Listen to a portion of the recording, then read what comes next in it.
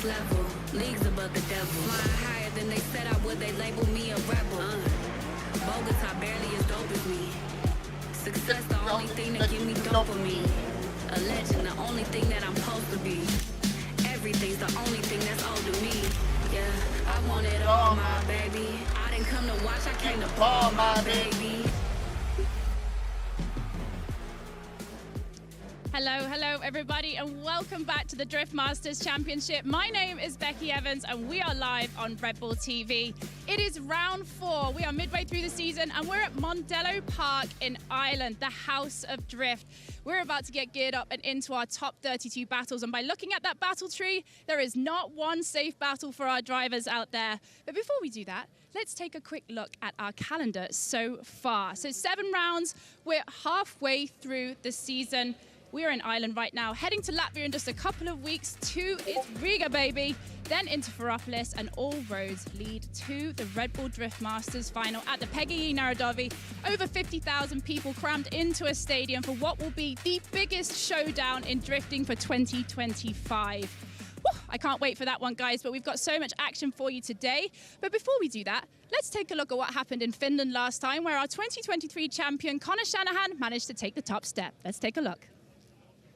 Welcome, ladies and gentlemen, to Finland, to round 3 of Drift Masters 2025, and you are joining us right here at the Power Park, and it has been a wet one. The first battle to go, Jack Shanahan versus Conor Shanahan. As you see him come off the line right now, it's going to be Jack Shanahan to chase down Conor Shanahan. A little tentative initiation there for Conor on the handbrake for a long time, and that opens the door for Jack. And look at this, Jack closer than Conor as he now starts to push his brother into the outside zone 2 and around as they look for this inner zone. They fire through a big angle, flicked on there by Conor, probably trying to throw off Jack, but it doesn't work because Jack Shanahan fires onto the door of his brother's GT86. They come down the hill, and now Conor starts to pull a little ground on his brother, but Jack shortcuts ever so slightly, fires through outside zone 6. Jack going to fire up onto the door, and he does. Squeezes Conor against the wall. Conor Shanahan, he gets the win and advances through to the top 8. Jack Shanahan loses out this time.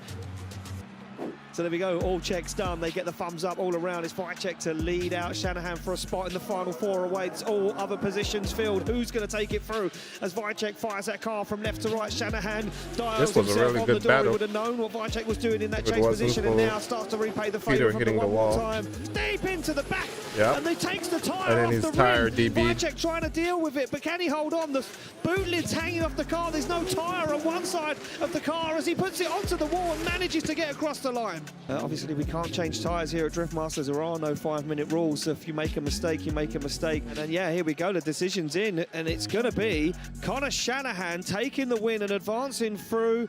The 2024 champion takes on the 2023 champion right now for a spot in the final. Who is it going to be? They go bumper to bumper, mirror the angle, the good proximity. They transition together down the hill as they touch the wall across the line. It's Conor Shanahan, he gets the win, advances through to the final. We've talked about this all day. Who will take top step on the podium? It's time to find out. Conor Shanahan is back in the zone, he's back in the moment, but Kvyat laser focused as he looks at Shanahan leaving the line. They come through the gears, a full wet circuit as they go bumper to bumper, and almost a mistake, almost contact from Kvyat on initiation as Kvyat goes for the side of the GT86 of Conor Shanahan, but Shanahan looks flawless in that second outside zone. He works his way around, he collects the inner, but Shanahan can't shake Kvyat right now as Shanahan goes nice and deep into outside zone 4, but it's only opening the door more for Torane Kvyat. The Norwegian can't be lost, he can't be shaken as he goes for it. Nice transition from Shanahan as he positions himself perfect, but once again the Norwegian's all over him. Oh, and look at this, Kvyat's boost hose popped off on the run, and it's going to be Conor Shanahan! Conor Shanahan wins round 3 of Drift Masters. I can't believe this was last year. Every day you get up, you ask yourself, are you still good enough to be at the top of this game? And it's a hard game. No, this was a couple months ago. This is Finland. Damn, it's a good day when the days are good. Thank you all so much from the bottom of my heart. I'm back where I belong. In Ireland I won this event and went on to win the championship, and the plan is no different now.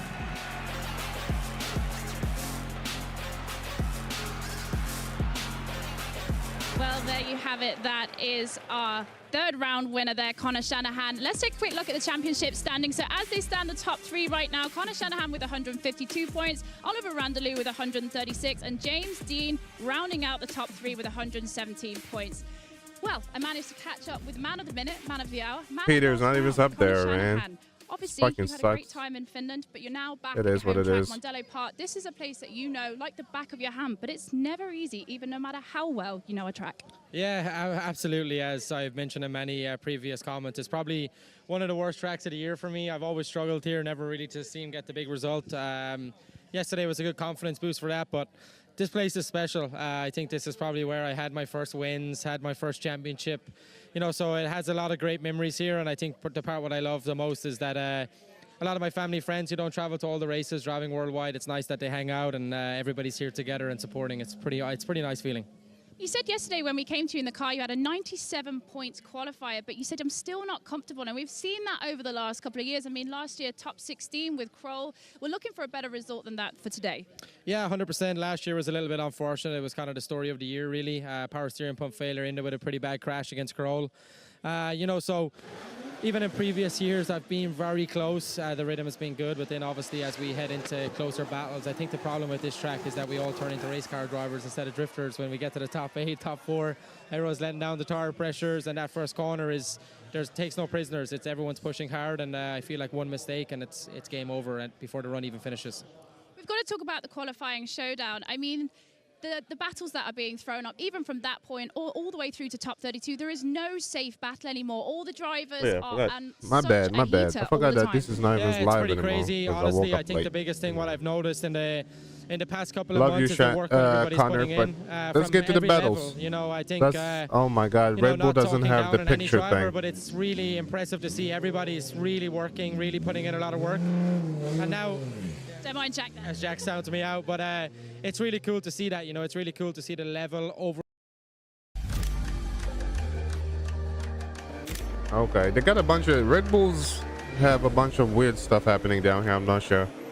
I don't normally use Red Bull's channel. Well, we get into it straight away with some of the biggest names in the business. Of course, our first place qualifier right now, Piotr Wiecek, sits on the line first battle. to lead out Alan Okay, that Hynes. was good. If It you're just brand new to lets Drift you Masters, know or if this is the exactly first time this where year to you've go tuned down in, here. well, where have you been? Because you've missed a whole host of action. Cool. And now, as All the right, Peter, qualifier, you let's can go. choose whether you lead or chase when you pull up to the start line. No It's so chicane stressful anymore. when We've you're been the off. first We now have driver a of the laser whole, beam that like the first two separates to go up the again. start line. The lead car has to leave that start line within 1.5 seconds. Now some time for redemption. There we Alan go. Hynes took that car to the wall in the first run of practice just 2 days ago. The car repaired. He managed to get out for qualifying. Now he takes on a heavy hitter, a 99.5 Big angle run flick. for Wiecek. Alan Hynes Peter knows is a that he can missile. follow Wiecek to perfectly around this circuit. As Wiecek Oh, puts this that dude, car right Hynes into is the doing outside great. lane. Oh, Hynes shuttles up, loses yeah. some ground. He's got a mild amount of understeer, but he now gets himself back into it. Wiecek, though, This is exactly why drifting needs a lot of sponsors, man. This circuit. We need a lot of like big like F1 car dealership as sponsors. close to perfection as you're possible. Because Hynes got the skills. It's just his car is lacking in power and the tuning and all this other stuff. Full compression coming through there, and Alan Hynes gets gapped out just a bit, but is able to make up that ground going into some of the later zones. But Piotr absolutely on one, picking things up, and there's Alan Hynes poking through the window. Yeah, like right here, he lost power right there. Possibly still fighting some setup issues. Yes. Alan crashed in practice. That front right wheel moved back by, I mean, 30, 40 centimeters at least, and the chances of that car being perfectly aligned now are so go, slim. Peter. So he is fighting that and also fighting against one of the greatest drivers. It feels in good Drift to Masters see a history. favorite driver Piotr finally get Wiecek. back So at it. talk about That car's incredible been battle to nothing kick but things off right away, but Alan Hynes been a still in that nuisance. battle, and now as they swap this around, Piotr is going to have to chase a driver who might have a car that's a bit injured. So this isn't easy, but he still has to maintain that proximity, mimic everything in the same way. So it's not by any means over at this point, because in drifting, anything can happen at any time.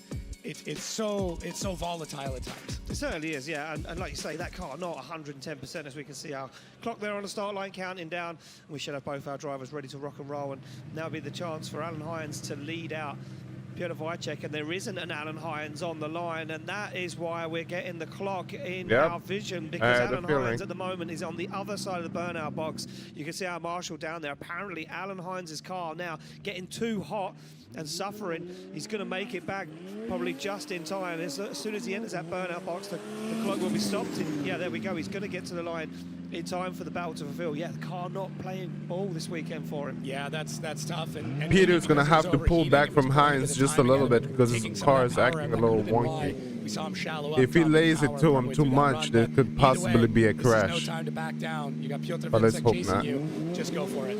Well, exactly that. And he waits for that green light to pop up at the bottom of our start line. It jumps through, breaks the beam, and here we go through the gears. Look at Wiecek though, absolutely laser focused. The man at the top qualifying, he'll want to take this through and get the first top 32 battle out of the way. Look at this. Oh, big understeer, and it throws off Wiecek, and Hynes puts it on the grass. He's going to try to keep this one going, but Wiecek has found himself had a feeling. upset. Piotr Wiecek right now, as Alan Hynes tries to... That car right there is completely built by Hynes and his friends and stuff. So. As they come across the line. Yeah, for me, really, as we said compared earlier, to Peter's car, Alan which Hynes is getting back out there completely just a company testament to his approved. team. It's I mean, just the family heritage there. If you night get a and chance, day. take a look up what the Hynes name means to Irish drifting and drifting across the world. So amazing to see him out here, a legend in the virtual world, putting it back down. But in this case, it's not easy. Just hit a button and go back to pits and start over. Yeah. Fighting through those mechanical issues, but decides to keep going, keep the run, throw it back out. Piotr Wiecek doing what he needs to do in this case. Really Peter is like the Van Getten of his country, you know. Back, still deciding, hey, I'm going to keep him and Woodhouse, just like how Van Getten is with Ford and Mustang, with Ford and the whole RTR thing. There, the car from our slow-mo camera, this is the same with Woodhouse. It's been with them for like years. A lot of understeer after initiation. They're both out of the car down there to receive the decision, and pretty simple one for the judges. But it won't be that easy all the way through the weekend. Side on left for Alan Hynes, right for Piotr Wiecek, and there we go. 2 votes in. It's going to be Piotr Wiecek from Poland takes the win. Advances Let's go, to Hynes. the top 16. Unfortunately, we lose next Alan year. Hynes. But like you say, I think a win for him is getting out, qualifying, and moving, you know, into competition. This is not the last time you're going to hear of Alan Hynes. No. I guarantee it. Piotr getting that battle in. One out of the way. One out of the way. And drivers, even at this level, people like Peter, they say that winning the top 32 battle is a big thing. Here we go. Back on the line we go. Another wildcard driver this weekend, Simon Olsson, to take on Benedictus Cirba. Simon Olsson. Oh shit, Simon Olsson qualified. Driver, only one. He had like a 74. I thought he got kicked out after qualifying. Okay, that's awesome. Cool, calm and collected. And Simon Olsson. Amanda Sorensen didn't qualify though. S14.9, but she had 60 points. 2 JZ powered machine. I'm glad he qualified. I thought he got kicked out. Happy to be here. He said my only goal this weekend was to qualify, and then I spoke to him earlier and he said, well, now the goal's moved because now the goal is to get into top 16. We'll see how he gets on against a man from Lithuania that has a synonymous name for being one of the deadliest in the game. Oh man, he's going up against a hard driver. Yeah. Cirba is insane. Yeah. Olsson catches a whole bunch of understeer coming down the hill. Olsson is still learning, you know. Back into the outside zone. Simon Olsson like he's very good, but he's still like you can always see the mistakes to someone who's a veteran, who's a learner. And now Simon Olsson starts to rein him in once again as they get it across the line. Yeah, Cirba is a beast. He drifts all around the world, everywhere. A ton of speed, a ton of heat. The only place he hasn't been in is in FD. Other than that, he drifts everywhere. Malaysia, all that. Tried to back out of it a bit. He was gaining a lot of speed on Cirba, gaining that proximity quick, and had to back out. Cirba there on that shot from that angle. Look at the understeer. Look at Cirba. He adds angle right there. That goes Simon off. Something to basically to adapt, so he didn't go into the side. Hey, instant 360. So Let's that go. is really interesting. The judge is taking a big look at this. GoPro is getting replaced. GoPro from the set up there, Jacob. Get their game going. Initiation point, and from the first angle the instant 360, the action 5. A lot of cameras are coming out, mini cameras. Kilometers an hour at this point, and these cars are gripped up, gaining speed. And there's Cirba just putting a massive Calvin Cadillac on that wall. But what I really love is that's Simon the best Olsson at bumper no point you in want. time gave up because he hit the wall and he didn't even infect him. You might think, oh, that's it, that's my run over. Simon knows better. The battle is not over until the judges cast their vote. Good old trusted duck tape gets the job done. As the speed roll comes out. Listen, Martin's like a postman. You got a parcel, he'll wrap it up, and then you can send it. Yeah. He's aced that test. The certificates in fast car repair. His wall is just covered. It's incredible. There's nothing he can't do. So there we go, back of that car. somewhat remotely held together with, we like to call it duct tape. Duct tape? You used to call duct tape? Yeah, speed tape, gaff tape. Yeah. Yeah, speed tape just sounds a little, I mean, a little spicier, a little more racy. Racy. Yeah. I like it. They call it. duct They tape is changed for the name home, of duct speed tape. tape is for the car. Okay. Oh, Yeah, okay. yeah, exactly. Well, here we go. Car slide to gears. Simon Olsson going to try a little bit of redemption here. Come on, See if he can Simon. pull a fast one on Throw him Benet off, to throw him Cirba. off. Cirba. Probably won't happen, but just give it a try. To the back bumper already on initiation. Simon Olsson flicks. Yeah. Kevlar X15 to angle. Chabber's on Such him. issues this time for Simon Olsson. Oh, yes! Contact as Cirba hits the rear wheel and fires himself Let's on the inside of the go! circuit. Simon Olsson. That's keeps an up this OMT. one. It's going to be a tough battle for the judges to decide. He actually fucked up. That's impressive. Bumper to the wall. That's an OMT. The judges gotta give an OMT. Pushes Olsson across the line.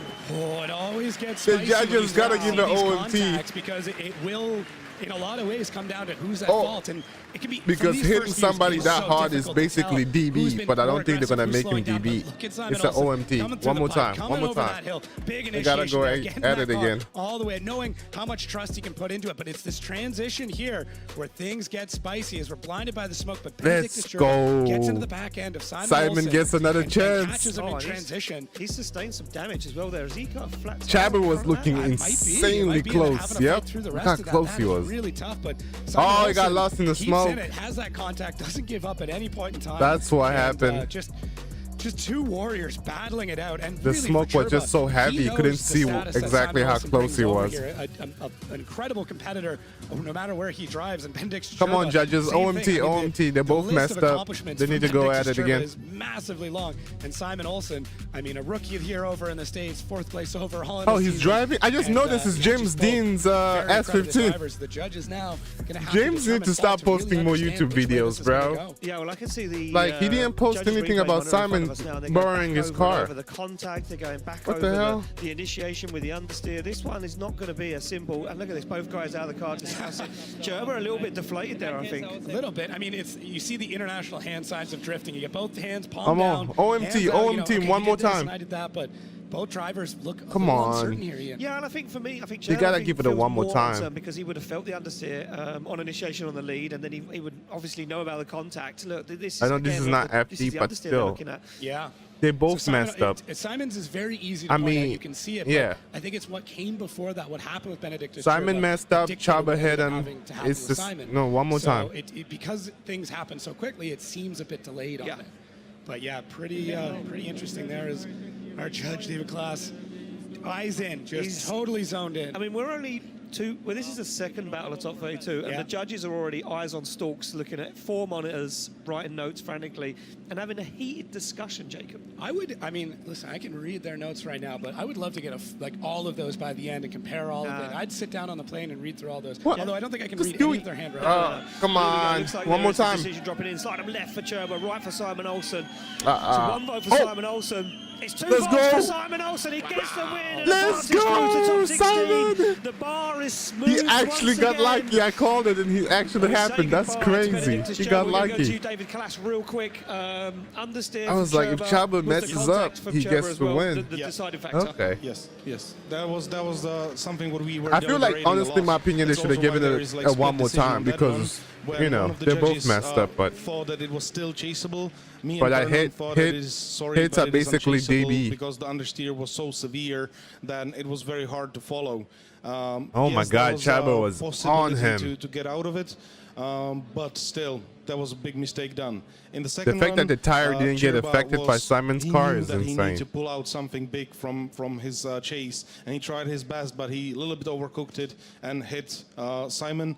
Still, it was not a zero, but Those still, Harry it was Potter not glasses possible are to funny as give him shit. the win afterwards. Thank you very much, David. Yeah, and tough for these guys. It's going to be like that all day. We go back to the start line to another big battle. This one. Let's go, is gonna be one Jack for the ages. versus We've the seen new these guys guy. Go head to head for many, many years, and now we get to Thomas see it is again. In insane 2025, it's driver. gonna be Jack His Shanahan debut on qualifying was to very take good. on Tomas Kiely, but Tomas Kiely, the higher qualifier, deciding to chase. Let's go, Jack. first. Interesting. that I really think is a good idea in this. Save a bit of those tires. Let's go, Thomas. Because you know Jack Shanahan, when they swap this around, is going to be on your door. And if you got a little bit more tire left on the car, that could be the difference in pulling out a bit of a gap. Well, there we go. Slams that car into gear. Tomas Kiely, an OG, a real big name in Irish drifting, and so is Jack Shanahan. These two heavyweight hitters go head-to-head right now in top 32. Oh, look at the initiation. Let's go. Oh, my God. Kiely sleeping. Shanahan goes a wheel over the edge of the circuit. He left him. To get it back on that qualifying line as he now remember, Thomas is still brand new to this, so we're not going to hold anything against Thomas, you know. He fires through the smoke, up into the wall, up into the side of that Toyota GT6. You know, Jack is a veteran, Thomas is new, so it makes sense there's a difference in skill. When two Irish drivers go head-to-head in Mondello, the level steps up. It's like an ego thing almost. It's like, but that entry was mean. Oh my God. I'm going to do it from high country. I'm going to do it from high country. And they just go so hard right off the bat. This is just a full send, and look at Jack Shanahan completely look how focused relaxed quickly he with the looks. to get that car settled and then locked in, barely even moving that steering wheel. I feel like he could drive this track blindfolded at this point. And Tomas Kiely, as you said, that little bit of an issue at the very beginning, but you could not tell to the rest of the run. Knows how to cut a bit of the course here without making it look super visible, and then gets right into it, almost making front wheel to front wheel contact as they battle through those zones. This is just a head-to-head for the ages for me, and something just so cool that the whole world gets to watch right now. If you didn't watch the other series, if you didn't watch these drivers coming up, this is incredible. Like, there's a history again. There is a huge history, and as you say, Jacob, if you haven't managed to see these two guys go head to head before, there is all this footage is still available online. You can go back and watch the battles because I've been at Mondello Park before where they've gone one more time 3 or 4 times. I believe it, because there is no separating them. The same with James Dean, Tomas Kiely. There is a really famous battle from here in Mondello Park of James Dean and Tomas Kiely going so hard in one more times that the engine exploded in Kiely's car and the piston came out. Crazy. Yeah, I mean, listen, if you love drift, if you really, really love drifting, go back, watch the feeder series, understand what these drivers have gone through just to get to this point. Exactly that. Yeah. Look at this, very clever from Jack Shanahan, using that time left on the timer to scrub the front tyres on the car to make sure they're perfectly clean so that he can fire in. He knows that there's been some understeer issues here. Come on, Thomas. He doesn't want to catch one right now. Chasing Don't let Jack do you like that. I know you knew, but come on. Slap into gear and off the start line. It could be Kiely to lead out Jack Shanahan for a spot in the top 16 away. Come on. We've already got one wild card in the top 16. Can we have another? Yeah, Jack is right on him. Doesn't have any issues staying with Kiely, but Kylie's absolutely flying as he now puts back in the car deep over the zone. It happens. Shanahan pops on the clutch, jumps the front of that GT86 up, looks for that open opportunity, fires through the smoke. As Jack Shanahan now once again looks for the side of that S13 as they go to the wall and across the line. Yeah, very, very rare Let's mistake go. there from Kiely. And Jack able to adapt The to it. same level of driving. You can clearly see the difference in driving skills. Doing some really interesting things to gain proximity while at full angle without cutting the course. Super, super cool to see. But look at this entry for Tomas Kiely. Very comfortable at this. Gets that car out to angle. And Jack Shanahan knows the moves he's going to pull up. But Tomas Kiely right here overcommitting just ever so slightly. And really you can see it here. That white line shows everything that you're doing when you start to put those wheels up. And look at Jack. Doesn't take the hand off the e-brake, using it to gain that proximity. As we see his lucky charm there, zip tied to the front roll bar of the Shanahan car. Oh man, I'm loving seeing this. Jack popping through the smoke. It feels like two drivers back in bash cars going at it. They could be doing this with 100 horsepower, 1,000 horsepower, and it's going to be the same battle every single time. Yeah, it certainly would be. These two guys, absolute pleasure to watch, and you almost feel like you've been robbed watching it in Top 32. I know, and I mean, we're stacking up with some crazy battles already in the head-to-heads that could happen, but yeah, just getting to see the two countrymen that have gone head-to-head on many occasions do it here live in front of us, Top 32 at Mondello. Just something so special about it. There we go, they're out of the car, and they both laugh to each other like it must be the 50th battle they've done together head-to-head. Two good friends behind the scenes, and both cars come out of that one unscathed. They laugh as they look across. And there we go, slide them left for Shanahan, right for Tomas Kiely. It's going to be one vote for Shanahan. It's 2 votes for Shanahan. It's going to be unanimous. It's Jack Shanahan getting the win, advancing through to the top 16, and we say goodbye to Tomas Kiely. And Shanahan takes a sigh of relief and says, well, that was a tough day, but you always will be against Tomas Kiely. He knows what Tomas Kiely's like. Look, Becky's down there on the ground with Jack Shanahan. He's had a tough weekend so far, Becky. He said to me earlier on in practice that things weren't going right. He wasn't feeling like he's in the zone, but how's he feeling now? I think you can tell by his face, Ian, that he's having a much better weekend now. He's just managed to sail through his top 32 battle and into top 16. Jack, that looked almost like a friendly, just two friends driving as hard as possible on a track they know like the back of their hand. Yeah, no, that was good fun. We were just discussing above, I think it's been like 9 years since we last battled here, which is mad. It makes us feel old, but we're only 25, like, so... It's funny. Okay, so the driver's not new, it's just he hasn't competed over 9 years. Cool to do it here. It's good fun, for sure. That's why I haven't noticed him. Sleep, get yourself in the game, get your head straightened. Are you feeling good now? You've just got into the top 16. Like, what's the plan for the day? I think a bit better for sure. So we did make one adjustment between practice and battles to make the car just drive a little bit nicer, and it kind of paid off. So now we're not fighting it as much, and it also sounds a bit better with the adjustments, which is sweet, which always makes it better. But yeah, I'm just kind of like, to be honest, that was the most nerve-wracking battle for me because I know how good Tomas is, and I knew he was going to send it, and I think we both pushed a little bit too hard, but his mistake outdone mine. So yeah, it's good to get through that, and just like we can just focus now again for the rest and see how it goes. Absolutely, Jack. Congratulations. We'll see you in the top 16. Guys, back to you. Thank you, Becky. Yeah, the smile on his face said it all. Yeah. He was happy. I spoke to him earlier on though, and he was in the car trying to get back out of practice, and he said, I just don't feel good this weekend. But it's been the story around the paddock all weekend. They say that, but then they come out and do stuff like this. Exactly. I don't feel good. Oh, I put down a perfect run. Well, here we go. Back on the line we go. Korpulinski to take on Kevin Pascotti. Korpulinski, the higher qualifier, decides to lead first. You can see the heavy breathing inside the car from this man. Incredible line driving. His heart is pumping. Renowned for his talent. His behind heart the wheel rate, it must be up there. 206 S14, but he's got a steely competitor alongside him. Come on, Korpulinski. Driver Let's Kevin do this. Pascotti, been looking for some redemption, trying to look for that first ever Drift Masters podium. Loves it here in Randalu Park. What can he do right now? He's not got an easy battle in top 32. Nobody has. As they come down the hill through the gears, onto the back bumper goes Pascotti. As Korpulinski puts that car to angle, looks for the edge of the circuit. Very nice lead line so far from Korpulinski as he puts it into Korpulinski's been driving like a madman this whole year. Washes a little bit there, trying to get down the inside, and it pays off as he almost takes the front end off that BMW. Pascotti puts himself right where he needs to be, a little squeezed on the throttle, trying to get on that front wheel, and he makes it. When we were looking at the battles earlier on, shallow corners on Pascotti's part, and he could have been a little bit more closer and more aggressive. This is such a unique battle because we have two so if Korpulinski does exactly that, it'd be more aggressive on his chase run, it's over. And then Kevin Pascotti is known for getting wild when he needs to. He'll take risks, he'll try and cut down those margins whenever he can. But Pavel is just able to provide you such an incredible lead run where you know where he's going to go. He's going to be locked into angle all the way through. And it's such a clinically perfect lead run throughout this whole thing. And Kevin Pascotti trying to push the pace right there. Look at that. Getting a bit more grip into it, trying to get into the pocket. And he'll go a little bit wild. He'll try some things. He'll cut some corners and make a dive at the last minute just to make sure that he's leaving the track and finishing off the run as close as he possibly can. So I think when they swap this around, it'll be interesting because Kevin Pascotti knows that he could have been closer. He's going to huck it as hard as he can. And Pavel Korpulinski likes to be clinical, likes to be clean. Is he going to be able to keep up with Kevin Pascotti, who's, I have a feeling, is going to try something a little wild? Yeah, this is the thing with Kevin Pascotti. You never know if he's going to go for a nice, qualifying style lead run, or if he's going to throw something Pascotti is going to have to send it like a madman on some corner shit. A little bit, push a little harder on some of those outside zones. Try and pull because if Korpulinski stays on his door, it's over. Sticks to that line, stays on that line. He's very predictable. He knows what he's doing. This is going to be interesting, especially now as we see Kevin Pascotti in that lead position. We get the nod from Pavel Korpulinski as he says to the starlight marshal, I'm ready to go. He creeps off the line goes green. As we come through the gears, you can see Korpulinski not letting Pascotti get away as he flicks run. Nice line so far from both go, yes. Starts to open the throttle. Yes. Contact. Oh my God, he did it! That's a DB. Pascotti wins.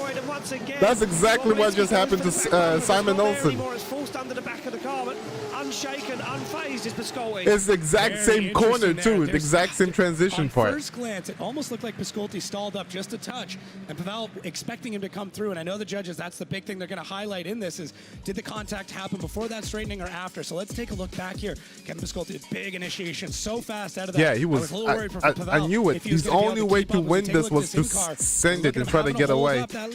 See? And this is the transition. This exact same spot. Difference coming through here. Boom. It's tough. He was rotating, but it kind of stalled up. What do you think? He was too close. They get lost in the smoke in that angle part. Korpulinski. It's what happened to Chaba. He did. I mean, he definitely did. But I'm just going left field. Okay. I'm just going very left field. I look at this as Pascotti did not have a fluid transition through. Okay. So I see what you're. This is Pascotti. This It's is the interesting Pascotti. thing. You can have both things at the same time. You can. We can have our cake. For me, I and think eat it too. Korpulinski got a little lost in the smoke there coming down the Two hill. beasts about to be taken down. Chaba and now Korpulinski. Because that's a DB. If you hit somebody that hard, it's a DB. Let's see what the judges say. I don't think that Pascotti stalled up too much on the transition. Okay.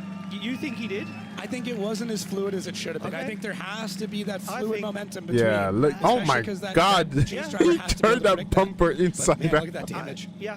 I don't know if Korpulinski was in the wrong here. Look, I'm saying that against a man that is so consistent and predictable. Look, well, let's see it back. Look, we see it here, a little slow motion. Right there. I think the contact made the transition a little... Okay, all right. I see where you're going. I see where you're going with this. If you watch it from the in-car, from me, Korpulinski, you watch it from the in-car, completely clouded in smoke. Yeah, oh, yeah, for sure. I agree.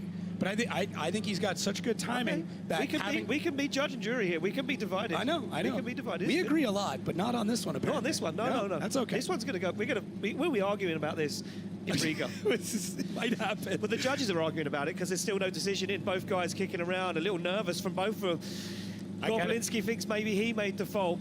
Did Pascotti make the fault? Slide left for Pascotti, right for Korpulinski. It's one vote for Korpulinski. It's Pavel Korpulinski getting the win, advancing through, and Kevin Pascotti throws his hands up, and you can see a I'm glad that Korpulinski made it, but discussing it, and well, look, it didn't look like it was Pascotti's fault because he was just transitioning. I'm going to have to go to you quickly, Kevin.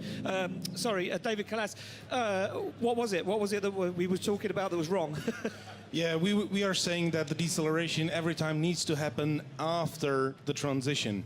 And it was clearly visible that Kevin was already handbraking through the transition, so he was slowing down in place where he should not. And it is very hard to you can't slow down in transition. That throws the chaser off like that will happen. completely. So we blamed for that The same thing happens on the sim. I don't like it when drivers do that. All right. Okay, yeah. Hey. I see it now. Yeah. That's all good. Yeah. I agree. He was definitely bathed in smoke, though. That didn't help. That did not help. It didn't help the situation. Well, here we go. We're back on the start line to a big battle yesterday. A man that was in the qualifying showdown underneath the bonnet of his own car. Maybe it looks like he's good to go. Yeah, and he runs around. There's Marco Zakouril.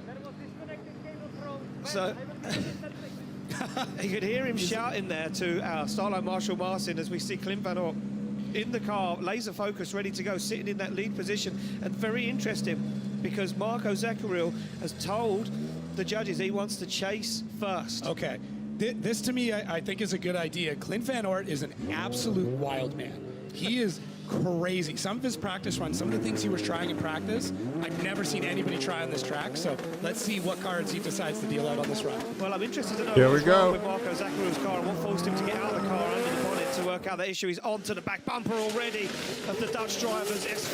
Nice. I see what he did there. He went shallow for the car. Oh, no.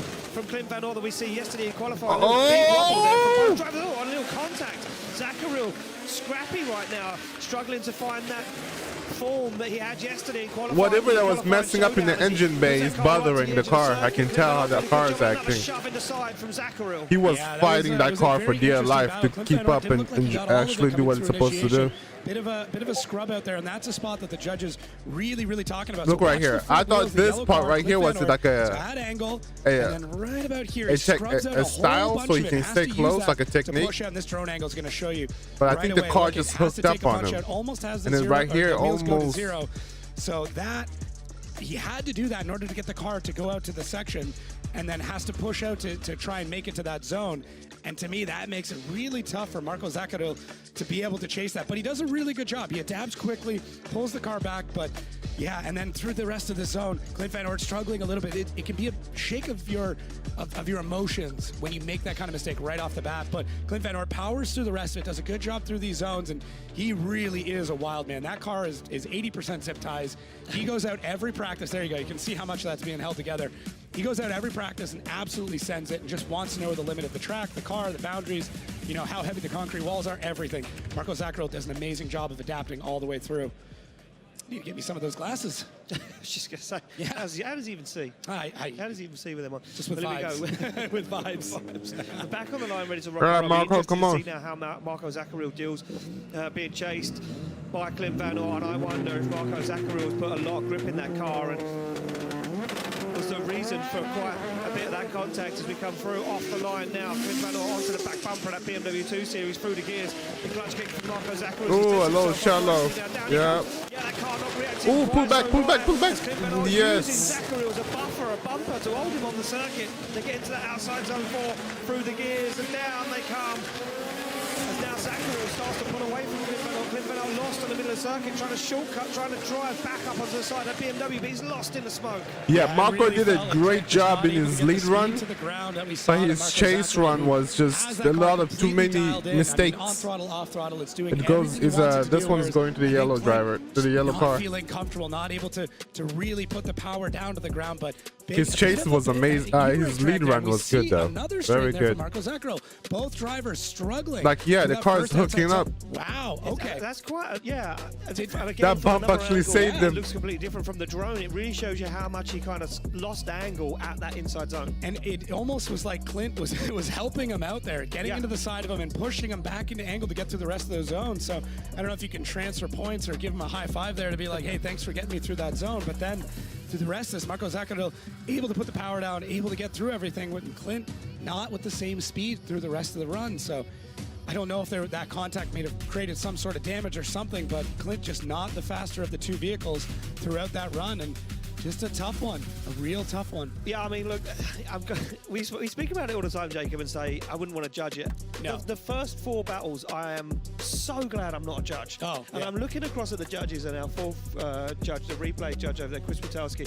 The replays are backwards and forwards, and it's multiple camera angles, because none of these decisions have been easy so far. And if this is the way it's going to go today, it's going to be tough. Slide them left for Marco Zakouril, right for Clint Van Oort. I can see it's going only one way, and yeah, exactly. Now they want to give her one more time.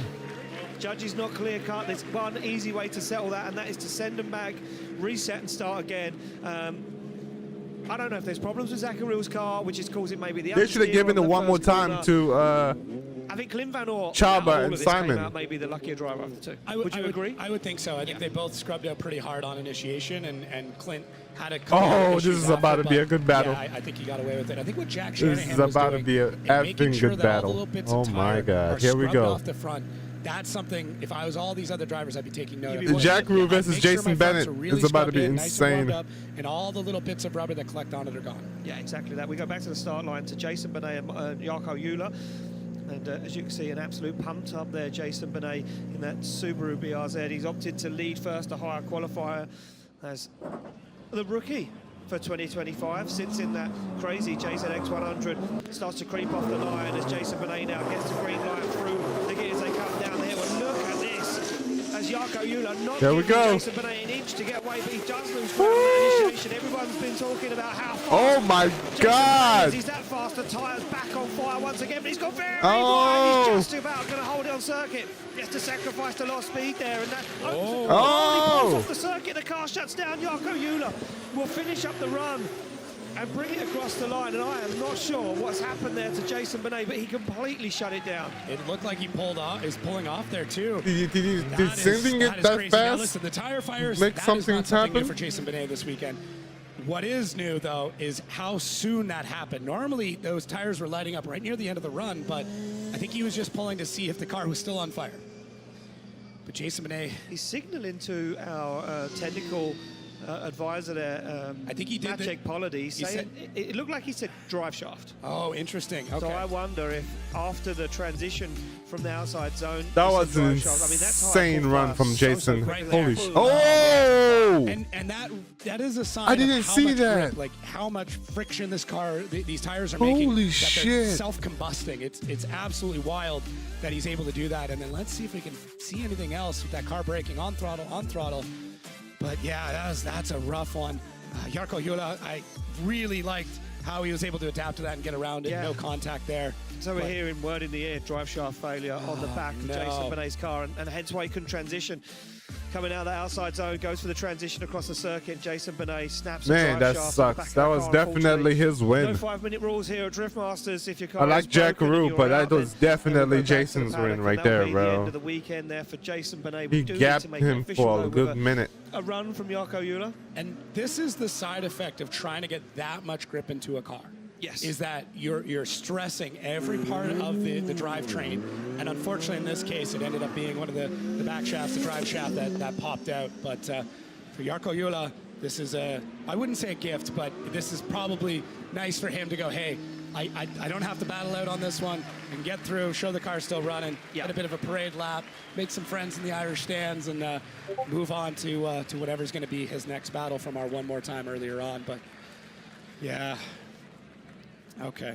That's, okay. yeah. So there we go. Zakouril pulls up to receive the decision, and based on the new rules now in top 32, drivers don't need to prove they can initiate all the car works. They just get the winner automatically and advance through, and there we go. We make it official. Yeah, make it simple that way. You don't want them to damage something when they have another battle. You rather want to damage something within the battle than not damage something that while not doing anything at all. The car looks like it handles incredibly. But look, here we go. We go back to the line to another battle. It's going The to be man who do an insane run on qualifying. Contentions in this one for Randalu. Nielsen! Yeah, because Nielsen has been on form. So the podium here in 2024, can he do it again this weekend? Nielsen loves Mondello Park. Yeah, and it shows. His driving has been absolutely absurd all weekend. He just completely. Oh, it's going up against Oliver Randalu. Okay. Qualifying, completely on form, but Oliver Randalu. Oliver's locked in. He already knows Nielsen is saying look quick. Second at the moment in the points of the championship. He's been on the podium here at Mondello Park before, but so has Nielsen. This one is going to be a heavy-hitting battle as they fire through, and look at Nielsen, puts that Sora to angle straight away as they come through, looks for the outside zone, dials it back on angle again, as now Oliver Randalu starts to look for the side of the Norwegian Sora as he gives him a little tag on the door. Nielsen getting flirty with the walls, but Oliver Randalu getting brave with the transitions and the dive up to the side of that orange Toyota Sora, and they bring it across the line. Seemed like a little bit of panic from Oliver Randalu, who kind of got rolled off the start and knew he had to come back through this battle, but Oort Nielsen, same thing, really a ton of speed coming through it, and we're seeing a little bit more of that understeer coming through this section. Watch those front wheels again, have to pull that angle out to get around it, but there's Oliver Randalu trying to hunt down the Norwegian, and man, what a scrappy battle throughout this entire thing. It's just, you see one driver who feels pretty confident, and the other driver who knows that his championship lies in this battle right here, trying to push the pace all the way around. And did Oort Nielsen add a bit too much angle coming out of outside zone 4? That's something that the judges were looking at as well. That's a note that came up. Well, you funny say that, because I just looked at that and he kind of transitioned a little early. Okay.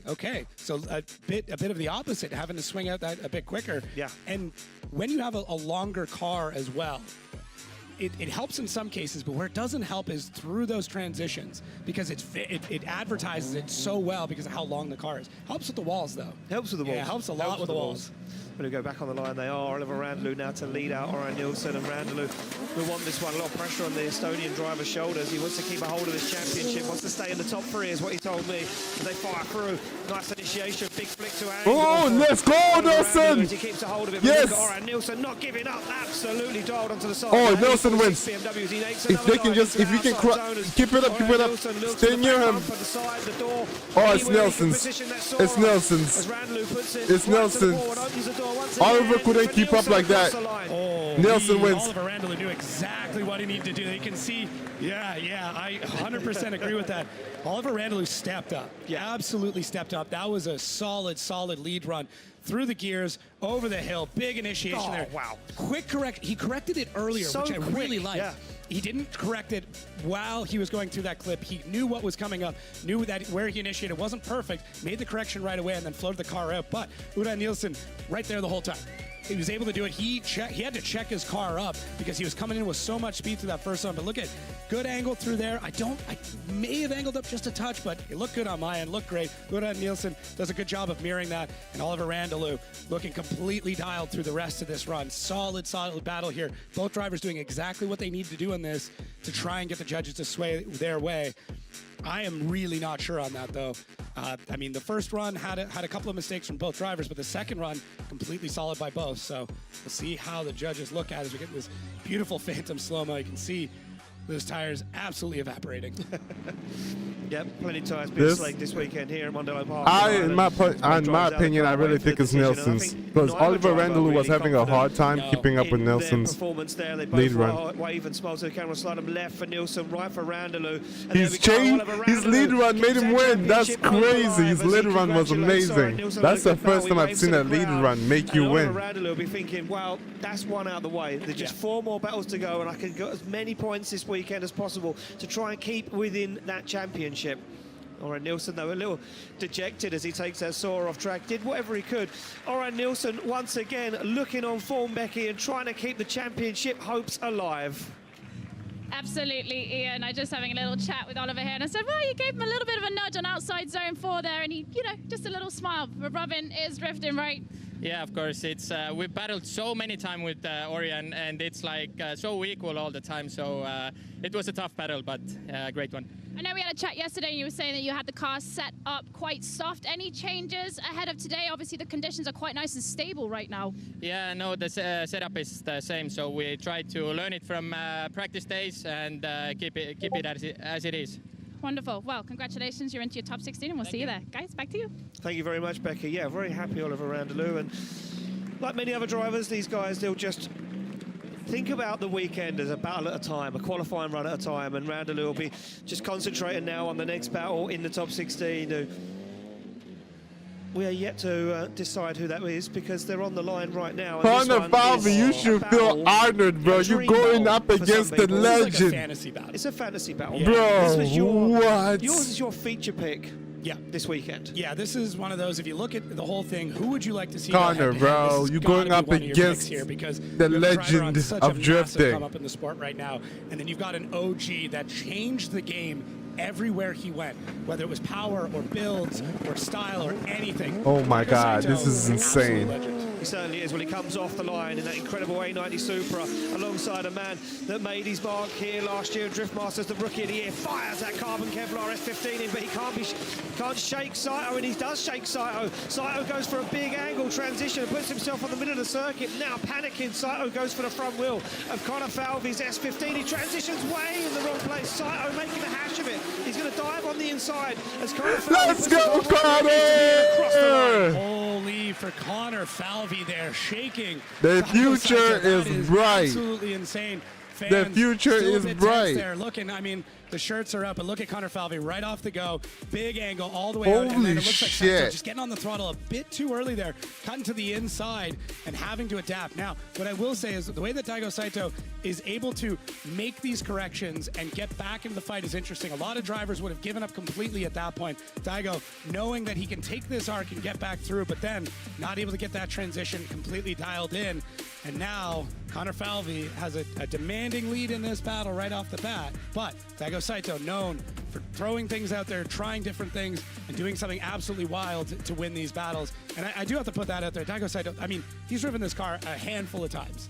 This is not the usual chassis he's in, not the usual engine package he's in, and in a car that's absolutely beautiful.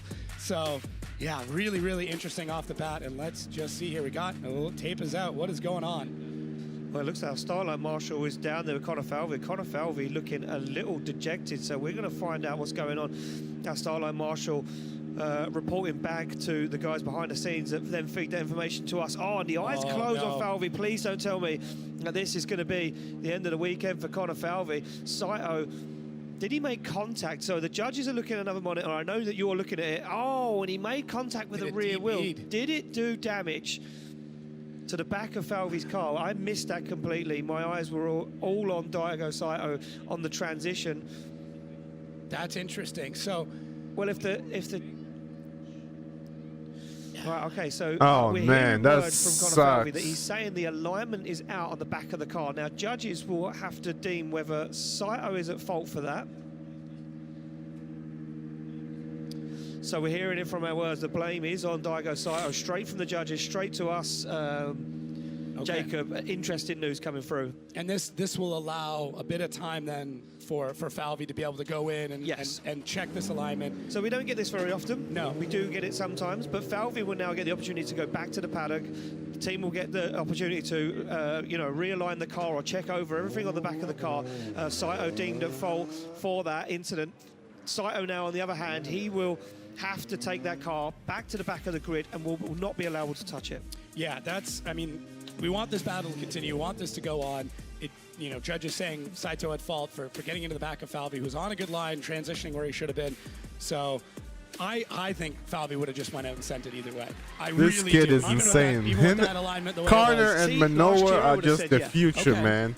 I think now, look at look how bad Can't it is. believe it, now man. we can see it. Now we actually get to see how bad it is. Okay. In a couple of years from now, they'll be going up against each other in their 30s and shit. A lot of it's going to be insane. knowledge, and he's growing as a driver. And where the younger driver in most of these guys would say, hey, I'll just fire the car out there.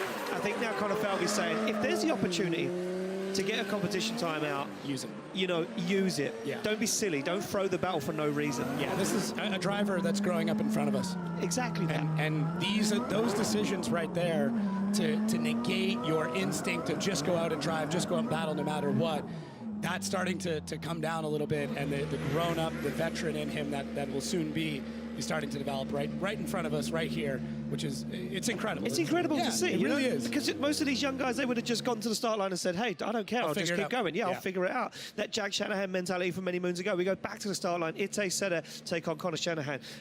Look, we see Ite on the podium at round 2 in Spain, and Conor Shanahan on the podium just Let's go, a few weeks Shanahan! ago in Finland. Shanahan looking back on form, looking like he's the man to beat this Let's root for Ite as well. Let's go, Ite!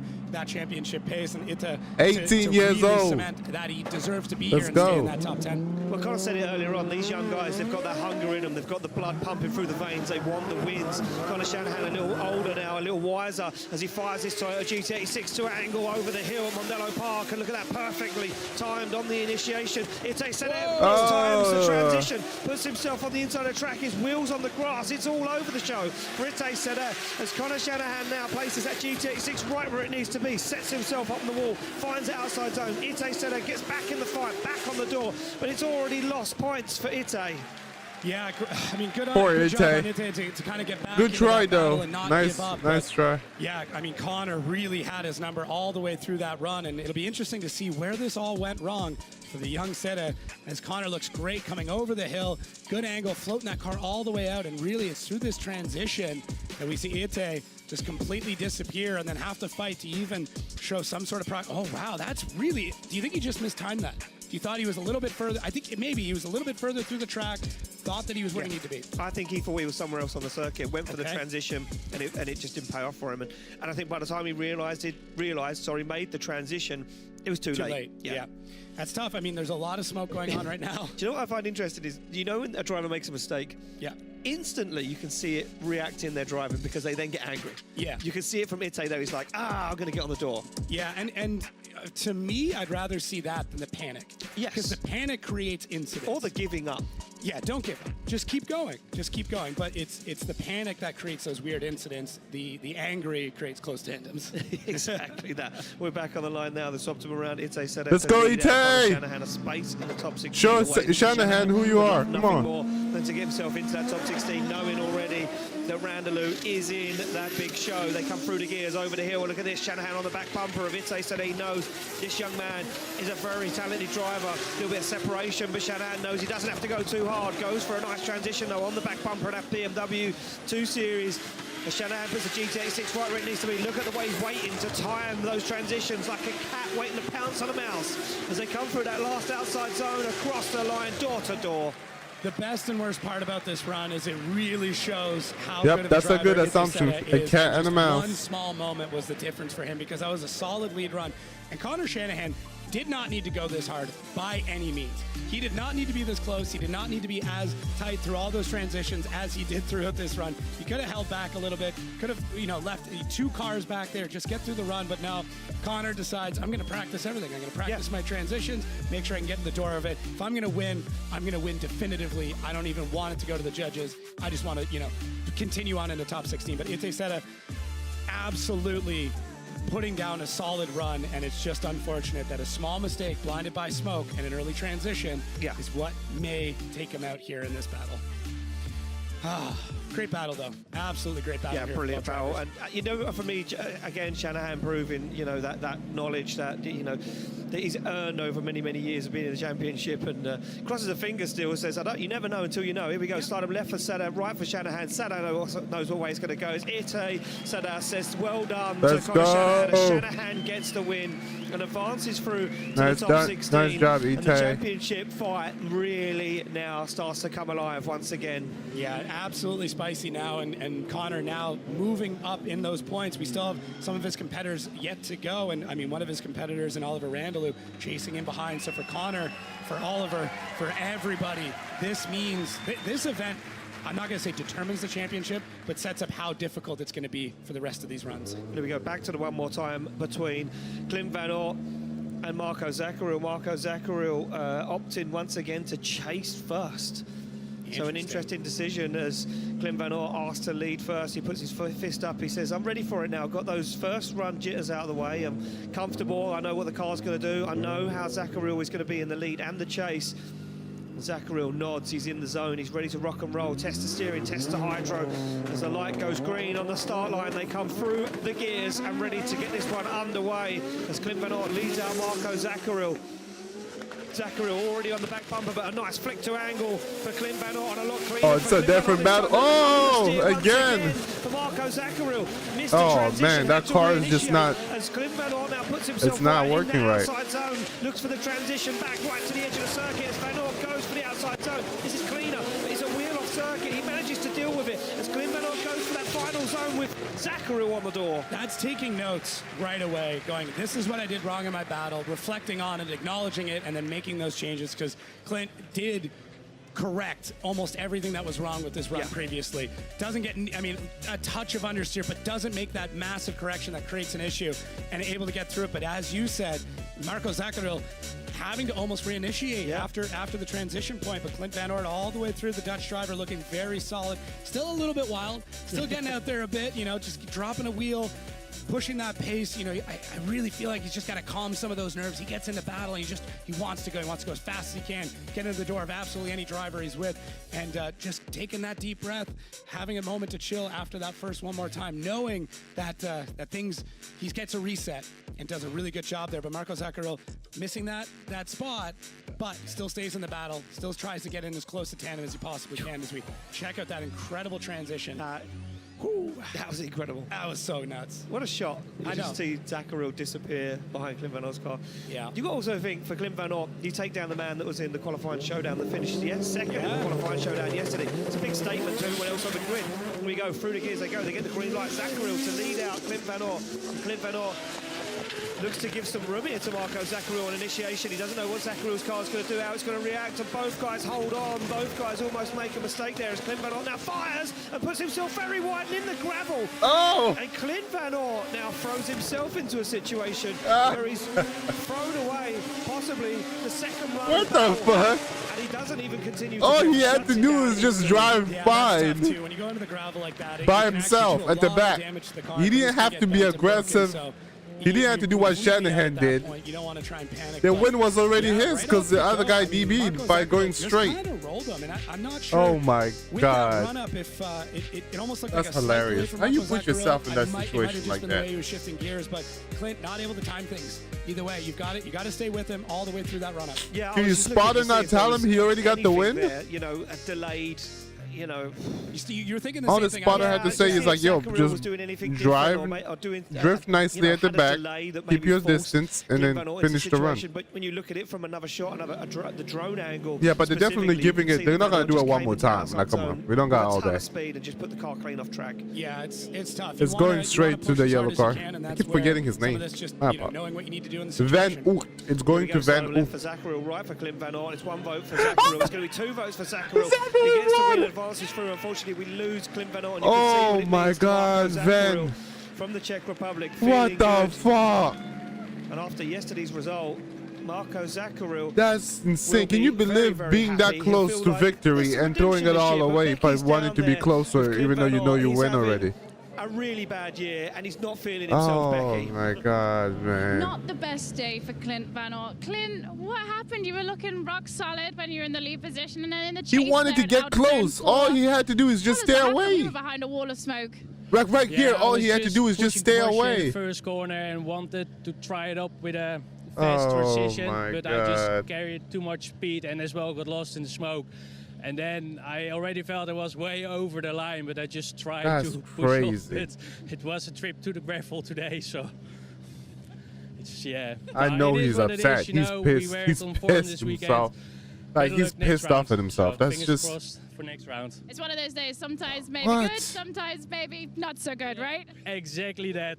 That's what the Don't worry. spotter's Okay, for. well, If we're the looking spotter forward to sees seeing that you our already next round. got We the know win that in you the like bag, Riga, so we're looking forward to you seeing you on know, that a track back. spotter's Thank job you, to be can't like, wait. yo, you already Alright, got guys, the back win to in the you. bag. Just pull back. Thank you, Becky. Yeah, sometimes good, sometimes bad. And What up, 12? What unfortunately, up, this weekend 12? For Clint Van Oort, pretty bad. And Hello, but, Sack look, he- 12. they've What up, struggled with man? the car all weekend. They've been fighting Sorry if I demons pronounced within your the name car. wrong. And Clint Van Oort said he's been struggling with himself all weekend. We go back to the start line to my fantasy battle this weekend, a battle that I said was a feature battle. It's Harry Kerr to take on Dwayne McKeever.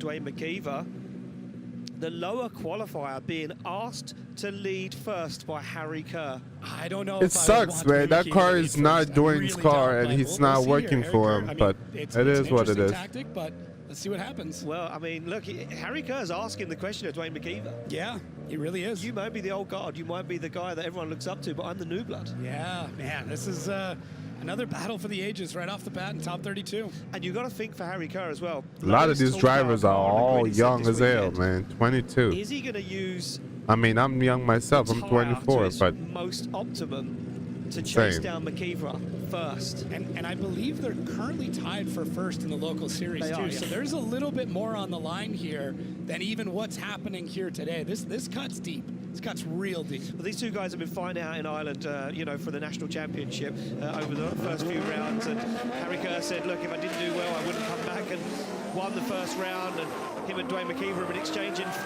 blows ever since. And here we go, as Dwayne McKeever now leads out Harry Kerr in that lead position. Harry Kerr goes wide, but sticks in Dwayne it. is As he still gets towards the Dwayne. outside, Oh! but he goes super wide, almost over rotates, and McKeever has to stand on the accelerator to drive himself out That of was one. close. McKeever now puts himself into that second to last outside zone. Harry Kerr just can't keep up with the pace as they pull it across the line. Yeah, two independent mistakes on different parts of the track, and that's going to make things really difficult for the judges here. But Dwayne McKeever off the hop, that is so fast coming through the gates.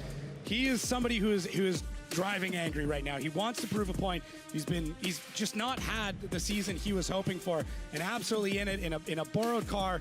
A little hesitant too on that on that shifter again. I think we He talked even about had it to before. look down there. Yeah, and this is something we were talking about before. We believe he's got an H pattern in his other car, and maybe just having to swap out transmissions is just a little bit different. Takes you off the mark there, but Well, look, we real spoke wide. about it yesterday with Amanda Sorensen. You know, jumping into a different car, everything's in a different position. The shifter's in a different position. It may be a H pattern or a sequential, and then the hydraulic handbrake is in a different position. And I think that's what just caught McKeever out there a little bit. Yeah, he's driven this car before in Finland. He drove it in practice yesterday and today, but that car's still not his car. Right, and we saw that with the shift, right? Yeah. Because you see his hand go kind of forward on it, and then he'll backhand it to bring it back in gear, which is something that comes from an H pattern. You don't need to do that on the sequential, so old habits are dying hard. They certainly are. Well, off the line, Harry Kerr now to lead out Dwayne McKeever. We'll see how the second half of this one plays out. Look at this from McKeever, straight onto the back bumper of that BMW.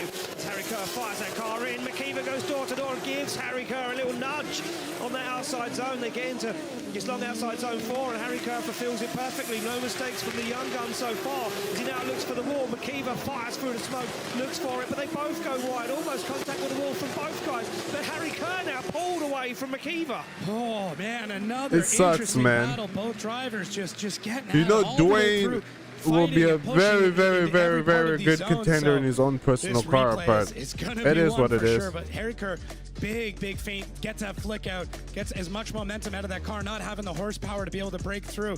And look at Dwayne now really getting a handle on it. You can see the intensity in his eyes, even through transition, grabs the e-brake, and he decides, gets right into the side of Harry Kerr as we get into our 4th outside zone. And then Dwayne having to add a bit more power. Harry Kerr looking absolutely solid through that zone. And there's Dwayne again, almost a question in his eyes of what is this man doing in front of me?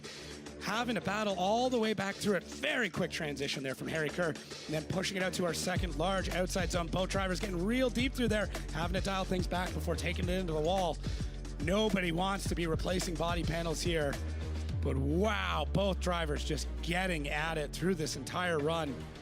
At the last moment, finding that grip and pushing it back out. This will be an interesting decision from the judges to see how this one goes. And Dwayne McKeever deep, remember, on that 4th outside zone, his lead.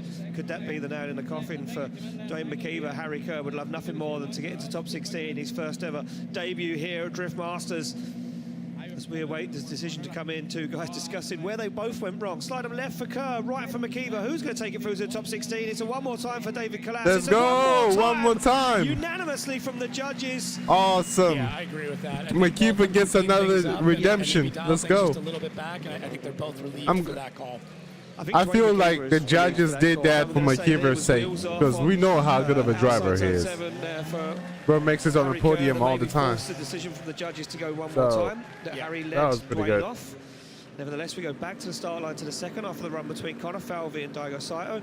Saito sits in. Let's go, Falvey! Yeah, and this is where Daigo Saito made that contact. Judges deeming him at fault, and there's the damage from it. Yeah, all right, Falvey, you don't have to go crazy. Just stay with him, not too close, and play it safe. That's all. It's already your win. You don't got to do anything crazy. As they come through the gears, Daigo Saito fires that car to there we go, good. Just finish the run. It's fine. Falvey already wins. So there's no need for him to do anything crazy. Just finish the run. Gets up on the inside, now fires down onto the wall. Daigo Saito going absolutely 110% around the circuit. Nice. Now this is what Ben Oort should have done. The win was already his. All he had to do is play safe, and for some dumb reason he wanted to get it close to the door. Now he's knocked out. And just throws that car with so much aggression. Look at those 20-inch wheels, biggest wheels on the grid right now. If Connor tried to keep up with him, it would have been very Connor Falvey now learning why Daigo Saito is the legend, the man in the myth that he is. If the win is yours, the win is yours. So you don't need to go crazy on a chase run. To lock everywhere across the course.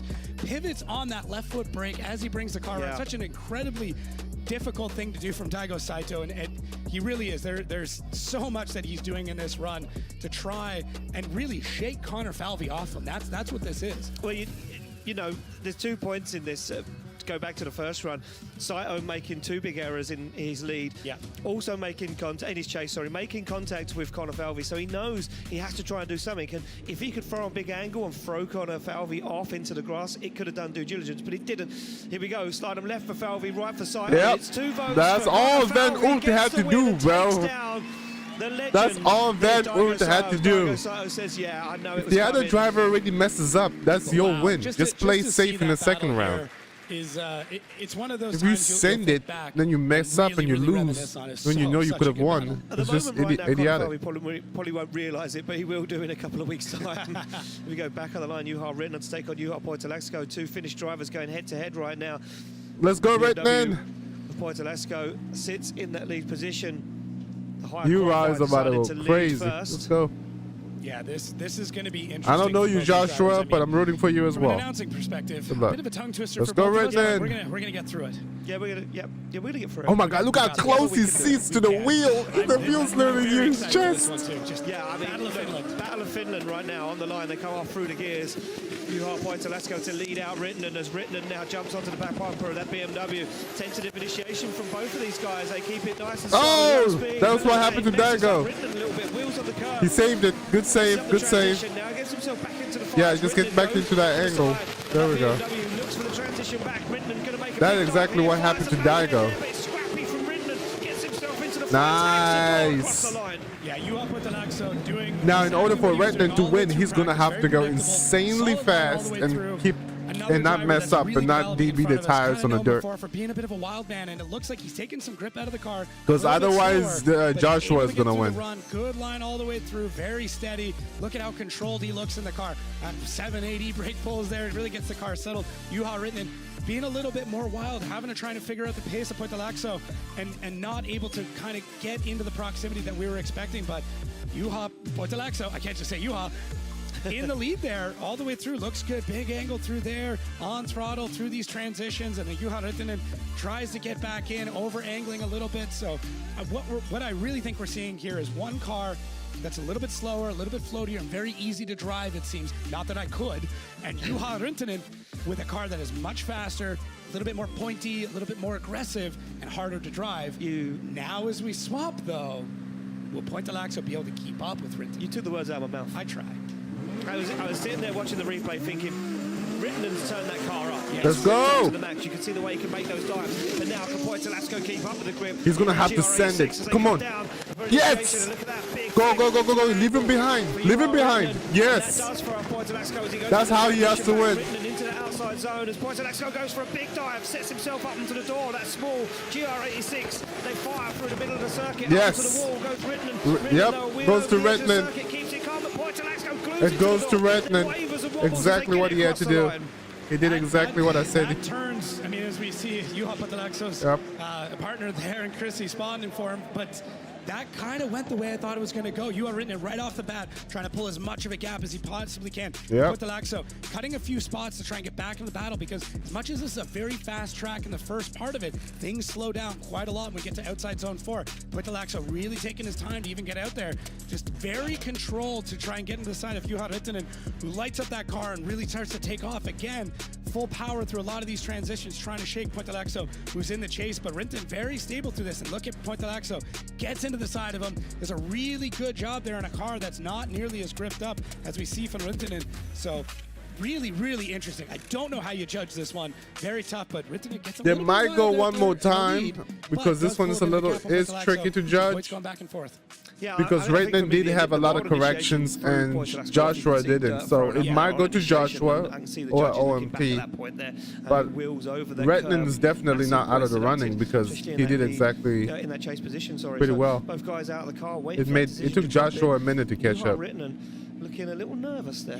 Yeah. Interesting how both drivers I don't blame him. from the same A lot of country, correction he had to do. Two vastly different driving styles here today, and Juha Rintanen always fast, very, very quick driver. Poitalaxo taking it back a little bit. A little reserved this year. Yeah, and I'm okay with it. I like to see that. I like to see, being a little bit more controlled with it. Maybe not having the speed, but having a car that you can get through the whole run with. And it really, I think there's something to be said about having a car that is more manageable than the car that feels like it's going to throw you into the grandstand every 5 minutes. And for me, I think that might get you through top 32, but as we move through, these cars will get faster. Yeah. So Poitalaxo will have to speed things up if he even makes it. Well, there we go. Decision inside for Poitalaxo. Right. For Rintanen.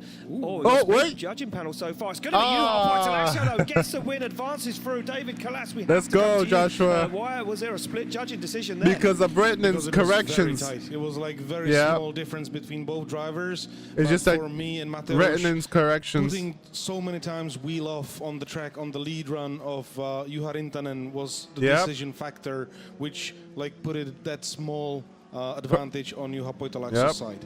That correction he did with the car claps all round in the spotters is the reason why. Chrissy Alto, Juha spotter makes her way back to the paddock. We go back to the start line to a battle that we spoke about earlier on. Laurie Hynes to take. Oh, this is about to be good. This is Naoki Nakamura versus Laurie Hynes. A very stylish driver. The speedsters. Let's go. Driver in Laurie Hynes, who, he can drive a lot of style, don't get me wrong, but a different This is about to be an insane. Hold on, let me put my feet down so I don't kick anything. I like that. Is that even a? It is now. It's about to be insane. Well, there we go. Nakamura sits in that chase position. Hynden opts to lead first as a higher qualifier. They get the green light and they are off through the gears. And Laurie Hynden said it's like a fantasy battle, chasing and battling. Nakamura matches the initiation, but Laurie Hynden deals with it. Okay, there we go. He caught up. Now starts to pull away. Bro, I'm telling you, Laurie is full throttle driver. He doesn't let off the throttle. That's just insane. Nakamura fires fires through the smoke. Now, Can't get there, just can't get that proximity. Nakamura might throw him off with the backies because Nakamura and Daigo Saito, you know, in Japan, they're very good with controlling the backies and stuff. So, insane angle. That's how Nakamura can throw Laurie off and win. That is going to be a tough go for Laurie Hynen, who right But now Jesus, Laurie, damn. No wonder he blew three engines. His first one, his second, and then the Drift Games engine. Just because of how much on the throttle he likes being. Yeah, has to cut a bit. And he kind of triangulates some of those outside zones. If you watch the line he takes, he's triangulated it quite a bit, and he still doesn't really manage to get himself in the fight. Look at that, way on the inside there, because he knows that Heinen's going to be fast as soon as he picks up the throttle and drives away. And yeah, look, Nakamura's there, but not there. Now, Nakamura is going to have to do some weird, insane backy stuff. Like crazy angle stuff to throw Laurie off. Stretched on even more, but change him around. Because if he doesn't, it's definitely going to be on Laurie's, because Laurie's going to be on his door. Here we go. What can Laurie Hynen do? Can he deal with these crazy initiations from the Japanese driver? And look at the pace. Yep. The Nakamura's firing. There it is. Angle. Hynen deals with it. Oh, he deals with it. Starts to settle himself into the barrels. Another crazy angle. Oh, off the line a little. That might lose points for him. As Laurie Hynen fires through the smoke, looks for the side of that GR86, trying to get himself into the mix. Stands on the foot brake, does Nakamura, trying to slow that car down, and Hynen almost makes contact. Yeah, Hynen, this is why he's a champion. I had a thought of what might come out of this battle, especially with the crazy initiation that Nakamura was doing all That is so hard to judge. I don't even know what to say.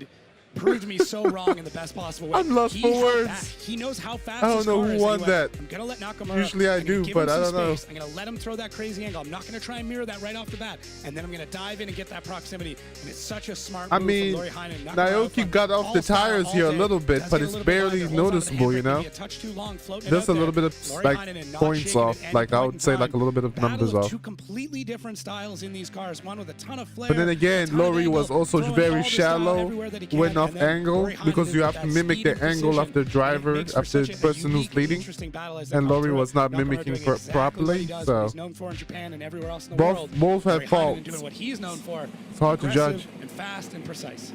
There we go. You see from the replay there, Nakamura just dropping a few of those outside zones as well, so judges will be taking a look at that one while they wait for the decision to drop in. Hynen calculated all, as always, on his lead.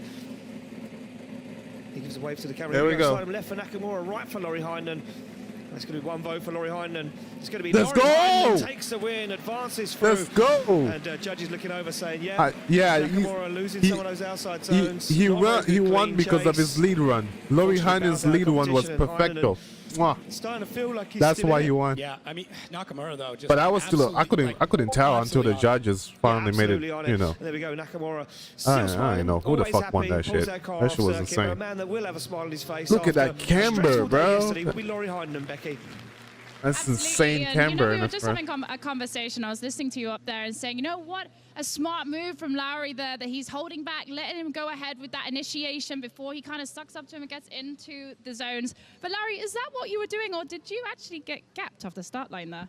Yeah, I was gapped. I was because Naoki is one of my biggest idols. Yo, Becky, chill. At him at the start line, like, chill. Enjoying myself and can't be saying that to the speedster. Come on now. The question for us, but you're into the top 16. What is it like to shake off those nerves of getting through top 32? Feels so good. Even Barry gets beat by the reverse flash sometimes. It happens. Fixed car, so doesn't mean the reverse flash is better. Back in Ireland, I know that this is a track that you do enjoy. Yeah, I love the Irish audience. Yeah, you remind me a lot of the Finnish audience. Really, everyone is here and cheering from their hearts. Absolutely. Well, we'll see you in the top 16, Larry, and very well done, guys. There's your answer. Thank you very much. I mean, look, there's no shame in saying that you got gapped. He was sat on the. Do you know what he said? Yo! He said, I was sitting there with. Camera position is crazy. Nakamura. I just imagined the emoji with the heart eyes. Yeah, that was Laurie Hynen staring at Nakamura. Yeah, that battle was too hard to tell, man. They were both going insane. Happy little accident there. Worked out well for him. But hey, look, it did work out well for him as he takes that. Let's go. Yeah, got that car fixed. Slowly working on it time after time, so not 100% yet. We go back to the start line to a one more time. Oh, James Dean is third. Once again, asking Dwayne McKeever No, that's about to be crazy. The first run. Oh, yeah, the OMT. Yeah, I mean, come on, McKeever. I know that car is not yours. Sucks, but what about you? I'd make the best of it. Come on. No, go for something different. No. Stick with what works. To be honest, I don't think if I was driving a Drift Masters, I was a high qualifier, which would never happen ever in a million years. I would change it up ever. Okay. I think I'd stick to what I know, stick to the old, high qualifier leads first. Oh, okay. I just figured you'd qualify lower, so you'd be chasing. Oh, yeah, sorry. Yeah, Bro's locked in. When you know you're going up against the top 10 best drivers, you got to lock in. Oh, interesting. Well, there we go. Yeah, looks like maybe Laurie Hynes' car or Naoki Nakamura's car losing a little bit of coolant there on the track, so we're going to get that just quickly oil cleaned up. Or coolant, some horsepower. whatever on the track. Sweating some you can't have that. Like yeah, it was put under its paces. Yeah. Just happy little accident. Happy little accident. Yeah. Oh, man, what an incredible set of battles we've already seen here. I mean, we've got a ton more still to go. Some of the biggest names in the sport still have to go up. I was just going to say that. We hyped up the battle between Harry Kerr and Dwayne McKeever. The difference between the Drift Masters fans and the Formula Drift fans is as soon as the Formula Drift fans get there and the battles begin, they straight up watch it. They're not just walking around buying merch, completely agree. And doing a bunch of stuff. They are all there sitting, watching.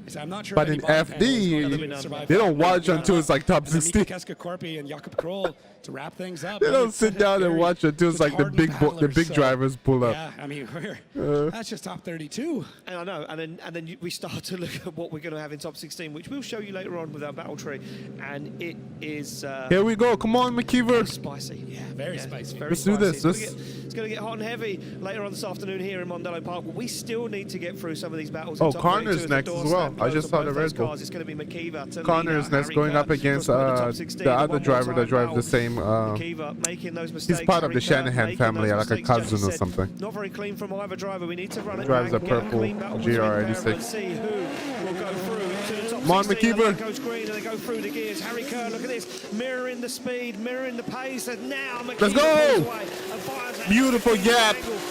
He's nowhere to be found. He puts the car right to the edge of the circuit. Harry Kerr now looking for a little bit of lost ground, has to shortcut that outside zone. No mistakes from McKeever at the moment. He's got that car dialed 100% as he puts it right to the wall, right to the outside edge of the track. It's over. Harry Kerr lost in a cloud of it's smoke. over. McKeever brings it across the line. Now McKeever just got to stay perfectly near him. Not perfectly, but like just enough to let the judges be like, okay. He doesn't gotta go extremely hard. Like he has no choice to. He has the choice to play it safe, like 5% safe. Faster around this entire track. Come on. I have to pull up the Wally data to really understand. But Harry Kerr getting a little bit shook there. Does a great job of coming back into the battle, at least by the end of the run. Because Dwayne McKeever just completely locked in through the whole thing, stable throughout it, and just able to find another bit of pace on this incredible track. Wow, absolutely nuts there as we take a look back at our slow-mo here. Yeah, I'm just trying to look at this point there where Harry Kerr lost a lot of ground. I think it was on this transition. I think the way that McKeever positioned the car, he kind of used the momentum as he come across. And looking across at your info as well there, Jacob, and he really did pull a lot of ground from the outside zone 5 across the circuit. Well, here we go. They're back on the line and back through the gears. Whoa, what happened? In that car, now picks up the pace, now finds that gear, flicks was that a fault? Are the judges are gonna fault him for that? Over the hill they come, right to the edge of the circuit. Because that can throw the driver off. Oh, well, not McKeever. He's one of the top 10s. Never mind. That BMW absolutely checks up both the drivers there in the outside zone. Oh, it's a D-bead from Harry Kerr as he now tries to balance his way around. As Dwayne McKeever looks for the side of that car. Let's go! I mean, sorry, Harry Kerr. Trying to find every bit of pace that's a DB. I knew it because that throws the chaser off. Because if I was following and all suddenly you hit the brakes or you lose power, I'm gonna be like, yo, what the fuck? I get thrown off my like I'm locked in and then all of a sudden I'm no longer locked in. That compression, you can see it that exact moment when they come over. But Harry Kerr, I mean, stays in it. Probably knew in that moment. Props to Harry Kerr. He almost beat Dwayne if it wasn't for the OMT. Pretty quick. For me, it was the check up in that. But then again, Dwayne is not in his personal car. This is a borrowed car from Stone wheels. That's why, because Harry Kerr went to go on throttle and just didn't have the drive that he would normally have, and did a good job, did young Harry Kerr, to make sure he fulfilled the run. Yeah, what a great shot there to show that tire barely hanging on, but Harry Kerr driving through the whole thing and making sure that he's at least going to finish, come across the finish line on his own terms. Exactly, so there we go. They pulled up and out of the car, and both guys know probably what way this one is going to go, that's for sure. Man, scrappy battle, though. Yeah, here we go. Slide him left for McKeever, right for Harry Kerr. It's one vote for McKeever. Let's go! The win, advancing through. Dwayne, you gotta send your damn suit to OMP and let them put some sponsors on there, man. Why is that suit looking so bland? If we start to see him, where's the beautiful blue water design that goes with your livery of your personal car? Allowed to vote or have a say, but no, you get no votes apparently. Okay, well, if I did. No, we removed the voting system for you. Here we go. It's a year 2 thing, huh? Yeah. Oh, I thought it was Connor. It's not Connor. It's the other Red Bull driver. Pascotti, the higher qualifier. Pascotti got himself into that qualifying showdown yesterday. Sits on the line in the lead position, opting to keep Beyond Roach is, I think he's either a cousin or someone in the family member of the Shanahan family. A laser focus out of the windscreen. Beyond Roach. Yesterday, let's go. That's why he drives the same chassis as well. Circuit, full wet now, looking laser focused. Doesn't even want to look at the camera. Stares across at Jakub Pascotti. Waits for him to pop the clutch and lift that car off. The light goes green. Here we go. Both guys leave the start line. Beyond Roach now through the gears, over the hill. As Jakub Pascotti flicks that car across that GR86. Beautiful flick. As Beyond Roach now works into the side of that GR86. They go for that transition back, and Beyond Roach holds back ever so slightly as Jakub Pascotti gets himself right where it needs to be. And man. check up there from Beyond Roach. A mistake grips him from Fionn is having a hard time. Puts the car right to the edge of the circuit, to the wall, looks for the final zone, and across the line. That goes to Pascotti. Very, very sorted and dialed. I mean, of all the cars going around this circuit, to me, this is one of the smoothest. The car is not doing anything unpredictable for him. That team has the suspension, everything completely locked in. Beyond Roach doing everything he can here, really getting at it, gets in, and he looks super solid through this section. Now tries to pick up a little bit more proximity, then through the transition. Oh wow, he left foot braked that whole entry. Sorted, insane. Then cut that line, and then I just noticed that the lights at the back, and not able to really get the transition the way he would have liked there. But Jakub Pascotti, just phenomenal out in the lead there. An incredibly calculated driver. Someone taking all of his years of motorsport and putting it in. Beyond Roach just not able to be comfortable through this run. Yeah, I mean, look, and you know you can trust Pascotti. You know, third place qualifier yesterday in that qualifying showdown. It's a guy that you can lean on for that lead line. You know he's going to be absolutely dialed. He's not going to play games. He's not going to do anything silly. He's going to impress the judges. So he's going to put down that 90-point lead run for sure. But for me, a few mistakes leading in there. Too many mistakes leading in there for Beyond Roach. Now we get to swap them around, and Roach will have to lead out Pascotti. Pascotti now will know from the spotters exactly what happened in the background. Look at this, so focused. Just a slight thumbs up. He doesn't even turn his head. He's looking at that start line. He gets a thumbs up from our start line. Marshall Martin down there. They wait for that light to go green, and Pascotti already creeping through the start line as he slams through the gears. We see the onboard of this incredible driver, but he's been absolutely left standing. Wait, what? Beyond Roach fires that car to angle. Beyond Roach now up and gone. Is this a game? The hell happened to Beyond Roach? Rein in the young Irishman. Oh, suddenly he's driving better now. As he fires through, looks for the back bumper of the GT86. I guess some people are good at leading and suck at chasing. Well, not suck, but not as good as chasing. Beyond Roach barely makes it across the line on angle. Really, really interesting. Because Pascotti was amazing when chasing, but not all suddenly. I mean, when leading, but all suddenly on chasing. Strange. So something must have happened to the car, because what happened? Beyond Roach gets on it, gets going. Yeah, I don't know if Jakub just misses a key or something, even initiates really late, trying to gain as much speed as he could. But at that point in time, Beyond Roach already well through the track. Jakub Pascotti has to battle back. Very calm though.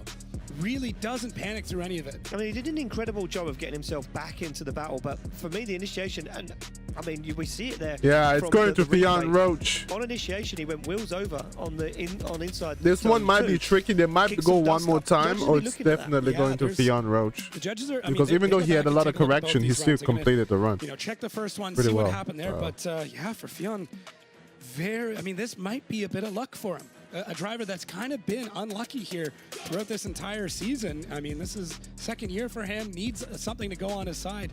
Could this be enough for him to get that win and move on? But I'm not sure, because Pascotti had such an incredible job on his first run. On his lead, yeah, exactly that. And judges will be taking a look at that lead and chase side by side. Tough go for both drivers. Yeah. Yeah. We need a mic in there. We do. We don't want to talk over it. Yeah, I know. I want to kind of listen, but then we paid to talk, so I'm sorry. Hard to do both at the same time. Exactly, right. Well, here we go. Decision, I don't think as easy as we may first have. Yeah, judges really taking their time. They're taking their time. Here we go. Slide them left for Pascotti, right for Phil and Roche. Oh, I called it. One more time. It's going to be a one more time, yeah. Let's go. Unanimous. Yeah, I get it. I think they want both drivers to clean up their runs, and I think both of them feeling relieved on that, knowing that it wasn't the perfect battle from either side, so get to run it again. Yeah, Phil and Roche, I feel maybe a little confused there. Yeah, maybe. He looked a little confused as he walked away. Yeah, I don't know which way he was confused. Maybe he looked back at the replay, watching the replay on the big screen going, I gapped you. I absolutely gapped you. But maybe not remembering what happened before that. Exactly that. Well, here we go. We go on the back on the start line. It's James Dean to take on Kevin Pascotti. James Dean, a higher qualifier, opting to lead first. And James Dean said this isn't going to be an easy battle against Kevin Pascotti. A lot of guys saying earlier on after practice that Kevin Pascotti had gripped that car up to the maximum. Kevin Pascotti having that car dialed in and saying that he was feeling good this weekend, as he always does. Yeah. Always says he's feeling good until he's not. Yeah, well, I mean, everyone feels good until they get knocked out, so we'll see what happens.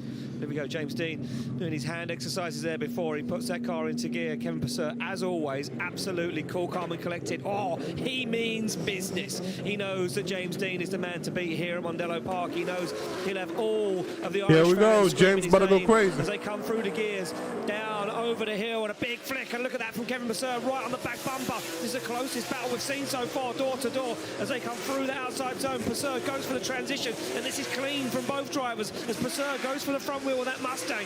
Kevin Pascotti goes for an early transition, trying to hunt down the Irishman as he fires that BMW onto the side of that Mustang. They come through that last outside zone, door to door. Wow. That was insane. Another finals level battle right there, right off the bat. The best and worst part about battling James Dean is you know that lead run is going to be as close to perfect as anybody's going to get. So look at Kevin Pascotti. Oh, man, the guts to be able to get that close on initiation. That is somebody of course you would, because it's James Dean. You know he's going to do a perfect run, so therefore you're comfortable just following him. All those zones, tons of angle, great transition here on throttle all the way through. Doesn't even when you give amazing lead runs, even on a sim, a lot of people will want to drive with you. Allows you to do that. Hey, sideways, help me practice. Hey, sideways, you know, because they know you can give a proper lead where they can really practice and get up on the door and just stay relaxed. They don't have to worry about adjusting or anything. Even that on transition, picking up the front wheel, there's that much grip dialed into the car. That's what these Mustangs do. They're so dynamic, and I know he's added his own little bit of spice and flair for this Mustang to compete in this series, because things are a little different on this side of the pond, and James Dean able to get this car perfect for this style of battle. And there we go, we're back on the line. Pascotti now to lead out Dean as Dean starts to creep through that start line already. Pascotti slams the visor shut on the helmet, and Dean jumps off that start line ready for action. He would have known by the spotters that Pascotti was always there. He was always in the wing mirror. And look at this big angle from Dean. Oh! He deals with it, shallows up the angle. Kevin Pascotti looking rock solid as James Dean now fires down the inside that BMW. They go door to door in the outside zone. Kevin Pascotti unshaken though as he puts foot to floor, looks for the transition. Dean back into the battle. They go wide on the outside zone towards the wall. Dean glued to the door of Kevin Pascotti. Holy, everybody is on the edge of their seats right now. What happened there with James Dean, who just did he do that? I don't think he did that deliberately. What seat? I just picked it up and threw it out the window. Yeah, I'm standing in this seat. I don't need a seat. What the fuck? Kevin Pascotti does a really good initiation. James Dean just almost over-rotates. Almost hooked up. Wasn't able to get the grip. It looked like it was planned. The way it looked it from afar, it looked like it was planned. It was an amazing job. I mean, He's gonna have to tell us after James this, Dean has never faced a after the battle judges situation. decide Kevin what Pascotti happened. Out front doing an incredible job, and I don't want to start James assuming. Dean knowing something went wrong there right off the bat, and I'm gonna have to put down another historic chase run on the door of the Estonian driver of Kevin Pascotti. Wow. The judges might give it to Kevin Pascotti from the entry standpoint, but I doubt it. It's James Dean. Come on. Dean was knocking on the door at that BMW. He was on his Dean door did an incredible right up recovery as to soon get as he himself back into it, but that, saw the mistake he got up I'm in there. guessing it was a big mistake. I wonder if he thought that maybe Kevin Pascotti was going for a wilder initiation than he did. Let's see. Yeah, Let's see. I don't know what happened there. I mean, we'll have to catch up with them one way or another on that run to really see what happened as we take a look at James Dean leaving some marks on the side of Kevin Pascotti. And James the big smile no matter what. Here we go. Decisions in. Left for Pascotti, right for James Dean. It's one vote for Pascotti, Kevin Pascotti. It's going to be makes Kevin sense. It makes sense. Pascotti. It makes sense. He I mean, I takes was down glazing. James It's fine. Dean, and that Makes mistake sense. from James Dean on initiation taking Pascotti, him out of competition. Kevin Pascotti he's said it was touching gonna be a his tough battle. chest. So He's did like, James oh Dean. my Dean God, said I to can't me believe I earlier on beat today, Dean, the it's machine. not That's gonna be everybody's easy to dream. beat Kevin Pascotti here. Everybody's dream is to be on a Driftmaster side to beat Laurie He's Hynes. taking a turn right now. The top 10s, you know. When you go up against the top 10 drivers, wow. you gotta Well, there lock we go. in Kevin and Pascotti takes that car you off want to track. win. Look how And when you happy win, he it's is. gonna Waving feel to the good. Irish fans in the grandstand, but man, they'll be a little bit dejected. He's down there with Becky. All right, let's see what James has to say from that. Absolutely, Ian. James, I obviously know this is not the way you wanted the weekend to go, but look, a brand new car, a brand new chassis. All of the developments are leading to this moment here, and this weekend it hasn't gone the way that you wanted to. Got that forward on his chest. Absolutely the last result I wanted this weekend, especially bringing this car to Ireland. I really wanted to put on a show, and I feel like I let my Irish fans down, but I tried my best. I knew I had to chase hard. He was chasing me really hard, and his car is really fast off the line, and he had a little bit of a gap by the entry, and I just flicked it. It went to too much angle. And yeah, I'm glad that I managed to hold on to it and rescue some of the run, but very disappointed. But once again, thank you to all the best Irish fans for supporting me no matter where I go. Yeah, I'm not Irish, but yeah, I'm a fan too. We'll be back next year and we'll have a point to prove for sure. What's the plan now, James? Is it back to the drawing board to take another look at this car and the developments that it's made so far? Can you tell us what's next?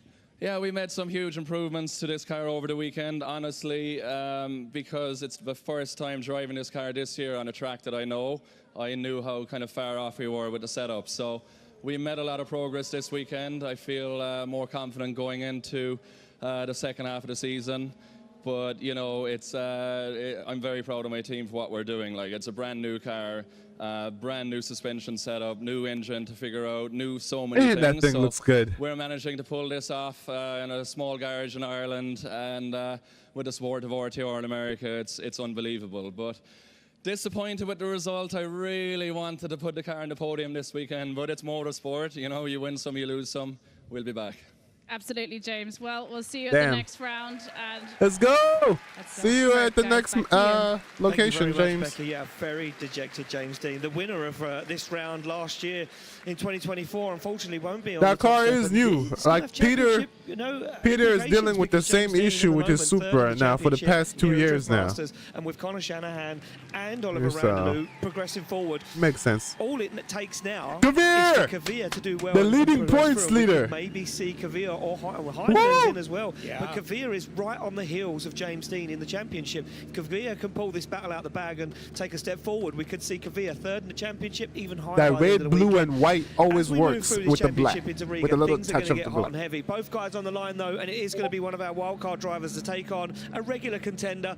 Chris Brady sits on the line, an incredible Chris Nissan Brady, S15, the Brad full carbon Pitts. Kevlar, built by the team. At Oh, James Tom Dean's Brady workshop. from football. He takes on Toane Kvyat, who yesterday came over that hill like a man possessed. Yeah, just doing things on this track that nobody else has ever done at speeds that no one else has even thought of, and the commitment.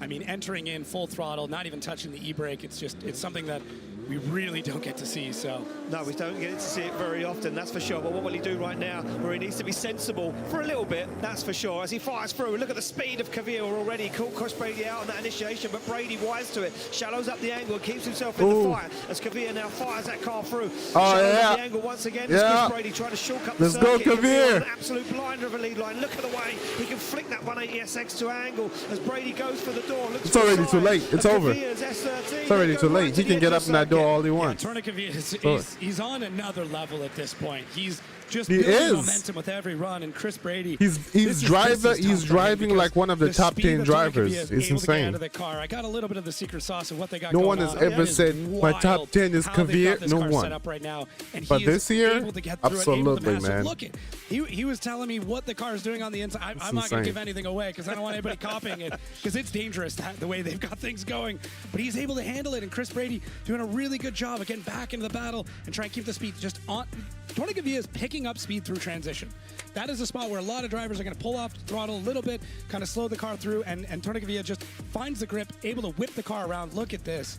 And then barely even a handbrake pull. Chris Brady, bit of a spectator through part of it, but able to get through on that last outside zone, picking up that tandem, knowing, hey, it doesn't matter, I can't give up, because when we swap this around, as we've seen previously, when you are a bit slower of a car, and you know you've got a faster car chasing it, that faster car has got to dial things back, and that is not an easy thing as the clock ticks down, and Tony Kvir not at the line. No, Kvir not on the line, and you can see our marshal down there. You can see Kvir at the back end of the grid, and he will have a few moments to cool that car down, but he will have to make his way to the burnout box. The clutch must have overheat. Or the engine. This is something we've seen before. Crossed arms, waiting for those temps to come down. Look at the heavy breathing from Kvir. Look at the nervousness in the legs. Yeah, man, that's so upsetting, man. This is the one thing about real life. Incredible lead. And look at this Kvir saying, when do I need to go? Now is the time. Now I go back to the line right now. Probably watching those water temps click and there we go. Look, enters the burnout box with 17 seconds to go. Don't even do the burnout stuff. You don't got enough time for that. Come on. Scrubbing those front tires before they pull it's already his. Here we go. All he has to do is just stay near the driver. That's it. It's already his win. That chase position. Brady slams the door closed. Okay, Chris Brady was a little too shallow. He just has to keep angle, slightly momentum, and he wins. Through this battle, but he's got a steely competitor of Tony Kvir hunting him down as they initiate together at the same time. No, too much, pull back. Wheels onto the grass as Chris Brady now puts himself into the outside zone. Now Kvir finds himself. He didn't have to enter like that. Now Kvir needs to pick up the pace and find the side. Oh my God, this is Ben Oort all over again. Because now the judges are going to really take their time looking through. It might still go to Kvir based on his lead run because he did amazing. But pulling something out of it to keep that engine temp down because Tony Kvir did not look nearly as fast. He had his foot down in the effing throttle too much. The inside here, which is kind of a shocker, and then gets a bit scrambled after that point as Chris Brady pretty solid in a very, very dynamic S chassis, rolling around, setting that up very loose, and there's Tony Kvir getting right and tight onto the side of that beautiful all carbon Kevlar car. I mean, that is really, really interesting. The judges having to take a lot of looks at this to understand what was going on. A bunch of angle thrown by Chris Brady, who's swinging the back end around, trying to get that wing over the wall, with Tony Kvir having to push as much as he can on an engine that's not. They might still give it to Kvir because when he caught up, his angles is still way better than Chris Brady's chase. Strange from Kvir. Chris Brady was very shallow. Jacob saying about the heat here this weekend and pulling maybe some timing out of the car. Or they might do an OMT since it's a little bit hard to judge. They might just play it safe and do it one more time. Chris Brady, and I wonder if that was what led Kvir off. And yeah, look, this is what the judges are looking at here. Yeah, so a couple of spots to really start to dial in on and understand where there might have been some mistakes is. I think it's here on initiation. Watch how far Chris Brady goes. Wheel on the curb, and that forces Kvir over the curb as well, especially in that chase position. Yeah. So that would have thrown Kvir off. And there was a handbrake pull halfway through that second inside zone from Brady. Yeah, there's a lot of cause and effect in drifting, and really to have that solid chase run, you've got to have a solid lead, and if the lead kind of cuts you off by going that far inside track, it becomes very difficult. You have nowhere to go other than to mow the grass. No, exactly that. So we wait the decision to drop in from the judges. Of course, we're just speculating here at Drift Masters, me and Jacob, because we aren't the judges. We have our judging panel right next to us. David Kalas, Werner Sweneveld and Matthias Jedges, and of course our fourth judge on the replays, our eyes for the judges, we like to call him. He's the Come eyes on, everywhere. that's Kavir's. Decisions inside him, left for Brady. Okay, right yeah, for they played it safe. Kavir. They played it It's going safe. to be a one more time. It was hard to Kavir judge. shakes his head and says no. Yeah. He's absolutely gutted with the decision. David Kalas, just quickly to you, one more time, scrappy from Kavir. The judges somewhere. played it safe, you know, even though that was definitely Kavir's win. It's just, it was a little weird to judge. But we looked on his chase, and he maybe thinks that he was taken to the position to cut that much and make his mistake. Yeah. However, we've been discussing this, and we still believe that you don't need to cut that much. So yes, he was put into that place, but you don't need to cut like 1.5 meters in front of the leader. So that's why we put it one more time. Okay. Yeah, he did cut a lot. You know, Brady put him into that. You got this, position on the Kavir. Just initiation. beat him again, He still man. should've got himself back No, into nothing the- against look at Chris this from Brady. Kavir. He's a passionate guy. He is a very passionate Just do it guy. again. Look, he's Go really figure out upset what's with that going on decision. with the temperature of the car, and then here's back what the it judges had to again. say. You might He'll still understand. be angry. Yeah, he's Yes! going to drive hard. That's for He'll sure. just drive hard. Here we go. Keski Back on the line. Mika Korpi. Keski Korpi to take on Jakob Kroll. Keski Korpi, the higher qualifier, Who's he opted going to up lead against with? first against Jakob Kroll. Jakob And, Kroll, two one okay. more time battles to go. Yeah. It's not over yet. Keski Korpi about to go Can't go and crazy. get a burger yet. Okay. He gets me excited You every have to hang time, tight for a man. Here we Driving go. style is Keski just so Korpi insane. Absolutely focused in the car. It's The like I'm Finnish driver watching to take Peter on the because of Polish how much driver. angle It's Jakob and Kroll. speed he has. He's feeling good. Feeling good about himself. Smile, slams the door closed, puts a fist bump up to the camera. He's looking good forward to this one. Had some good luck here in Ireland before. Mika Keski Korpi looking for a turn of some of that good luck as they come through the gears over the hill and a little slow. Come on, for Keski. Korpi on initiation. Let's Over the go. hill for Jakob Kroll as Kroll Beautiful. mirrors the angle on initiation for Mika Keski Korpi. Now both transition, look for this long outside zone as Jakob Kroll finds the side of that BMW 2 Series. They time the transition perfectly. Kroll through the smoke. Oh my Side, but God, angle that pulled angle from Keski flick. Korpi, and he has to fix the mistake as Kroll jumps up onto the door. Yeah, Keski Korpi going through that zone. Let's Really flicked go. it wide, and Let's he did an amazing go. job of getting things sorted again, because that could have been an over Bro, rotation Keski really, Korpi just really quick. a But lovely Jakob driver. Kroll in the chase all the way through does a really phenomenal job of adapting to what was going on in front of them. I mean, both these drivers. Ooh, look at that big correction. Yeah. From Keski Korpi right off the bat. You can see it in the car. Look A at it little in bit the car. of That's the handbrake again as well. Yeah, to get that car slid out, but a great job. I mean, that's something I think we both kind of missed right off the bat. Yeah. These things happen so fast that, you know, the old hindsight's 2020. We get to see it now in these replays, but Keski Korpi does not look shook at any point in time after that point, and is throwing a bit more angle for the Irish fans there. Jakob Kroll staying back just a touch, maybe thinking, okay, Keski Korpi going a little bit wild on this run, as we can see how much angle that Keski Korpi's got going into that zone. It looked like he had side bite right there. Like the tires hooked. hooked. He could have done Like he that pushed for it sure. through. Yeah. Both drivers, I mean, mid-pack from last year, sitting 16th and 18th, so they want that. They want that advancement. They're on a good set of momentum here, and in a good spot to be able to improve from last year. But one of them's got to get through the other in order to do that. Yeah, certainly has. Well, they pull back up to the line. Jakob Kroll now to lead out. Mika Keski Korpi is our starlight Marshall Moss. He goes to have a look at the rear end. Yeah, the bodywork there on initiation, just getting a little caught up on the wheel and folding under. So making sure that is all still good to run for the second half of the battle. And Marcin happy enough with the quality of the bodywork repair. Yeah, that car is very flexible. Very flexible. Yep, these carbon Kevlar cars able to take some abuse, that's for sure. Oh, Keski Korpi almost completely rolled through the start line, which he can do, but he would have caught himself up a little bit there as Jakob Kroll now comes through the gears down. Come on, Keski, stay on them, stay on them. Keski Korpi on the foot brake trying to That fucking place again, man. Let's go. Brave transition behind Jakob Kroll. It's ours. It's ours, He needs Keski. to do in that lead position, looking rock solid out front, but there's no shaking. Keski Korpi. Get up in there. They both In go there. for the wall. They both go for the outside zone. Mika Keski Korpi glued to the side of Jakob Kroll as they bring it across the line. Wow, Keski Korpi, I mean, he would have felt some of those mistakes That's in his ours. previous run and I'm having gonna to be make so up for it, effing but pissed if Jakob it's not Kroll ours. on that lead, very, very dialed, getting Keski was basically on through him those zones, the looked whole time. incredibly smooth and just so fluid throughout the entire thing, and even his just development throughout this weekend and the way he's been able to attack the track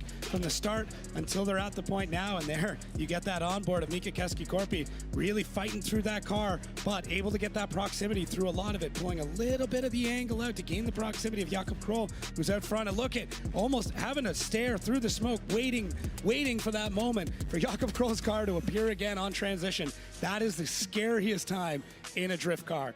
At these speeds, have no idea where they are right here, and hope that you appear on the correct side of that vehicle in front of you. Crazy, there was on-ball shots where you could just see the whites of the eyes, the focus. I reckon they don't blink the whole run. No, and their pupils with dinner plates by the time they get to the finish. Wow, absolutely crazy. Look at the shake in the tire as they get put through their paces. Oh, man, what a battle. What a battle. Both drivers just stepping up. I mean, you get the first run down. Yeah, Jakob Kroll did pretty good, too. Get into your head, okay, what do I need But to I still feel like that's this driver, and then you Kasky's. go out and do it. And most of these guys, as soon as they finished the run, they would be back on the radio. Well, where was he? What was he doing? What do I How need to was do? it? What do I need to do? Was it a good lead? Was it a very good chase? You know, they would, no messing around. They would have been on the radio, and a tough one for both teams there, to be honest. Yeah, this is another nail biter, and we're going to see what the judges think here. We got one more times already. Could it be another? Here we go. Slide him left for Kroll, right for Keski-Korpi. What? One vote for Jakob Kroll, and Keski-Korpi knows what's coming. Jakob Kroll gets the win and advances through to the top 16. And another driver, the Finnish driver, Mika Keski-Korpi, a little dejected there as he makes his way back to his car. The Polish fans in the grandstand very happy with that decision. Another Polish His chase wasn't good.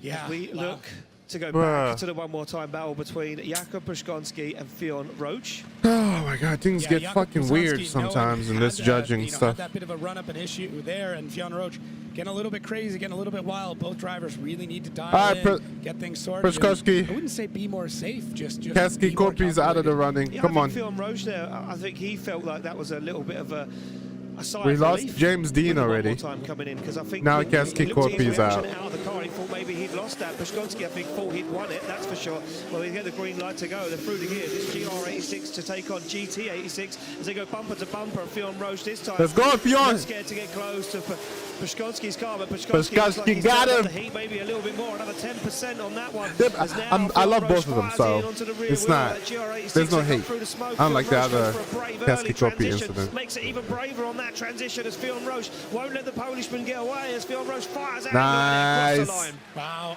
Fionn did a lot better this time has around. So much angle to slow the car down as he comes out of initiation there. Fionn Roach does a good job of staying back, maybe a little bit, has to get back on throttle. And look at the amount of angle and how long Jakub Pascotti is able to hold it through that entire zone. As they get into our fourth outside zone, this is where Fionn Roach starts to make his dive. And that early transition, as you said, lines him up and then sets him up again for our big second outside zone. And there he is, locked in place on the door of Jakub, who has such an incredible line through the whole thing. What I love about Jakub Pascotti's driving is he almost sets up a corner. I can't wait to hop on the track. Corner that comes before it. Yeah. It's like watching somebody who's really good Right at after billiards, this. where they take Right the after shot, top but then they're 16, I also mean. placing it Because for the next shot. they did That's both how I today see for some Jakub reason. Pascotti's driving. They usually do top 16. Today's, What can't he do? today's Sunday, so never mind. Yeah, I have no top idea at this 30, top point. I mean, 16, just yeah. so many, That's so no many idea. disciplines. Yeah. We've looked at his notes and he's done pretty much It's everything. a long list. I mean, he's got a whole page to himself here of accomplishments. But yeah, just a great run. And Fionn Roach doesn't get shook at any point. Still in the battle all the way through. Does a good job. Doesn't make the same mistakes he took before. And now they pull to the line. Yeah, back on the line they go. Fionn Roach in that lead position. Jakub Pascotti to chase him down. Fionn Roach, I think this time on the chase, could trust Pascotti's lead, and he did, but can now Pascotti Let's go, Fionn. Fionn Roach's lead. You see him pull a massive gap on initiation. Will he let him get away with it this time? He doesn't. Look at this. Pascotti right there onto the side, onto the back bumper, not letting Fionn Roach get away this time. Nice. That was Fionn very Roach clean. on That an was on absolutely some blinding beautiful. lead line That at the looked moment. That's very opening the clean. door for the Polish driver as Pascotti goes for the early transition this time. Tucks up on the inside. Oh! Goes for it even bigger. Almost makes contact as he dives on the outside zone. Almost Has to get tapped back him. into it as Fionn Roach drags him across the line. Nice. Wow, what a bold move there from Jakub Pascotti did an And amazing really, job it's pulling back because just Fionn enough. Roach gave him such a really solid lead run there. Fionn not taking a ton of angle through this course, knowing that he's trying to run away. He's trying to shake him, which is an incredibly difficult thing to do, but he's very stable throughout it. Not a ton of corrections from Fionn Roach, who's got this out. Look at that. Almost takes the whole front end of the car off the ground, coming through that compression zone, and look at him all the way through here. Jakub Pascotti, very bold move on this transition, taking the inside. Fionn, not a ton of angle, and then Jakub Pascotti, oh man, getting in there, just timing that so well. And man, if you miss that, if you're off by even a millimeter through that, you're going to catch the back end of the car, or you're going to slam into the side of it, and that could be all she wrote on an incredibly tight run for both these drivers. Wow. Yeah, incredible scenes there, and Pascotti doing everything he could in that chase position. For me, looking back at the replay, Film Roach there, a little shallow maybe, a little bit. Those outside zones, you know. Judges will take that into deliberation, especially after how close it was on the first battle when it was a one more time. But Pascotti and Film Roach out. I don't know who won. Get they were both doing pretty good. Slide them left for Pascotti, slide them right for Film Roach. Pascotti. One vote for Pascotti. Yeah, that chase run was insane. He was glued onto him. Who gets the win and that makes sense. To the Let's top go. 16. You can see what it means to the Polish driver.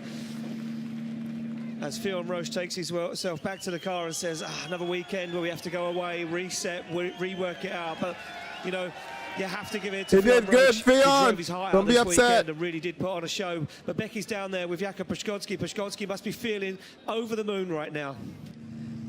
Absolutely, Ian. Kuba, that was an incredible display of driving there. Congratulations, you're into the top 16. Can you tell us what that dive onto outer zone 7 was? Because it looked crazy, and we thought for 1 second you might lose it, but you managed to put it together. Yeah, I felt that on this zone I was not close enough, and then I says, be or not to be, and then I attack. I hit, but it was really small tap, and I'm really happy of this battle because we had really nice fight, and Fion did really it was good more job, than just a nice fight. It was lovely.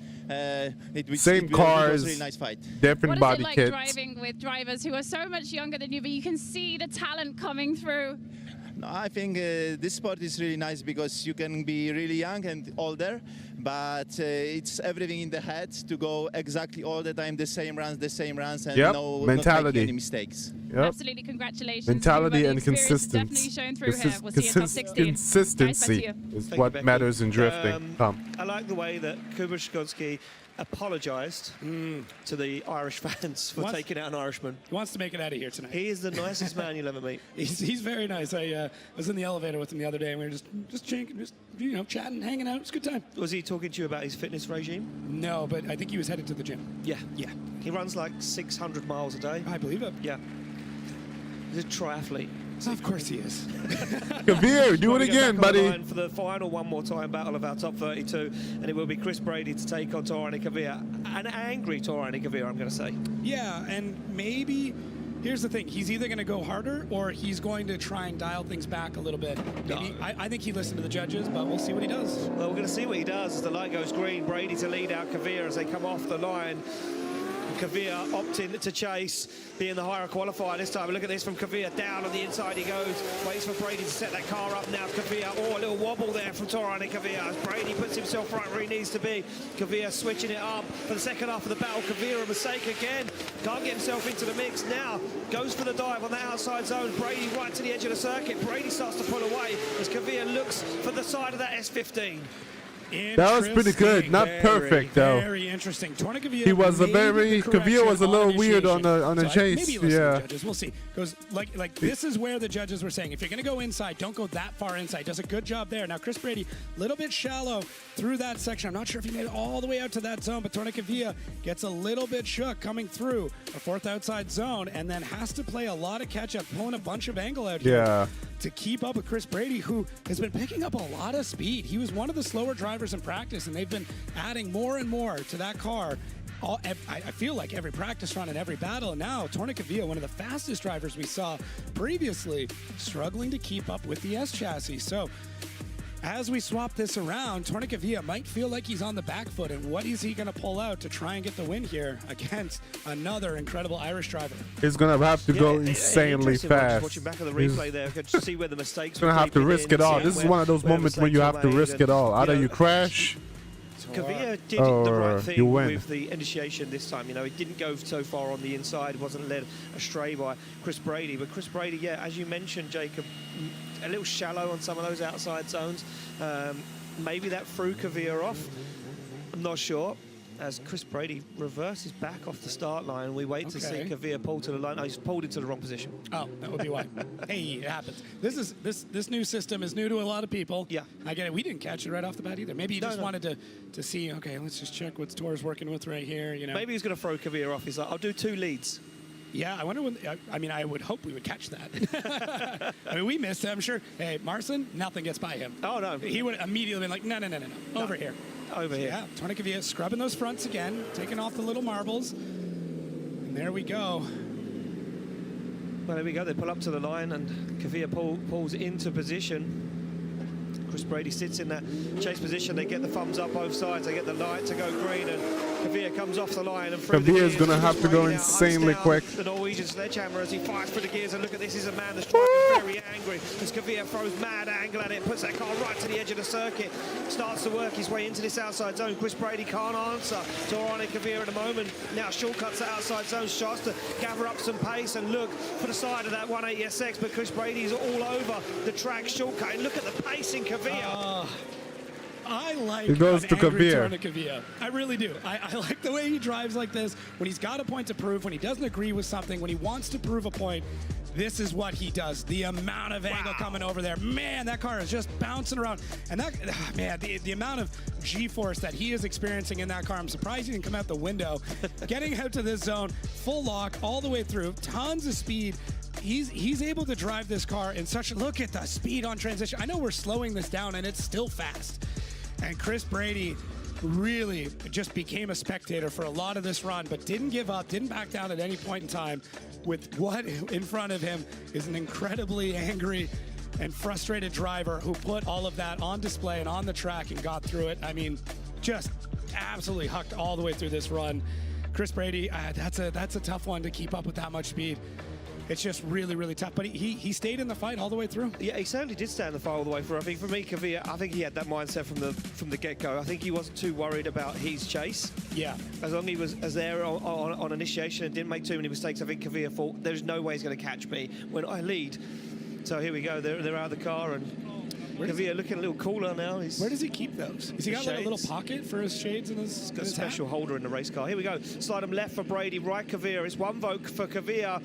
It's Kvyat getting the win and advancing through to the top 16. And there we go. The top 16, Jacob, is finally set. Wow, some crazy battles already coming up with it. But I mean, I know for let's go. Very excited to be moving on. Getting into the rest of these, but yeah, wow, I'm tired. You're tired already? I mean, you can't be tired. There's no time to be tired. Becky's down there with Kvyat. Becky, I want to know why he was so upset with the first one more time decision. Because he won that. Yeah, absolutely. Me too, Ian. I've known you for a good few years now, and I know when you're upset. And when we watched you go through the first battle with Chris Brady there, you threw your arms up as if to say, what? Can you tell us what you were thinking after your first battle with Chris? I don't think the judges really saw what I saw from my car in that battle, but we got to go one more time and I pulled out something. So yeah, but it was a tough call. He's on a different tire. We got to try to pace ourselves, but yeah, happy to be in top 16. We've got to talk about one more time from the point of view of a driver. For us, it's just like, yes, we get to see them go again, but from a driver's point of view, it's like, what? You want me to do that again? I don't even know what I did. Yeah, my head usually goes to shit when there's a one more time, so this is probably the first one more time I've ever won in my life, so I'm super happy, actually. Well, Tor, fantastic to have you in our top 16. We can't wait to see you driving. I hope your car is going to be in good shape for that. Thank you. Guys, let's go. That's our top 32. Thank you, Becky. And yeah, we'll just quickly apologise there for the language from Kvyat, a man that's upset and happy all at the same time. Come on. Even kids say shit. Well, me and you, Jacob, know what we've got coming up this afternoon when we go live again, but this is what you guys have got to look forward to in top 16. Oh my God, Shanahan versus Dwayne McKeever. Let's go. Wick versus Simon Olsson. Both of my favorite drivers. Connor Shanahan. Jack Shanahan. You are going to take on Laurie Hynes and Pascotti take on Kevin Basser. I just realized Connor Falvey made it to the top 16. I mean, the whole thing, this entire weekend, really the first one that kicks I it just off. realized Connor Falvey finally made it to the top 16. Having to prove something here. Piotr wanting to keep moving up those championship points. And going up against Oliver Randalu. So. Well, look, we lost James Dean in top 32. We're going to start talking about the championship now. Look, Kvyat's still in it. He was in 4th place. He may now jump ahead of James Dean, depending on how it goes against Kroll. For me, the two standout battles, Oliver Randalu versus Falvey. Falvey's on form, feeling good. I'm hoping Peter gets on the podium to boost his points up to at least make it to the 4th. He's got to go up against an to like the 5th seat, 5th or 6th seat. Look, so that way we can kind of like think about that for a moment. We need a rest. Jacob needs a sleep. Becky, we're going back to you. What a hell of a show we've got coming up this afternoon. We absolutely do, Ian. I mean, that top 32 really has started to shake up the Drift Masters snow globe for this championship. It's all to play for. Guys, make sure you join us at 15:30 local time for our top 16, which will take us all the way to the finals. Catch us right here. Have a break because you're not going to want to miss this, and we'll see you then. Let's go. Top 16.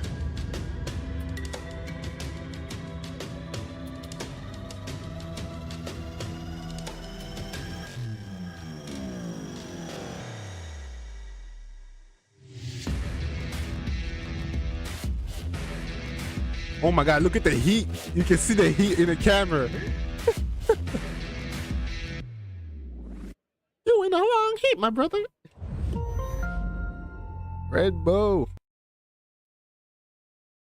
All right, hold on. Should I restart stream or just edit the name? I think I'll just edit the name. Video control. Okay, yeah, we'll just edit the name out and put top 32 and top 16 both in one. All right, top 16.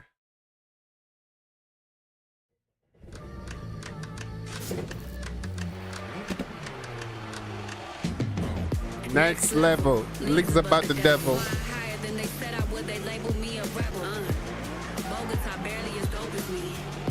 The sex is the only thing that gives me dopamine. A legend, the only thing that I'm supposed to be. Everything's the only thing that's owed to me. Yeah. I want it all, my baby. I didn't come to watch, I came to ball, my baby. Well, welcome, ladies and gentlemen, to round 4 of Drift Masters 2025. You are joining us live from Randalu Park here in Kildare in Ireland, where the scene has been set for a scorching top 16. Top 32 was an absolute cookout. My name is Ian Waddington, and you're joined alongside me by my good friend, Jacob Gettins. Jacob, top 16 is going to be anything but spectacular. Yeah, I mean, top 32 just set the bar so high with some of the biggest names in the sport already going out and setting up some of the craziest battles. We've got wild cards going against multiple-time champions. We've got the Irish still in it, fighting for it. We got Connor having to just hold on for dear life to keep that top spot in the championship. Oh man, I love it. They got actual seats instead of the whole benches. They got seats. We certainly are. Yeah, look, some big names going out in our top 32, but names in the championship, 4th and 5th, Kavia and Laurie Hindland still in it. Randalu and Shanahan still in it. So by the end of the day, who knows how the championship is going to sit? We're at round 4, but we're going to move this through all the way. The road, the journey is to the Pegay Narodow in Poland, in Warsaw, in the capital, the Red Bull Drift Masters final. And we started it all off in Spain, where Oliver Randalu took the win. Then it was it didn't happen in Italy because I don't know what happened there. Spain, Finland. Now we're here at Kildare, Ireland. Next up is Riga, baby, La Viera. The Iron City, where it's decided with concrete walls and steel. And then, as I said, every round 5 is going to be insane because Peter and James Dean go crazy in Riga. It's going to be unbelievable. We've got a packed 55,000 seats with not only drifting but spectacular shows all the way through. I'm excited for that one, but I'm also excited for today's top 16. Yeah, it's just going to be epic. This entire all right, let's get this started because they're going to keep talking and talking. Like, oh, okay, I think I'm getting settled. I think I know what's going to happen next. Something crazy happens. There we go. Well, the stage is set for what could be an unbelievable round of Drift Masters here in Randalu Park. Every year we come back here, we say there can't be more pace carried over the hill, there can't be more door-on-door battles, but there are every year. Every driver steps up the level to another level. They go beyond the level they've ever gone beyond before. And now Wiecek sits on the line. Let's go, Wiecek! Come on, Peter, please. Somehow into the top 16. Let's make it to the podium, please. Piotr Wiecek saying, Simon, you are I'm a big fan, but come on. Bigger fan of Peter, come on. Simon Olsson from Norway sits alongside, stares down the track at Piotr Wiecek, our 99.5 first place qualifier from yesterday. He creeps off the line. Wiecek slides off the line in that incredible A90 Supra. Through the gears they come, and Olsson will not let Wiecek get away as he fires through initiation. Let's go, Vincent! Slows the car down, but now picks it back up again. Fires on big angle, gets into the outside. He's going to go wide though. He holds on to it. Olsson stands on the foot brake and balances that carbon Kevlar S15 right where it needs to be as now Wiecek finds that perfect qualifying line. Flames flames are up from the back of the car as he pushes it across the line. Yeah, an interesting way to get things kicked off. I mean, Piotr Wiecek, how can you not love so Piotr Wiecek, bro? All like, the way through, he's driving. He's just so. It's going a little bit wide in a few it's spots, amazing. and Simon Olsson having to do his best to keep up that compression zone. We're going to talk a lot about it. It's so hard on the cars. It's so hard on the drivers, and that G-force slamming them into the side of the vehicle as they try and wrangle everything in to get it through these zones. And there it is. Piotr Wiecek on throttle all the way through these transitions, and Simon Olsson having to cut some line just to gain that proximity back. And Wiecek just able to get the traction down, able to get the speed there, and Simon has to be put on the back foot in order to just get some proximity by the end of the run, but doesn't give up, doesn't falter, does what he needs to do in order to stay in this battle. Yeah, he certainly does, and Simon Olsson keeps himself in it. Look at this, those beautiful shots from our Phantom slow-mo camera. You see Peter Wiecek there right to the outside. You can see when he stands on the throttle, the smoke starting to erupt from the back of that i90 Supra. Well, they're back on the line, ready to rock and roll, and you can see Olsson now in that lead position. It's Peter Wiecek, absolutely focused, stares down, wants to get the job done and move himself into the top 8. As the car slam into gear, we wait for the green light, and it is time for go. As you can see, Peter Wiecek there pedaling the car, trying to get that grip down, doesn't want to let Olsson get away, as Olsson now works his way through the gears. Be close, but not too close, Peter. There we go. Just there. Keep it there. It's yours. It's yours. Just keep it there. And Simon Olsson sets himself up for that outside zone. Back across the track they go. Back once again. Let's go. It's ours. It's ours. Let's go. As he pushes the Norwegian across. Sorry, Simon. Yeah, Simon just really running through this, but it is so difficult when you've got a driver like Piotr Wiecek following in behind you. 99.5 qualifying run. You know he's going to be perfect when he needs to be perfect. Simon Olsson with a ton of speed coming through this, chucks that angle all the way out and holds it quite well, although not all the way out to that zone, but Piotr uses that opportunity to get back in. We see the big backfire, that flame coming out of the back of the Supra, and Piotr just completely locked in. As we've talked about before, we don't think these drivers blink at any point in time during these runs, completely on top of Simon Olsson. They come through these zones, and Simon just trying to get away from Piotr, who's hunting him down. But Simon, really, really good job in a car that he's only driven a handful of times with an engine package that, I mean, might be familiar, but everything's so different for him. And I mean, even the part, this is right-hand drive. That's not what he's used to. Yeah, exactly. So everything is against him in this battle, including a 3-time champion here. So wow, what a great way to kick off here in our top 16. Yeah, an incredible way to kick off top 16. Peter Wiecek doing everything he needed to do in that battle. It was, and Simon Olsson says to him, look, that was a good battle, but I don't think I got the win. Start him left for Olsson, right for Wiecek. Who's going to go through to the top 8? Will it be Poland or Norway? It's going to be Poland. Wiecek gets a win and one closer to a step on the podium as Wiecek business as usual, but he says a sigh of relief. Also not an easy competitor. No, not at all. And hey, maybe this is the opportunity to convince Simon to make the jump over. Who knows? This could be the start of something incredible. It certainly could be. It'd be good to see Simon Olsson in a full season of Drift Masters, that's for sure. He's got the talent and he's got the right mindset. We go back to the line. Jack Shanahan now sits on the line against Pavel Korpulinski. Korpulinski getting the win earlier against Kevin Pascotti. Yeah, both drivers having to battle through just to get to this point, and this is really, really interesting. Let's go, Jack. Let's go, Korpulinski. They're both my favorite drivers. Wild man and Jack Shanahan. I can't really know. I mean, maybe I'll say 10% a little bit more on the Jack Shanahan part. Let's go, Jack. It is legal for him to do as he comes through now, through the gears, down they come. Look at this, Shanahan onto the back bumper already. A big flick from Pavel Korpulinski. Shanahan opens up the angle, trying to gain some ground back, but he's got 2 Oh! Takes the whole front end off of the GT86.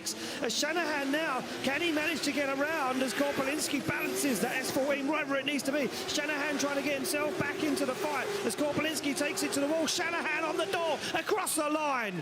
That's insane. I mean, millimeters away from complete carnage, and that just shows how tight Jack Shanahan needs to be onto Pavel Korpulinski, because he is an incredibly technical driver, and Jack Shanahan was going to have to pull something out crazy. But right off initiation, Jack is with him, parallel all the way through. But Pavel, I don't even know how the hell Jack saved that, because his tires went on the grass. And there's Jack. It looked like it went outwards towards the dirt. And then thinks about grabbing the e-brake and holds on just for another minute. Oh, wasn't seeing things. And Let's then see. through that transition, that's where we see it. Okay, only for a few seconds. All right. Deeper on that line, but when he absolutely has to. Wow. Oh, that was crazy. That's ours. Way out there. So much. That's ours. To gain that proximity. We win that.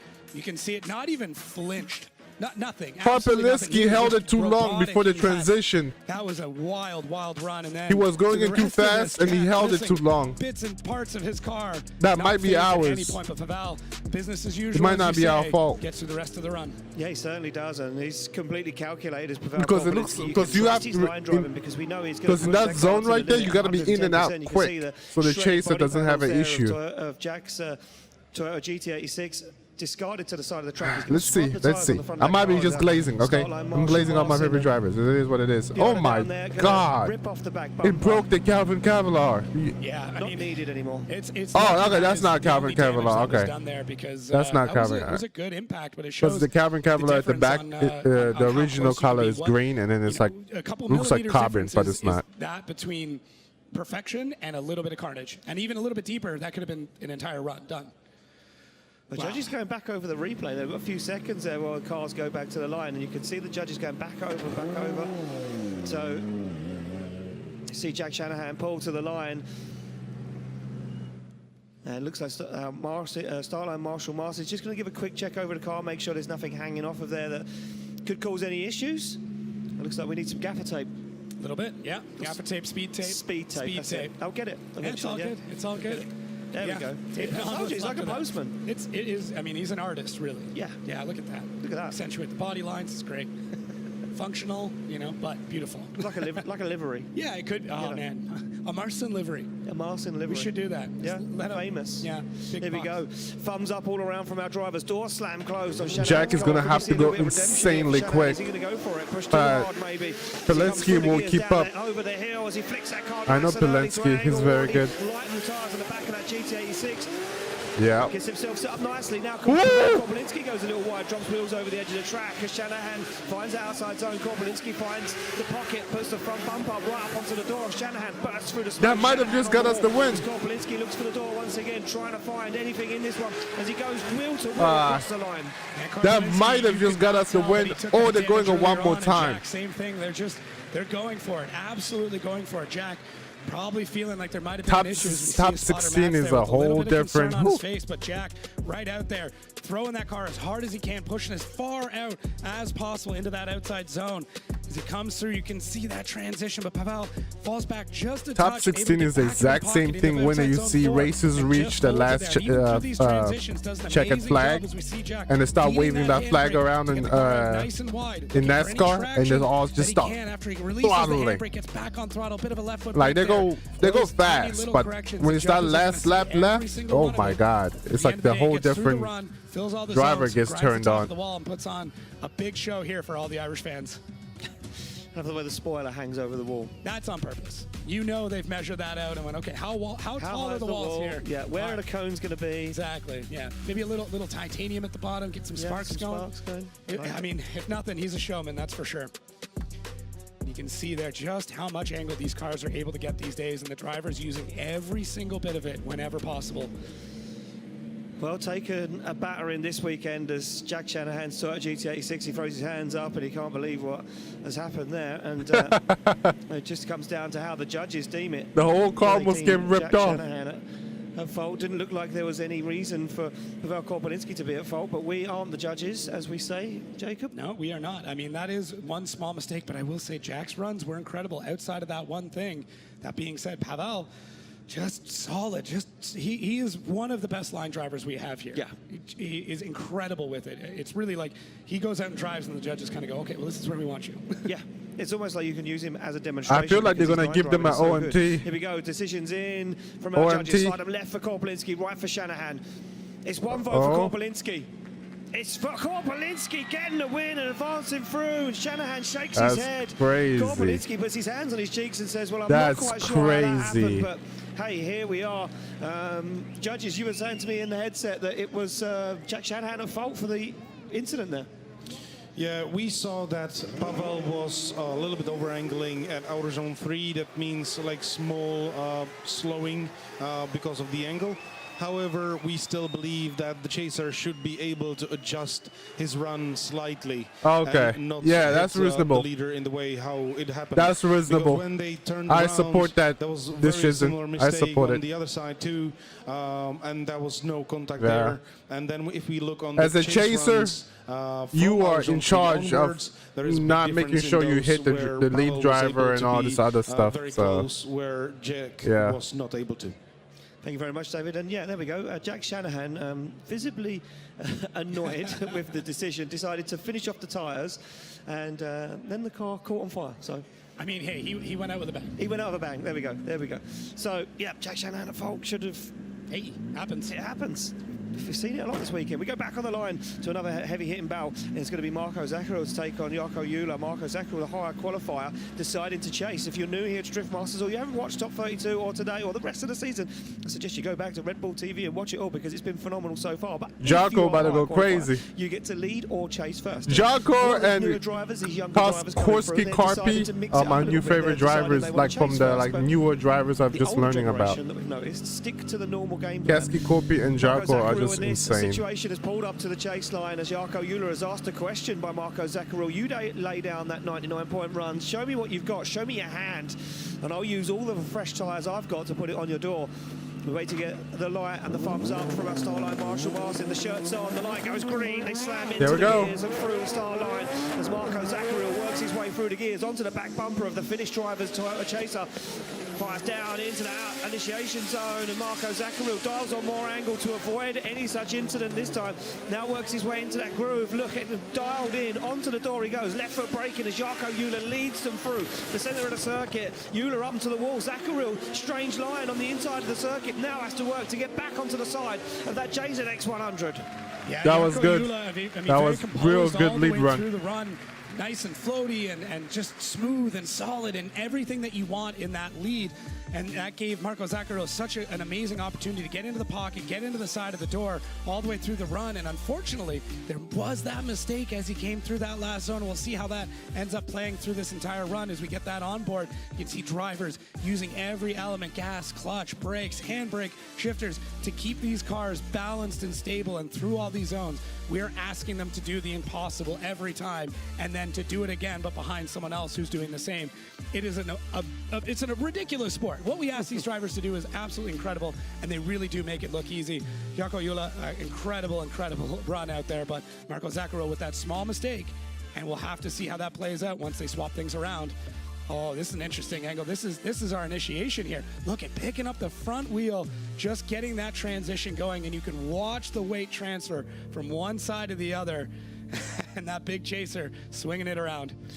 Look, our cameraman, Adi, who runs the Phantom Slow-Mo camera, it's just brilliant. Yeah. He gets himself into some real positions and situations, and not sure what's happening here. Our start line Marshall Martin signalling to Marco Zakouril, showing him the clock, and then signalling to pull to the line. Zakouril maybe needing the car just called down. I think Martin just showing him that there is still time. If you want to come up and get your car called very quickly, you can do it. And yeah, he gets a nod from Zakouril to say, no, we're all good, ready to go. As Jarkko Juhla pulls into that chase position. And you can hear the anti-lag already building on Marco Zakouril's car. He's ready to go. He starts to apply the pressure to the handbrake to get a good launch off the line as Jarkko Juhla breaks through that start line. Down through the gears they come, over the hill. Big initiation from both guys. Jarkko Juhla not kept in the dark though. Look at this, firing through. The Finnish driver wants this one. It's a beautiful lead and chase so far from both guys as Jarkko Juhla starts to put that chase of where it needs to be. A little shy on some of those transitions from Marco Zakouril though, not as deep into the zones we'd like to see. And now Jarkko Juhla loses some ground as Zakouril takes it over the line. Yeah, really interesting. It might be Zakouril's win. Struggling in our second very large Jarkko was very. I don't know. He didn't look like he wanted to put it near his door. But Marco Zakouril out front. Another great lead run from him. Completely out to these zones, pushing as hard as he can. Well, Jarkko Juhla chasing in behind with that vehicle that is just much bigger, but able to fling things around and just stable while he is chasing Marco Zakouril. So So great run here from both drivers, but I really do think it is going to come down to that second large outside zone because both drivers were struggling to keep the car reined in, taking a tighter line to try and gain that proximity before they come through that last zone. So that's a lot of what the judges are going to be looking for is who is able to keep that proximity, fill that zone, keep that angle in the chase because both leads were absolutely incredible. They certainly were, and it was an incredible battle for both these guys. A few mistakes creeping in here and there, but nothing that was... It's going to happen. And I think, well, I was just sorry again. No, please. I just looked across and see the judges deliberating. Yeah. And I think that goes to show if me and you are kind of not sure and you guys at home aren't sure, then the judges, we're all in this agreement. The judges are still, you know, talking about this one. It's not as clear cut as we maybe first thought. It becomes one of those situations when you have two incredible lead runs. It gives all the opportunity. Then you start looking at the chase, and then they start picking it apart and looking for those little moments. And it becomes who has less of those little moments between the two drivers. Exactly that. There we go. They're both out of the car, looking at the big screen, trying to get that decision. Can the weekend carry on for Marco Zakouril? Will it be all over? Left for you, right for Zakouril. It's going to be one more time. Zakouril over the moon. I approve of that. That was awesome. I want to see it again. And I completely agree. I agree. I mean, we were splitting hairs. They had those mistakes, but it seems like they balanced each other out. Exactly that. So those guys going to go back to a one more time battle. Jarkko, oh my God! Imagine crashing again. And he's having a good weekend so far. That car being put through his pace as we go back to the start line. It's going to be Oliver Randalu to take on Connor Falvey now. Championship implications in this one because Randalu now into the top 16 with James Dean out of competition in top 32. Let's go, Connor! Gain some points away from James Dean, but hot on his heels is going to be Torani Kavir and Laurie Hynes. So Randalu is going to want to get this win to try and secure second place a little bit more before we head to Riga. Yeah, Connor Falvey is not going to let him, though. He's not going to be an easy run. Connor Falvey was rookie last year, and he says, I'm not a rookie anymore. You need to stop calling me a rookie. I'm a driver. I'm in this. Ooh, and we got a false start. Here we go. So this is where the laser beams come into play, which is something I never thought I would say in drifting. Yeah, laser beams in drifting. So, yeah, I mean, we got that laser beam across at the front of the start of the lead car. And once that light goes green, the lead driver has 1.5 seconds to break the beam. So we're going to have to see it here. They get the thumbs up both sides, or if they jump it early. Oh, Falvey just a touch. Too early. Just a touch. Do you know what I think it was? I think he heard Randalu and saw Randalu at the corner of his eye. And he went, and he went. Interesting. I mean, not that these drivers are playing games, but every advantage you can take, why not take it? Well, you only get a couple of strikes. And then you start to, you know, feel the wrath of drift masters behind the scenes. Here we go, they get a clean one this time. Let's go, Connor. Through the gears, it's going to be Connor Falvey to lead out Oliver Randalu. Through the gears, Falvey fires that car in. The carbon Kevlar S15 being put to work this weekend, but look at this from Randalu. He's not second in the championship for nothing as Randalu, the Estonian, fires onto the rear bumper, the side of that carbon Kevlar S15. As Connor Falvey puts it where it needs to be. There is no shaking Oliver Randalu right now. He is turned up to 100. He's feeling good, and he's absolutely bullying Connor Falvey. Wow, you would have no idea. Get the fuck out of here.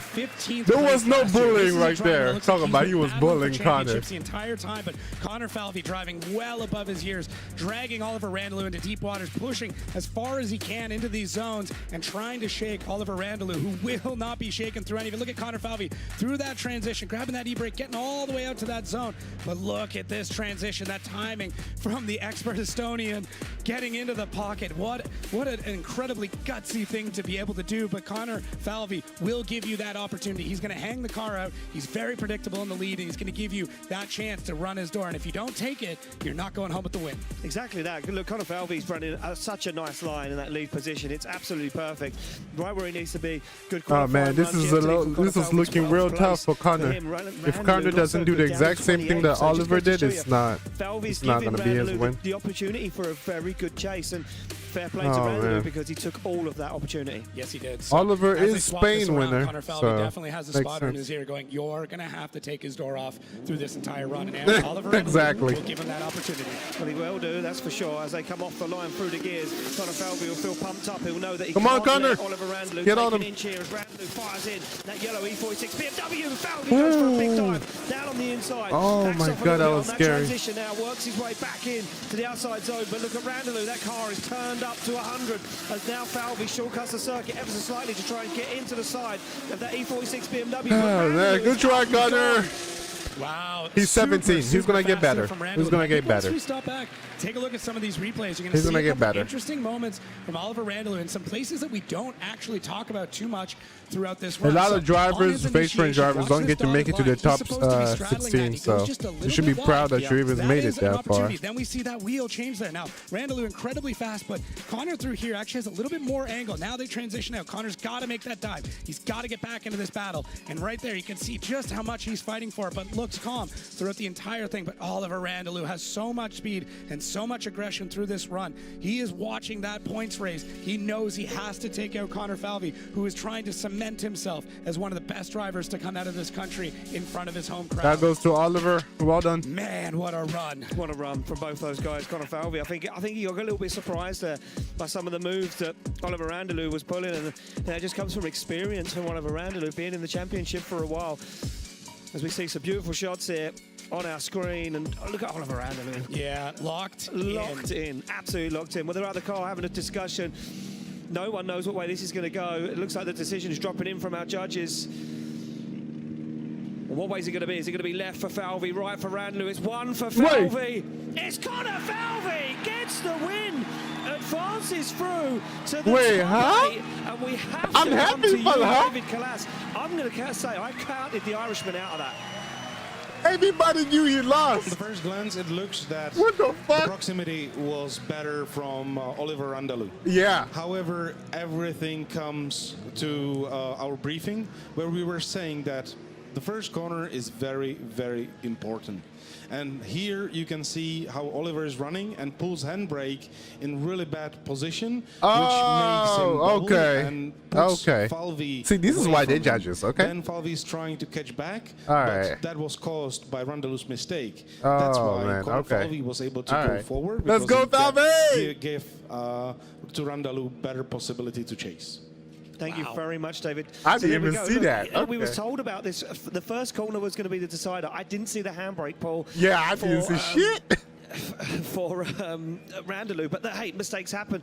Becky's down there on the ground. Becky, it is unbelievable already. Let's go. Oh my God, Unbelievable, 17. yes, bro. absolutely, Ian. Connor, a look of relief on your face there as you thought it wasn't going to go your way. Can you tell us what's going through your mind? You're into the top 8. Oh my God, it's the best feeling ever, to be honest, in front of a home crowd. The atmosphere is just electric, and to be true to another top 8 is absolutely unbelievable. We've got to talk about that battle that you had with Daigo Saito as well. I mean, to drive with one of these legends on this track, what was that like? Oh, that was unbelievable. I remember watching Daigo here when I was like 6 or 7 years old. So the battle was really surreal, and it was a good battle. Unfortunately, a couple of mistakes, but I was just glad to get into the top 16. Well, congratulations, Connor Falvey, and we'll see you in the top 8. Let's go. Well, there we go, into the top 8 in front of his home crowd. He must be feeling on top of the moon. Look, I'm not going to lie, I counted Connor Falvey out of that. Yeah, I see the separation, and I was like, but then you pointed out, you know, that dotted white line, the car should have been straddling it. Yeah, I missed that completely.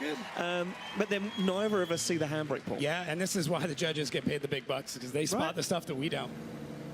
They don't get paid. You've just given away a secret. No. Right, back on the start line we go. Let's forget about that. It's going to be McKeever versus Connor Shanahan. Let's go, Now, again, Connor! another battle for the ages. These two guys have battled here numerous times. Yeah. It's gone either way numerous times. But right now, this weekend, That's crazy. I'm older than Connor. Dwayne McKeever down the points at the I bottom of feel the like an old championship. head. He needs to get himself back up into the fight for 2026.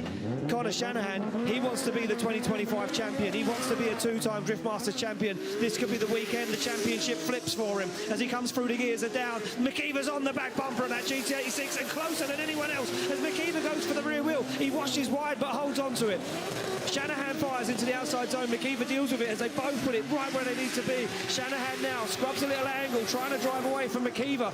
As McKeever now looks for the side again of that GT86 and parks it on the door. Dwayne McKeever is amazing, bro. How can you drive like that with a car that's not yours? X-ray vision. He was What bathing the in smoke fuck? for so long on that transition, and it just punches through. Knows exactly. It's not where even Connor his Shanahan's personal gonna car, be. and Through he's the gears, driving it off like the it's line his. here, both drivers locked in, completely in sync as they God. come through this section, doing a great job as they come through. Look at how long Dwayne is in the smoke behind Connor Shanahan. It must have felt like forever, but doesn't care. Gets back on Shanahan knows that his fellow countryman is able to get in there, is able to get right to the side of him and push through. This is such a great run here from both these drivers. Oh man, this is what I missed not living in Ireland my entire life. These are the type of battles that you would have seen growing up, and it's crazy that now we're getting it here at Drift Masters. So, oh man. I'm so happy that we get to witness this again at this level now. It's good to watch it over and over again. Yeah, you can never get bored of watching the Irish drivers at their home track going head to head. They just pull out things and they drive it away. Like, it just elevates everybody, the energy that they get from it. And now that they swap things around, Dwayne knows that he put in a crazy chase. Connor, what is he going to do next? Well, there was some mistakes from McKeever in the chase. Connor's going to go crazy, but then again, when you go crazy, it's very risky.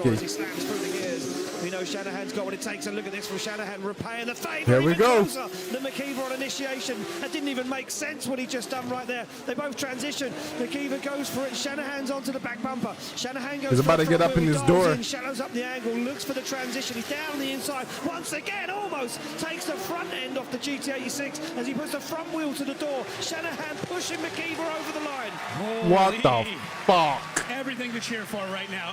This crowd is going absolutely nuts, and for all the right reasons. This is insane. That's insane. Both of these drivers in complete top four. Nothing between them on that initiation. Nobody's initiating like that, front to back, all the way, almost touching bumpers. And the judges are going to have to change the zones here for these drivers, because a spot that is meant to be just in and out, both drivers are able to push all the way through. Second, that outside zone, it's crazy what they're able to accomplish. And then Connor Shanahan, how he is able to hold the car back and wait for the perfect moment to transition should be studied, because it doesn't make sense what he's able to do with this car. Punches back to the smoke, and there it is.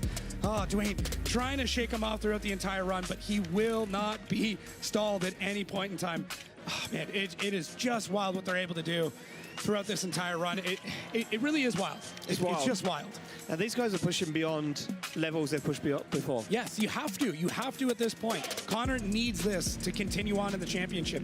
His contenders are starting to drop out behind him, but for Dwayne, it's not going to be easy. Dwayne McKeever's car made it. Hey, like, friends, I'm going to let you start to run away the championship. If you're going to want to try to do that, you've got to go through me first. Exactly that. And so Connor's style is like shallow, pointing nose towards your door. McKeever, let's go! It's going to be Connor Shanahan getting the win, advancing through to the top 8. Good driving, McKeever. And mistakes from McKeever. I wasn't thinking he was going to win it because of the shallow angle, but he does go. But that's all the judges are saying. They're coming down a splitting hairs. And there we go. It's what it means to the spotters down there. And McKeever's team saying, well done, congratulations. We didn't have what it took this weekend. Yeah, but that's what it's coming down to. Like, these drivers have upped their level so high that it's the small little mistakes that is going to be the difference between winning or losing. It certainly is. Well, here we go. Back Joshua, you're going to have to put your foot down on this one. Old guard versus he's going against the speedster. The new young blood that was able to come through and take a drift. Joshua's going to have to put his foot down on the car. Otherwise, he's not keeping up the glory. And sees Juha Poitalaxco to chase him down. Poitalaxco qualified in 7th. And Laurie Hynen in 10th. Yeah, the higher qualifier opt in to chase first. Interesting. I agree with this call based on how they're driving. We take a look down at the track there. A couple little drip drops there. Yeah, on the track. a few drops of coolant, I do believe. So our marshals down there on the ground don't miss a thing. They're going to get that cleaned up.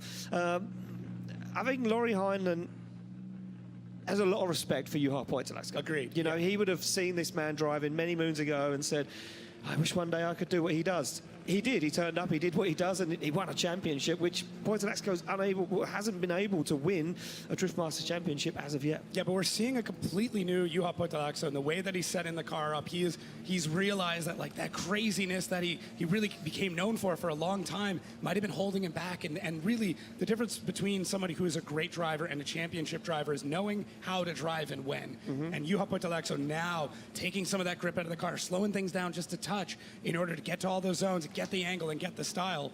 But when you're up against a Laurie Hynen who's able to drive that car at 10/10 every single lap, you're going to have to add more speed back into it. So I expect to see a quicker Juha who's now very comfortable in that chassis. Well, he knows he can push 110% against Laurie Hynen as well. He knows that defending champion has what it takes. He knows he's got a good lead line. He didn't do too well in qualifying yesterday, but he's kind of been refining the setup, refining the car, getting the car ready. And look at this, he's drag racing him down the start line as he goes for the side of the car. Big flick from Hynes as he puts that car on incredible angle. Oh my and it God! catches Points out as he hangs onto the throttle, pushes the throttle further through the floor than he has before, but he goes deep in there. From the bonnet. The smoke from the bonnet, and Hynes shuts it down, and Pointolasco is going to carry on the run. And I think we just see an engine failure from Laurie Hynes. Oh my God. We talked about this before. He overheat when you the were trying engine. to go that fast with that much grip, something has a chance of letting go, and I'm wondering if that is what Don't we tell just me he blew witnessed the here engine again. from Laurie, who I believe has already taken out one engine this year. This is not good news for him. Well, here we go. We can watch it from our drone. He took out another engine this year. That's his 4th engine. Look at this. Fires on the big angle. Catches Pointolasco out. Stands on the foot brake. And then you can see the smoke come from the bonnet up the windscreen on the transition as he gets into the outside zone. Watch this. He'll transition back. Watch the smoke come from the front of the car. Ready? God. Oh, that is not where you front want wheel, the whole lot, the whole business. And I feel we've got an engine failure there. Look at that door open already. Oh my God, he blew it. Yeah, and our track staff taking a look for it. Look at that beast. Man, that is just absolutely gutted for Laurie. But he's got a camera in there, so hopefully. This is what happens when you full throttle, man. In real life, you just can't drive like you're in a sim. It could be sim. weekend over for our defending Oh champion my down God. there. Becky's with him. Becky, what's happened to the car? What's going on? That was his. Is it all over? He gapped the fuck out of Joshua. I just asked the question, and I'm going to let Lowry deliver the news because it is not the news that we wanted, guys. Lowry, what have you just seen? He's gonna have to find an engine that lets him full throttle. The NASCAR now. Oh, that is absolutely not what we wanted to hear. Did you feel it go as you were going around out of zone 4? No, it was a little bit kind of an oil smell in the burnout man. box, but I thought it was just like from Juha's car or something. We were just talking about this earlier in top 32. Larry, we're absolutely His 4th engine. for you, but we'll see you at the next round. We hope you get it fixed. He's got to leave these NASCAR engines, man. He has to find an engine that can handle that much throttle. Well, there we go. An extra hole in a cylinder block. It's not all we need to see, and that means Joshua got smoked. Unfortunately for Laurie Hynes, means he's out of competition. Oh man, that we will sucks. have to make it official that that fucking sucks. Again, it happened last year. Top 8. The year before that, and now it's happening again. The things when you're running an engine like this, it's incredible. It sounds amazing, but this is the risk that you take. Joshua, my boy, you got lucky, man. Juha Pointolasco will get the win unanimously and move through to our top grade 8. There goes Laurie again. Now we have a few brief moments to get that car removed off track. You can see down. He needs to try I haven't seen people blow 2JZs as much. Maybe 2JZ or a Mustang build engine. So there we go. We're going to get that car something that can handle all that full throttle. Yeah, and hopefully we're not looking at a big spill of any kind. I'm not seeing anything right now, but it's a dry sump engine. Oh, okay. Oh man, so this fucking sucks. It's not going to break the same way that a normal wet sump does. It's still in gear. Yeah. So there we go. Laurie's going to get that car recovered off track. Now. Yes. Championship. Yeah. So this is. Let's just have a. I'm not good with numbers. That's why we brought you in. Okay. Back to the drawing board for him and his crew. They literally got to go back to the drawing board and figure out either stay with the same engine or start looking for different engines that can handle the way Laurie drives. Kvyat is still yet to battle in his top 16. If you're a fan of aero, don't look right now. No. Just squint your eyes and pretend it's not happening. Yeah.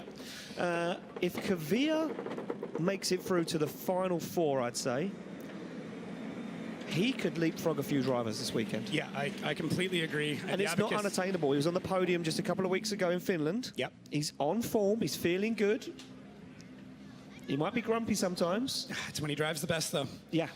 Yeah, this is massive championship implications here as we see Laurie Heinen's car get onto that. That right there not that any driver is excited when they see a driver have a failure like that, but for Connor Shanahan, this is huge. This is going to be potentially a pretty big points gap that he's able to pull out here.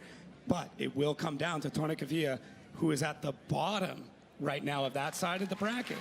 So as we move through this, we'll keep you up to date. And this could get very spicy for the entire championship. I would like to see a massive flip with the championship before Riga. We'll see. Just saying. We'll see. But, I mean, being in front, being at the lead of those championship points, that is a lot of pressure, and it's not always the spot you want to be in. You have a lot of motivation to fight back. Exactly. Well, here we go. We're back on the line. One more Let's time. go, Jarko. Between Jarko Jula and Jarko. I keep saying J because that's how you would pronounce it in the US, but they don't say the J out loud. It's silent. We'll get back to the championship when we start getting into the top 8 and the final 4, because it could make a massive difference by the end of this weekend. Here we go. Off the line, Marko Zakouril chased down Jarko Jula. Finland versus the Czech Republic right now as Jarko Jula fires in that big Jason X100. Look at this from Zakouril, though. Found a little bit more grip in the car, a little bit more pressure, a little bit more power as he unleashes it, dives across, but he's out of formation, now gets himself back into it. Jarko Jula puts on a beautiful lead line at the moment, on throttle nice and early in the outside zone. Zakouril dials on the angle, looks for the side of that JZX across the line. Yeah, Zakouril, I mean, cleaning up the mistake when he had on the second big outside zone, but has a bit of a wobble there in the first big outside zone and kind of just trading places with those mistakes. But Jarko Jula out front again, just really laying down this solid lead run. And I think both drivers are trying to figure out the pace of the other driver. They're gripped up heavily, but it's being able to rein that in and keep that car on pace and into the side of the car in front of you. And when you have to try and fight back and figure out what you need to do, the more implementations that you use in the car, the more times you're grabbing the handbrake or left foot brake or clutch or anything, the more likely you are to make a mistake. And we see a few of those, but Jarko Jula out front, completely solid. He makes that chaser look like it weighs significantly less than it actually does. He's so nimble in it. It's very nimble. It's very light. Yeah. But it shouldn't be, considering how big that car is. It's tiny when you take all the panels off. It's like a BMW compact. Ah, underneath, huh? That's a secret. All those bendy zones. To Don't tell anyone. I won't. No. Secret's mine. No, I won't tell anybody. Well, here we go. Put it back up to the line. Zakouril needs a little bit of fresh air through the front end of that BMW 2 Series now with that Volkswagen 4-cylinder power plant, which... Could it be the future? I mean, it's working flawlessly for him. Yeah, it really is. And it's interesting. While touching wood. Here we go, they're on the line. Green light ready Let's to go, Jarko. Zakouril to lead out. Jarko Jula as they fight through the gears. Zakouril needs a nice, clean lead line here. Look at that. Oh my God, never mind. Angle, puts his foot to floor, now starts to drive away. Jarko Jula deals with it, matches the angle, now tries to gain some it's too late. ground in that outside zone as Jarko Jula puts the front end of that JZX100 right up in Marko Zakouril's business. They get into that second to last outside zone towards the wall as Marko Zakouril drags him across the line. What was exciting and crazy during even top 32 has now become commonplace for all these drivers. The experience that they're getting every single lap, and Marko Zakouril shows that here. Gets that car to angle so quick, and it gets through that inside clip incredibly well. Pushes it out to that outside zone, and making no corrections through there. A small decel as he comes to that outside zone. Well, Jarko Jula trying to figure out that pace once again. Both drivers are very, very quick, but they're trying to figure out how quick they need to be against their competition, and we see that in the chase as Marko Zakouril getting that car flung out all the way. The way that car moves around and the point that it pivots on is so interesting because of the lack of weight in the front end. Yeah, it looks almost too snappy, but it looks balanced at the same time. Yeah. It looks like it's easy to transition, but catches. But it catches, yeah. Where most cars that do that, they look like they're sketchy. They're unbalanced. It's so quick but smooth at the same time. Look at that. I love the reactions from the spotters tower because they're standing alongside each other while talking to their driver, saying, "You need to do this. He did this." So well, here we go. They're both out of the car. Miles all around. Hell yeah. Czech Republic or Finland? Who's going to take it through to the top 8? Yeah, the judges' deliberation goes on. They're going back and they are taking a look at every single zone right now as these two incredible drivers, big smiles because they're excited to be here. So let's take a look. So Marko Zakouril up front. Maybe they were looking at Jarko Jula and how he was in the chase. They're a little bit more on the inside. I really do think it comes to that outside zone, whereas it was the other big outside zone previously where the drivers were a bit making some corrections. I wouldn't even say mistakes, just big corrections to keep the proximity. So, and there we go with the international hand signs and drifting. Again, it doesn't matter what language you speak. It doesn't matter where you go in the world, yeah, you see that. You speak drifting with your hands. With your hands, yeah. Yeah. Oh, man. Both these drivers need to be incredibly proud of what they're putting on here today and even throughout this season. And it's a little bit gutting to know that one of them is not going to move on because they both have put on an incredible show here in top 16. Yeah, it certainly will be. And Mark, the judge is still looking through replay, still looking back at the initiation from either driver, and you can see it's going to mean a lot to both of these drivers. I think Marco Zakouril, he's had a good weekend so far, probably one of the best weekends he's had at Drift Masters for a number of years, and he'll be hoping that weekend carries on. You can see the smile on his face, but Jarkko Juhla nothing more to make it through to the top 8 here in Mondello Park. And look, the judge is discussing it still, looking at where the position of the cars are, and I think it's that second inside zone. Remember what David Kalas said. It's all about that first corner. Yeah, and even that line there where they want the drivers to come through, because of the speed that they're getting, it can be very difficult to hold the car back through that section. But Judge is incredibly smart. Lay out this track in a way that is supposed to hold that momentum all the way through as we get the big smiles and the judges' decision coming up. Well, here we go. Slide him left for Zakouril, right for Jarkko Juhla. It's one vote for Zakouril. It's going to be Marco Zakouril getting the win, but it's a split judging decision. Mateus Jedge's fault that Jarkko Juhla got it, and we're going to let that one settle. They're still arguing about it now, the judges. Marco Zakouril gets the win. Czech Republic go through to the top 8, and you can see what it means to him as he revs the car and waves to the crowd. Look, he's so happy, fist bumping the cameraman. Of course. As I said, this is probably one of the best results. The fact that he made it this far is insane. His car was having so much issue, but he kept pushing through and he didn't give up. Different to get things going, and he's going to move on into a battle that's going to be really interesting for him. But before we get to that, the man that took out James Dean. Jakub Pascotti, this is going to be exciting. Both of them punching so hard in their previous battles. Yeah, they certainly are. Look, Kevin Pascotti said to me that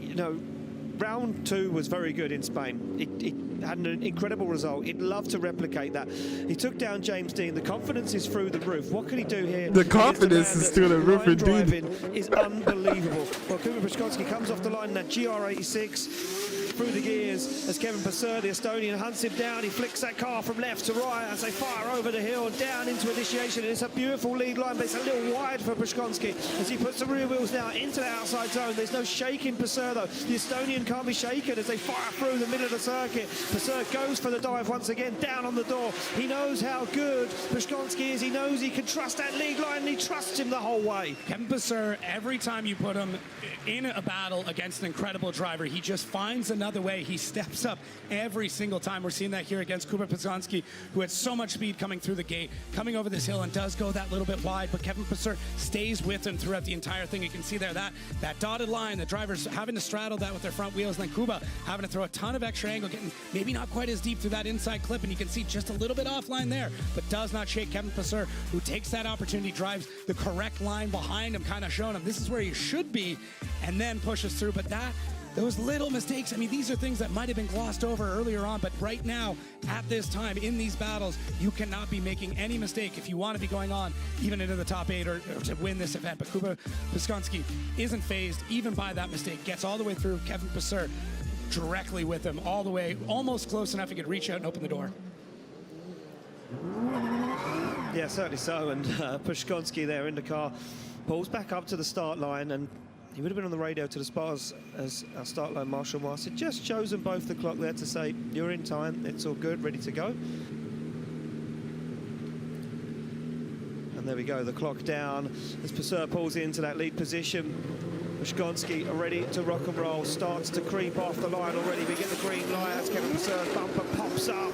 Tyres are light already as they fire through the gears. And look at this from Kevin Pascotti. He's absolutely up and gone. This man has turned that car up to 250. Pascotti goes wide. He goes wide again. He's trying to keep up with the Estonian driver. Pascotti on the inside of the circuit. Kevin Pascotti's car is like a rocket ship right now as he fires around Mondello Park. Good driving, Kevin. Pascotti gets the shortcut, tries to tag the door and gets lost once again.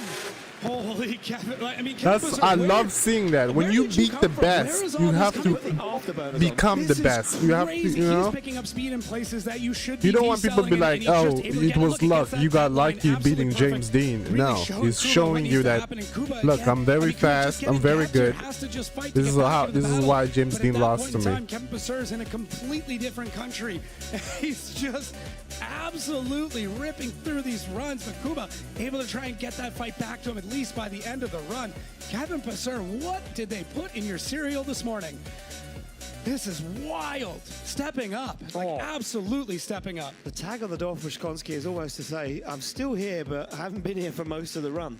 Yeah, it's just trying to get back into it and put an exclamation point. I don't think Pascotti expected that at all. Speed, but the qualifying line, the lead line is absolutely phenomenal. It's great, yeah. No. It's like, again? Yeah, come on, man. You're ruining my bodywork. Oh, man. But yeah, Kevin Passeur, though, he gapped 2 legends. Yeah. 2 legends of the sport immediately. In a heartbeat. Yeah, like it was nothing. Well, here we go. They're out of the car, and you can see Pascotti. I think Pascotti knows the way this is going to go. Maybe, maybe not. Left for Pascotti, right for Passeur. It's 1 vote for Passeur. It's Kevin Passeur nice. getting the win. And I wasn't expecting this. A lot of drivers to the top 8.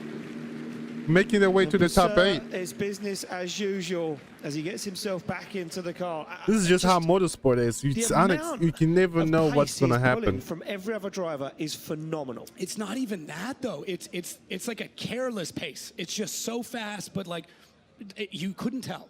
Like he's just calm the whole time. Well, here we go. Becky's down there with him. Becky, how is that car so fast? Or what did Kevin Passeur have for breakfast? Kevin, congratulations on the win there. But we've got to talk about this car. This thing is on rails and an absolute rocket ship. Have you changed anything coming to Randalu this weekend? I changed a little bit my mindset. Okay, so it's in your mindset that you've made a bit of a change. You know, can you tell us from your point of view what that battle was like for you? Because you absolutely had him off the line. And before that, obviously, we saw you take down James Dean in a very similar way.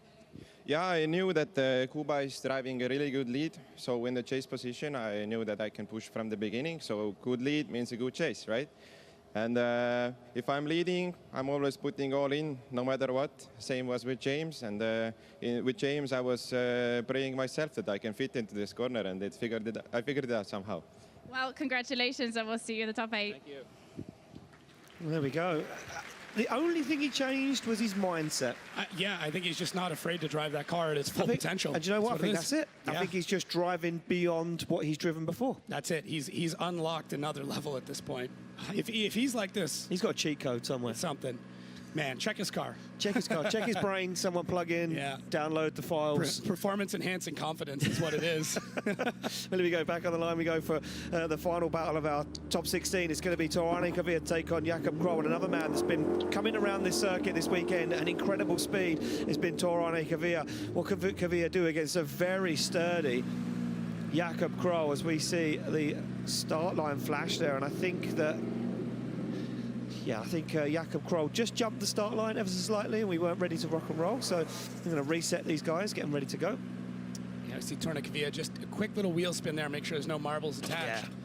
Just lock them into gear. Well, here we go. It looks like we have got these guys ready to go now. Start line marshal ready. The light goes green. They're through the gears. Kavir opting to chase the higher qualifier down, the lower qualifier down as they fire through. Jakob Kroll puts that car where it needs to be. Kavir wheel on the dirt as they transition back. Kavir goes for a huge transition, looks for the back bumper and a carbon Kevlar S14.9. They transition back once again as Kavir is there all over the business. How does he make it work? Jakob Kroll's on an absolute heater out front, but you cannot move or lose the Norwegian sledgehammer. Oh, man.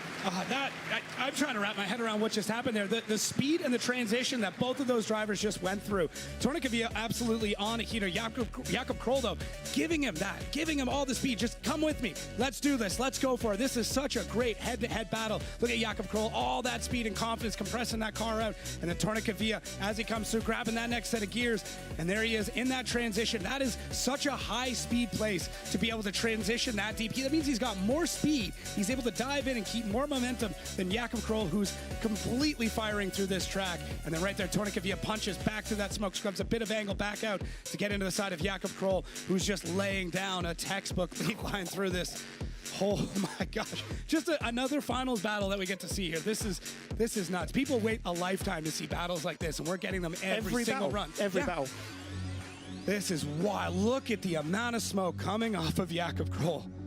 That is incredible what he is doing with that car, and Tornekavia not shook for a second.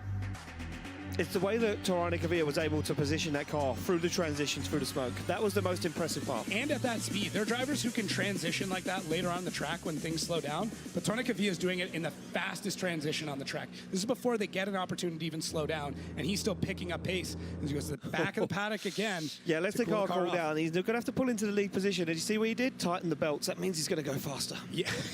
Oh, no. Oh, man. Okay, everybody get ready for the splash zone here, because Tornekavia is either going to throw something down that no one has ever done, or we're going to be picking gravel out of these fancy teams. Exactly that. So we've got two clocks, as you see there, one at the back end of the grid, one at the front end of the grid, and Kavia has to enter that burnout box and pull towards the line within that allotted time, and he manages to do that and get there after letting the car cool down for a few seconds at the back end of the grid. He now pulls into the lead position as Kavia pulls up, ready to battle Jakob Kroll, the Polishman, ready to chase down, but can he hang with the pace and the speed with the Norwegian?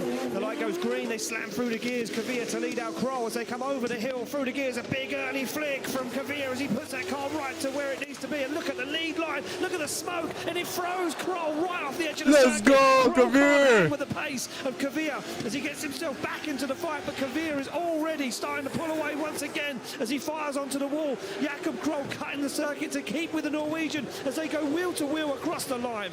This is textbook, dragging that chase driver into deep water. This is a game of chicken as they come through that initiation. Can you hang with what I'm about to throw down?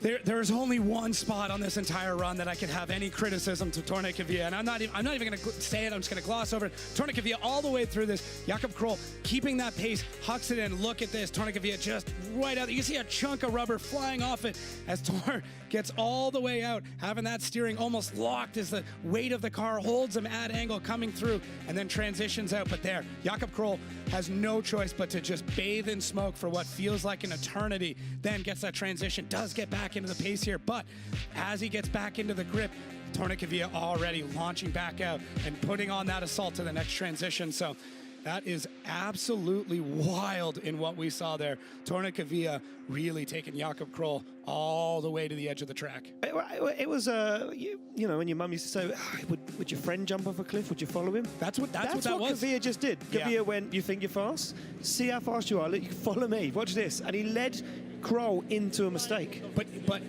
Tor pulled out of it at the last second. Unbelievable driving from the Norwegian. Here we go, slide him left for Kroll, right for Kavia. It's one vote for Kavia. It's Tornekavia getting the win, advancing through to the top 8. And he fulfills the last spot, and judges just quickly coming over my headset saying to me, it's 3 wheels off there for Kroll on that outside zone, and Kavia led him down the path. I mean, this is the thing at this point. Every driver is just trying to find the absolute limit of physics at this point. So for Tornekavia, he's riding that line, and if he continues to do it, he's going to be great. But one misstep at any moment, and it is going to go completely sideways and not in the way he was hoping for. I mean, yeah, exactly that. Sideways, but not in a good way. Well, let's take a look at what our top 8 heat tree looks like now after we lost some of those competitors. Well, this is it. It's going to be Piotr Wiecek to take on Paweł Korpulinski. 2 Polish legends go head-to-head. Then it's going to be Zakouril Falvey, Shanahan Connor versus Juha Poitolaksko, and Tornekavia to take on Kevin Pascotti. That last battle in the top 8 here, we have 2 drivers at the complete limit of speed at this point. I don't think you can get any faster going head-to-head. That part of top 8 is going to be wild, but every battle through here means just so much to both the championship, but even the individual pride that these drivers have at the level of that these athletes are. I have no idea who is going to be in the Final Four. No. I have no idea who's going to step on top of the podium. All I know is there are only 2 Irishmen left in the competition right now as it stands. Who is going to stand on top of the podium? Well, there's only one way to find out, and that's to keep moving through competition. Ladies and gentlemen, it's time for our top 8.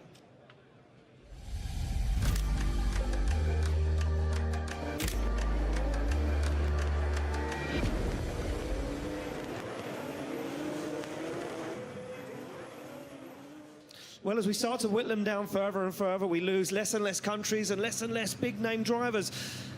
But now we have two heavy hitters on the line, two big names in Polish drifting.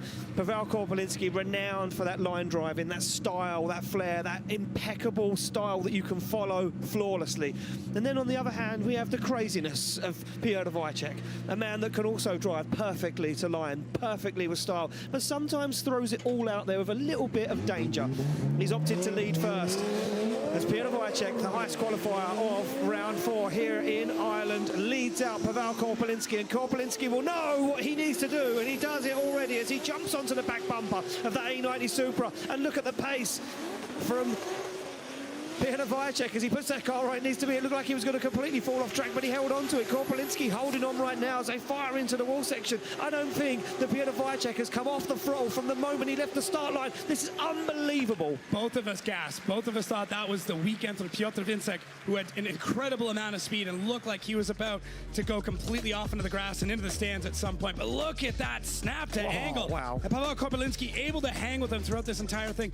Tons of angle, but Paweł fighting through the smoke the entire time, punches through and realizes where Piotr Wiecek is, who's throwing a ton of angle. I don't think he slowed down for that zone. I don't think so. It's supposed to be a decel. You're supposed to slow the car down. He is one handbrake. That whole run. It for Piotr Wiecek, who's just all throttle, somehow finds a way to slow a car down while on throttle. Makes no sense to me, but Paweł Korpulinski doesn't let him get away through this section, gets back on the door, and look at Piotr. What I'm wondering, though, is does Piotr Wiecek have any tire left on that car when he gets into the chase? That is going to be the question, because what he threw down was absolutely nuts, and Paweł able to hang with them. It is going to be really interesting here, but if there's going to be someone who can find a way to get every last tread, it is going to be Piotr Wiecek, who has calculated, that team has put down the math and went, you can still do this. This is going to be wild. This is certainly going to be wild, that's for sure. Wiecek just laid down a run that I don't think I've seen anyone else do here in Randalu Park, and that is touch the handbrake one in a full run. That was unbelievable. Well, they're back on the start line, ready to go. Has he got enough tyre on the car, as you alluded to there, Jacob? Well, he now sits in that chase position. Just play it safe, Peter, come on. The line. We're hearing stay close, not too close. Play it safe. You already won. A little hot there, needing a little cool down. As Paweł Korpulinski now asked the question by Piotr Wiecek, what have you got in that lead position? So we're going to call Paweł Korpulinski up to the line. He gets himself into position, and Piotr Wiecek gives the thumbs up to our start line Marshall Martin, saying, I'm good to go. The car is cool. We are ready for action. And he's on the radio to the spotter as he looks down. That laser focus, that look in his eye is unbelievable. It's it's melting wallpaper right now. It's crazy. He's taking the paint off the back bumper of Korpulinski's car if it was still there, that's for sure. Match the angle, match the speed, and matches the proximity as they come down the hill for initiation, firing through. Korpulinski goes right to the edge of the circuit, but look at this from Wiecek. He's right there with him, no mistakes so far as Wiecek looks for the rear wheel of that Nissan 206. He goes for an early transition. He's going to pop through the smoke, and he does as they both go. Let's go! Onto the second wheel to wheel across the line. Let's go, Peter! Holy Montel. Let's go to the podium all the way. This is crazy. This is just another almost perfect run all the way through it, and both drivers just clinging on for dear life through every single run. Paweł Korpulinski knowing he's got to throw really big. Look at that, lifting the tire again through that compression zone and gets that car all the way out. It's a mirror of what we saw from Piotr Wiecek when he was in the lead, and there he is hunting him down all the way through. Another amazing transition as they dive into this massive outside zone. Tires completely, and the fans, I mean, gasping. We gas, everybody gas. You have no idea if they're going to make it through on perfection or bin the entire car and end their weekend. But Piotr Wiecek hunting down Paweł Korpulinski, who's just laying down another surgical run in the lead. This line expert not giving an inch anywhere on this track. And there's only one downside to that. What's that? He opened the door for Piotr Wiecek to absolutely chase him down 110%. Decisions in. It's been easy for the judges. Left for Wiecek, right for well done, Korpulinski. You were just another stepping stone in our damn path. Let's go! To the final four. Two Polish heavy hitters.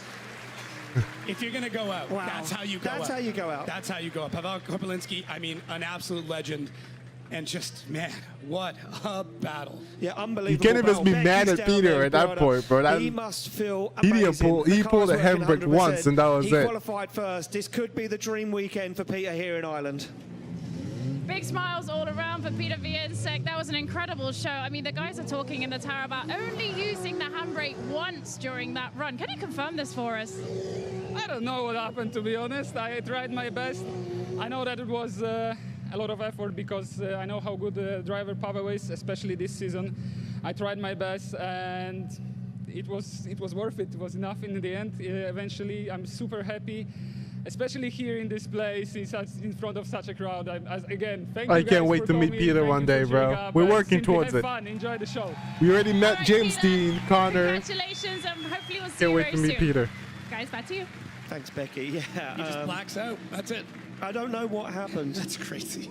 It's crazy. He's a crazy man. He's a crazy guy. Yeah. Yeah. He just goes in and drives. That's what it is. Instinct takes over. Well, I mean, it's certainly taken over this weekend because what he's doing is working, so don't change a thing. Here we go. Let's go, Connor! Marco Zakouril to chase down Connor Falvey. Zakouril, once again, that higher qualifier, opting to chase first. It's been working for him so far. Can it work against Connor Falvey? Well, he'll have every Irish fan in the grandstand and around Mondello Park cheering for him. As I say, 2 Irish drivers left in competition as it stands. Zakouril will sit on the line, the unknown entity in Connor Falvey. Yeah, this is really interesting. You can only have so many notes, but when it comes down to the battle, it's just throw the notes away and just send it. Well, there we go. The spotters would have been watching Connor Falvey, and they would have been relaying that information to Zakouril, and they know what Falvey's got. Look at this. Falvey opens up a nice initiation right to the edge of the circuit, and look at that. Oh! He trusted it. Lent that car onto the S15 as they fire into this outside. That was insane, Marco. Fulfills a beautiful outside line, flicks that car across the circuit. Zakouril takes a back bumper off of Falvey's S15, but Falvey's unfazed, puts the car to the wall, puts it to the second wall, looks for the finish line, and across the line he goes. That was insane. insane. It's just perfection after perfection, and it's coming down to who has the nerve to get into the chase and try something and get the proximity nobody else is. And I mean, Marco Zakouril is getting so close to Connor Falvey at the fastest part of this entire track. I look at how do you see anything? What do you do in that? You're driving by Braille the entire time, kind of feeling it out and trying to see, is there an Irishman in front of me? Can I knock on his door? Can I get in there? And look at this transition, man. It is just inhuman what they're doing. Connor Falvey just giving him every opportunity. An incredible lead run. I mean, if that was in qualifying right now, he might be a top qualifier at any event at this point. Connor Falvey just stepping up every single time, and every lap he puts down, it gets better. But Marco Zakouril says, not today, young man. I'm going to show you what it's like to chase. We get this beautiful shot of that bumper, barely hanging on for dear life.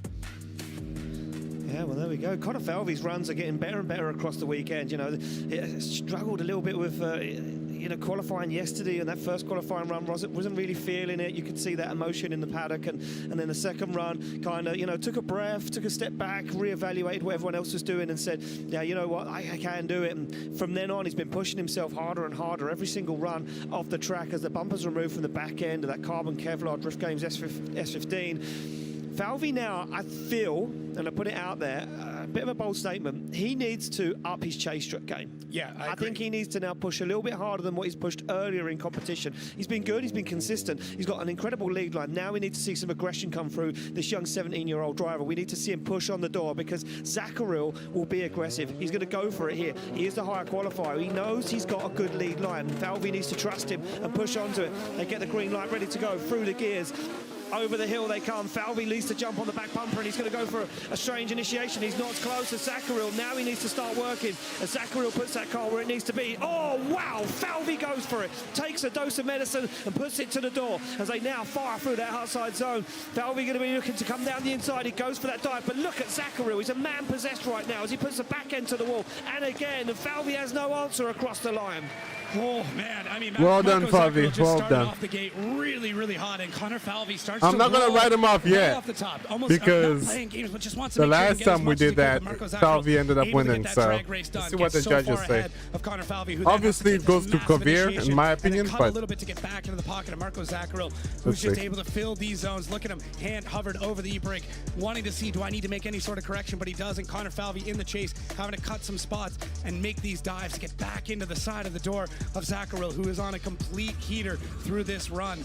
And this is, I mean, that almost the mirror of Marco Zakouril is kind of hinting, let's get in here, tapping the door. I mean, if these drivers could tap the door, if they were allowed to reach out and do it, you know they'd be doing it the entire time, because these might be the best drivers in the world, but at the end of the day, they still drive and party like they just started drifting. It's that mentality of like, I'm here to bang doors with my friends. Everybody here is doing that. They're just doing it with 1,000 horsepower on crazy tires in front of thousands of people. Sounds awesome. It's amazing. I couldn't think of a better thing to do. Ah, man. Well, here we go. Guys out of the car down there, ready to receive the decision. And Falvey and Zakouril ready to find out who's going to take it through to the final four. Zakouril will want this to be the dream weekend.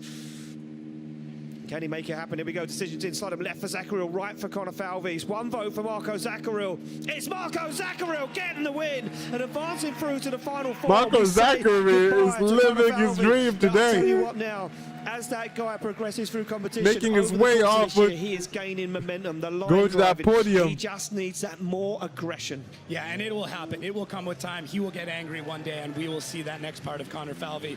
But Marco Zakouril now having to face Piotr Wiecek. This is crazy how this is stacking up for our podium already. We are in for some wildness. Well, first and fourth place qualifier in the final four at the moment. We now go to the other side of our top 8 bracket, and we see the next battle on the line, which is going to be another spectacular one. Look at what it means for Marco Zakouril, a man that has struggled, we say it, for many years here at Drift Masters. Not anymore. Now starting to get redemption. Here we go, we're back on the line. Connor Shanahan to lead out Juha Poitelesko, the higher qualifying, deciding to lead first, and some nerves sitting in now for Shanahan as he sits in that 2JZ Toyota GT86. The man leading the championship at the moment gets the signal from our Starlight Marshal, are you ready to go? And we get thumbs up and a fist from Juha Poitelesko. The Finnish driver puts the anti-lag on and starts to creep across the line as the light goes green. Shanahan to lead out Poitelesko for a spot in the top 4 away. Who's it going to be? And an early initiation from Shanahan as he locks up the front brake, puts that car right where it needs to be. Poitelesko goes wide, drops wheels off the edge of the track. As Shanahan finds his way into this long outside zone, starts to smoke out the Finnish driver. As Shanahan transitions, Poitelesko needs to get himself into the fight, and he goes for a big dive, but his wheels off the edge of the circuit once again, as Shanahan drags him across the line. Yeah, Connor laying down just what we expect all week, and what we see is the Shanahan fans going absolutely nuts right now, and for a good reason. It's Connor right out of the gate, over this hill, over the line. Look at this, Connor lifting that wheel, just tiptoeing as he comes through that outside zone, but Juha going deep through that zone, but does an amazing job to adapting it back into the fight without making it look desperate. Cuts a bit of that line, knowing just how fast Connor Shanahan is and how comfortable he is through this entire run. Look at this, sets that car up, gets it out to the wall, and then just pins it as he comes through that outside zone. While Juha Poitelesko having to pick up the scraps and pieces of what's left of that chase run. But I do like that spot right there. He goes a little bit deeper, but kind of a classic chase there, just offsetting on the rear wheel. On the rear wheel. And Juha making sure that the last thing that judges see when he's chasing is at least his wheel on the side of Connor Shanahan. There we go. Real artsy with these camera shots now. Oh, yeah. Yeah, our slow-mo cameraman Addy down there getting in the grass. He's everywhere. He's absolutely everywhere. You can't control him. There's no controlling him. I don't want to. I want to let him just go. let him run be wild. artistic. Oh, man. These drivers are absolutely crushing. Juha Poitelesko taking that time to cool off the car. Yeah. And Marson letting him know how many seconds are left before he's got to pull the line against Connor Shanahan, who, I mean, what do you do here, Shanahan? Do you chase the way that you always chase, or do you hold back a little? I think Shanahan's going to do what he always does, and that's go 110%, push onto the door, and force the decision to the judges. Yeah, don't leave any question marks out there. That's what Shanahan's going to do, and that's what Shanahan's always done. The Shanahan brothers are synonymous for it. Yeah. Don't leave anything on the table. Go out there, drive 100%, and make the judges put you into the next step of competition. Here we go. Light goes green. Through the gears they come. Shanahan already smoking wheels on the back of that GT86 as Poitelesko puts that car to the edge of the circuit, picks up that first outside zone now. Clean line as it comes through. Go right to the edge of the circuit from Poitelesko. as Shanahan now balances his way through, dives onto the rear wheel of that BMW E92 as they fire through, bumper to bumper on the transition, pop the smoke, comes through Shanahan as he now looks for the door. That E92 BMW squeezes up on the inside across the line. I gotta say, Juha just so smooth through all of these runs. I mean, it's like the car just floats everywhere he wants it to go, and he's really not fighting it at any point in time, and it makes for this just beautiful run all the way through, gets the car out. But Connor, I mean, plays this very smart. He knows he can chase with anybody, and he does. He pulls back just a touch, not enough to make this look by any means boring, but enough to know that, like, I'm going to get into the pocket. I'm going to make sure that the judges know that I've got this incredible chase, but I'm not going to do anything risky that's going to potentially take him out. And that is the difference as Connor Shanahan has grown older in front of us, is that there were times where maybe he would just be dooring him the entire thing and create some sort of mistake, but that wasn't it. He ends it like that, as we see. Another Shanahan there. Incredibly pumped for the young driver. Yeah, carries a huge amount of fans around with him to the Shanahan family, and super supportive and always cheering for him. And there we go, both guys out of the car, good handshake, and not many words exchanged. I think Connor Shanahan's in full business mode this weekend. He tasted the champagne in Finland, and he will want nothing but to get back on the top step once again here and really cement that championship. Slide him left for Shanahan, right for Boy Lasco. It's one vote for Shanahan. It's going to be Connor Shanahan taking the win and advancing through to the final four, and we lose the Finnish driver. Let's go! And he's on form and feeling good right now this weekend, and the fans are loving it, and we're loving it, and everyone at home is loving it. Connor Shanahan is back on some momentum. Wins in Finland. Can he win in front of his home ground here in Ireland? Becky's with him right now. Connor, congratulations on winning your battle there. It's always about this point of the weekend when you start to creep your way forwards to that top step. What are your thoughts right now? Do you think you've got what it takes? Yeah, I honestly feel like there's lots left in the tank. Oh, what a feeling. What a feeling to drive a car that good. I honestly cannot thank my team enough. Like, the level, what they're working at, giving me the car, but not even that, just the atmosphere, the vibe. My family are here. I've wanted to win this round so bad, and we're 2 battles away, closer than I've ever got here in Mondello Park, and I'll give it everything to bring it home for the Irish crowd. But most importantly, we extend our championship lead. I'm just happy. My spotter's doing an incredible job. The vibe is good. I just want to push and go all the way. Now you took the next question right out of my mouth. I was about to ask you, like, what's the plan for the next 2 battles? It's only 2 battles. Yeah, I think the plan right now changes a little bit, and it's full in now. I think the start of today was a little bit more just calculated, you know, thinking about the championship situation. We know Randalu got, you know, put out a little bit early. Some other top guys got put out, so we knew we had a really good chance of extending the lead here, but 4th place or 1st place is the opinion right now. It's wreckers or checkers. I want the #1 spot. Well, congratulations, Connor, and good luck, guys. Wreckers or checkers, that's the plan. That's the plan, Becky. He's going for it. He's going for the top step. He wants as many points as he can bag this weekend. You know, look, Shanahan, 2nd place qualifier, so he already bagged a lot of points there, and the winner of our qualifying showdown as well bagged more points there. If you can win the event, bags almost every single point available this weekend. There is one man left here right now way. that is going to push to try and take him down. Well, there's 2 men. Oh yeah, I mean, there's still more than that. We got battle, but I mean, this right now for Tony Kvyat, this is everything for his championship bid.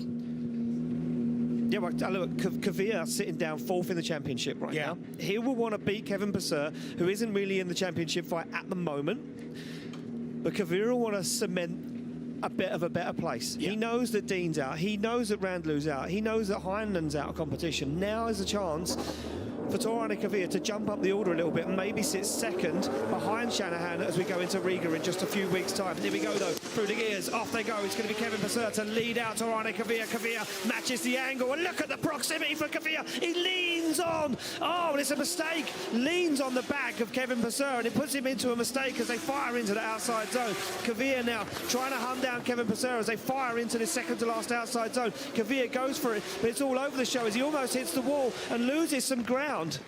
Yeah, very strange there from Tournicavia. I mean, listen, I don't want to jump to any conclusions here, but he keeps having to cool that car down. He keeps having to go back there. He is running that thing so difficult, like so hard through every run. But Kevin Pascotti just throws this car so hard coming over the hill, and he's able to hang on to it. But look at Tor, just understeers, but kind of uses Kevin Pascotti to be able to keep in the battle. And then Kevin transitions back out and says, all right, try it again. Moving to that outside zone, and then Tor on a very wrong line as they now go into this outside zone, pushing really hard. Kevin Pascotti adding even a bit more angle. And they come through this transition. Actually gives Tor a bit of an opportunity to suck back in as Kevin Pascotti slows down just a touch.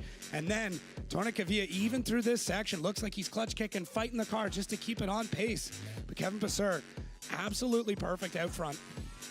Yeah, he is certainly perfect out front. An incredible lead line once again from Kevin Pascotti, a man that didn't really qualify too well yesterday. 19th place for Kevin Pascotti. He's now laying down these lead lines that are worthy of first or second place. And you can see the panic there from Tournicavia as he's trying to throw that car at Kevin Pascotti and put himself back into the fight. Maybe interesting to know how the judges see that initiation, because I know they're looking over it and over it. Yeah. Well, you know, interesting, yeah. We'll different camera angles. Yeah, I mean, listen, Kevin Pascotti, I mean, still, we talk about him kind of coming up through this, but finishing 6th last year, he is no slouch at any point in time, but a slower start to the season. And we've seen this before where drivers maybe don't have a great first or second round and then start to battle their way up. And then when it comes down to Poland, it's all in at that point. Is Tor once again taking a parking spot at the back of the burnout box. 2 crew members right now keeping that car cool. It looks like, oh, you got a clock, and then somebody, it looks like at least spraying down the rad to chill things out. Yeah, I'm just taking a look at what the judges are looking at. The judges, yeah, still going back over that first run. It's the initiation, huh? Interesting. Well, you know, they will keep reminding us. It's all about the initiation, all about the first corner. That's a good point. That is a very, Did very we good point. miss something? Did I miss something? Did I miss something? I mean, we will go with we. We're a team. Maybe even some fans. We're a team. Yeah. Me, you, Becky, we're a team. That's it. I don't know. I don't know, but what we're going to find out we'll is a lot find out more. when the decision comes in, and we'll probably go to David Kalas, because we'll probably need to find out. And he's already smiling. He's already going, yeah, you're going to need to know what happened here, that's for sure. So he knows what we don't know, that's for sure. That's why he's the judge. Here we go. They're back on the line. It's going to be Kavir to lead out Kevin Pascotti. Can Kevin Pascotti hang with Kavir? That's the big question. Kavir's been throwing down these huge initiations as he fires through the gear, flicks that car across the circuit. Wow, look at the angle, look at the pace. He's gone super wide. His wheels off track. He blows the cones into the middle of the circuit. Kevin Pascotti dives in, hangs with him, as now Kevin Pascotti tries to get himself back into the fight as Tournicavia fires through the circuit. He's angry. The Norwegian sledgehammer wants to get the win, but he's throwing everything at it. This is what we talked about before. This is going across that line, trying to find the limit and just dipping a toe over it. And that's what happened to Tournicavia, who's trying to go as fast as he possibly can throughout this run to try and break away from Kevin Pascotti. So let's take a look at this replay here as Tor absolutely shredding, gets that initiation. Kevin Pascotti has to hold back because he can't, but look at how far out Tournicavia goes. Yeah. The question then becomes how many wheels Well, watch it from this angle as he goes over that white line. I'm going to say it's 3 wheels. But, I mean, listen, either way, epic. I get, like, you can't, whatever. Okay, let's move on past that. Look at this, Yeah, look. that's a lot of wheels. That is far more than 2. But Tournicavia, oh, wow. Look at the camera angle from there. The car actually jumped back onto circuit. Maybe he's got a career. I think he's Look at the front wheel. Absolutely destroyed. How is that holding air? And Tor just doesn't care. That's what we see coming off when he was chasing Kevin Pascotti. It was a piece of When he wheel. was leaning on the car, you could see white pieces flying in the air. It was the front wheel of Kavir's car breaking up. Holy cow. I mean, might have to go back and scrub back and check that one out. That was wild. Exactly. That was crazy. There we go. They're both out of the car. Kavir gives away, but I think Kavir knows what way this is going to go. He shakes his head. He knows the decision already, Kavir. He pushed too hard. We need to make it official, though. Slide him left for Pascotti, right for Tournicavia. There's 1 vote for Kevin Pascotti. It's Kevin Passar going through to the final four as we say goodbye to Torini Kavir, and he knows himself what he did. He made that mistake, push him, but you have to push. At this level, you have to be 110%. It's coming down to who is able to hold that line all the way through and who is stepping over it, because all these drivers are really trying to just go as hard as they possibly can, find the limits of everything and see if the other drivers be able to hang with them. And in this case, not able to. Torini Kavir, this is where his day ends, but for Kevin Passar, he moves on. Yeah, he certainly does move on, and I'm going to put it out there and say Kevin Passar has been unbelievable this weekend. Can he carry the momentum on? Let's take a look at the heat tree, though. How does it sit? Who's sitting in the final four? Well, here we go. This is it. It's going to be Piotr Wiecek to take on Marco Zakouril. Wild. It's going to be Conor Shanahan to take on Kevin Passar. This is nuts. This is nuts. They are two final battles. Again, yeah. And Conor Shanahan is the only driver in the top 9 of the championship still in it. So this for him is massive. I mean, this is huge. The further he goes, the more he's able to extend that points lead. Yeah, I mean, look, there's no other driver within that top 9, apart from Conor Shanahan, that's in the competition. So he's now starting to bag so many points over everyone else, over Kavir, over Hynes, over Randalu and James Dean. But Kevin Passar, Marco Zakouril, Piotr Wiecek, they are now able to start moving up the ranking order. They're able to start 100%. pushing harder and further up to the top. Don't forget, Kevin Passar on the podium at round 2 in Spain. He's still got a bag load of points, but he dropped down the order in Finland. Look, things are going to get interesting, and we're going to see how that championship lands at the end of the weekend. We're going to move it on, though, ladies and gentlemen, to our final four.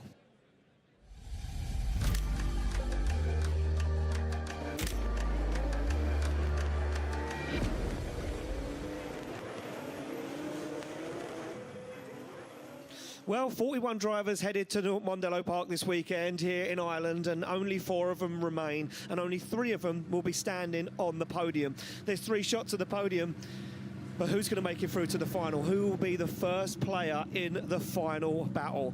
We've got Piotr Wiecek, our 99.5 first place qualifier, sitting on the line, ready to lead out Marco Zakouril, the man that came second in our qualifying showdown yesterday. He's been on form. He's been absolutely firing through the circuit. He's been doing things that he's never been done before. He's been proving himself here at Drift Masters, but Piotr Wiecek doesn't need to prove himself. He is a former champion. They come through the gears, down over the hill as they fire in, and Zakouril leans that car to angle as he tries to follow Piotr Wiecek, but Wiecek is absolutely up and gone. The grip, the pace in that Toyota Supra is phenomenal, and Zakouril now tries to get himself back in the battle. Zakouril tries to hang with Wiecek as Wiecek puts it right to the edge of the circuit, to the wall, across the line.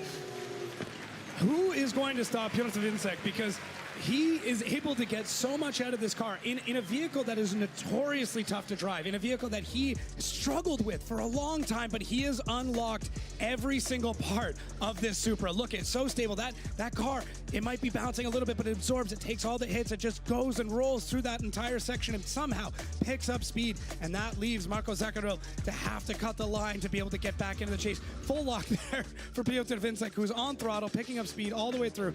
Look at how calm he is. It is wild what he is accomplishing and what we're able to see here today. But Marco Zakouril not phased throughout this run, knows how fast Piotr is, still stays in the battle, still stays in the chase, gets on his door, at least by the end of the run, going, if you're gonna do that, I'm gonna make you do the exact same thing. You're gonna have to battle me super hard on when we swap things around. Marco Zakouril at no point in time gave up in this battle, even though Piotr Wiecek showing no signs of slowing down. No, he is no signs of slowing down. I think the distance he pulled from initiation to that long outside zone 4 was just unbelievable. It's incredible what he's been able to accomplish. Let's go, Peter! And as I said before, in a vehicle that it looked like he was trying to handle, even in practice, the first practice, he had an off. He went into the grass, and that team came back, got everything sorted, and now it is a complete rocket ship. It certainly is a rocket ship. I don't know if anyone else on the grid right now has the pace to hang with him. We're going to find out here. Marco Zakouril knows what he's up against, and is he going to pull something out of the bag on this last run? It's do or die, Mr. Zakouril, as he takes the lead. Here we go, yeah, the end bag firing as he comes off the line. Zakouril to lead out Wiecek as Wiecek stares down, slams that car through the gears, he flicks it to angle. Zakouril puts that car where it needs to be. Nice line so far, but Wiecek goes wide. Bruce comes up, spins the car as he hits Zakouril. Wow. What just happened? Damn it, man. Piotr Wiecek right now in a crazy spot. What is coming off the bottom of his car? I'll tell you what, I think we've got two separate incidents here. Interesting. If we go back to a replay of initiation, I think we have two separate incidences. Interesting. I think Wiecek put the car off track, and I think Zakouril broke down. At the same time. At the exact same time. Watch this. They come off the line, slam through the gears. There's no messing around. Both guys want this. They're hungry for it. Zakouril goes for a big flick on initiation. So does Wiecek. He mirrors almost the angle. Nice line so far. No mistakes from both guys. As they get here, Wiecek goes off track. Watch Zakouril shuts the car down before Wiecek comes back on track. Two separate incidences. Almost, or is, I'm being told, a 0-0. Right. Okay, so what does this leave us then for the judges to be able to go over? Walk me through this, Ian. In this situation, we're still in the game. We're still in the game. Well, that's if whatever fell out of Wiecek's car is not serious. We're gonna need the judges on this one for sure to explain how this all works out, because look at you're right. As Wiecek comes on track, Zakouril's already shut it down. I'm going to say, is that a 0-0? I'm looking across to David Kalas. He's nodding. It's a 0-0 confirmed by the judges. So now that leaves us in a situation where I'm gonna listen to the guys in my ears. You carry on there, Jacob. Gotcha. Yeah, it is wild that this happened. I mean, it is the serendipitous that both drivers having those mistakes. Piotr having to just stall and check for one quick second, and that's what ends up pushing him off track. Right, so I'm hearing word in my ears that Marco Zakouril thinks the engine has failed in the car. No. They're going to go back to the paddock after this and check it over and see if it has failed, and we'll get word of that as soon as we hear. And you can see Wiecek looking over, and the face of Wiecek there, he's like grimace. That was because Zakouril just tried to start it. Oh yeah, he just tried to start the car. Here we go. We need a decision. Left for Zakouril, right for Wiecek. Who's going to the final? It's going to be Piotr Wiecek. Let's go! It's not how we wanted it. It's not how we wanted it. It's not how we wanted it. But still, let's go. Third and fourth place playoff. The podium. To find out. Judges, David Kalas, I need to come to you. You judged that on one run. Normally, we need to judge lead to lead, chase to chase. The only possibility where we can judge lead to chase is in case of double mistake or double incomplete, which we saw when Piotr went 3 wheels off, and exactly after that, Marco stopped drifting. So first 0 was for Piotr, second 0 was for Marco. Then we are coming for the first run, and in the first run, Piotr did 2 small mistakes. He was on the curb, and the rotation to outer zone 6 was not perfect, but they are very small mistakes, so his lead was pretty high score. Then when we look on Marco, he was cutting a lot in a lot of places on the track, and the proximity was not that great. So that did not give him too much points, so that means Piotr is going through. Thank you very much, David. Yes, so there you go. Makes sense. And I mean, look, imagine if Peter would have decided to have chased first. Yeah, and this is where that implication comes in, where, yeah, what would have happened then? What would have happened then? What would have happened? What? Yeah, that rule change has so many implications, and it has so much strategy, and just adds such another element to make this. Where the sport is at today, the pedigree of these drivers, the advancements that we have in technology and everything, and this is what it looks like. Well, here we go. This is going to be it. The third Peter versus Carter, let's go! Zakouril and Kevin Passer. And the final will be against the Polishman, Piotr Wiecek, to take on Connor Shanahan, our 2023 champion. I think it's the game, but I'm very happy. We really enjoy. Again, For a driver that keep that consistency throughout the rest of this season, and he's got such a big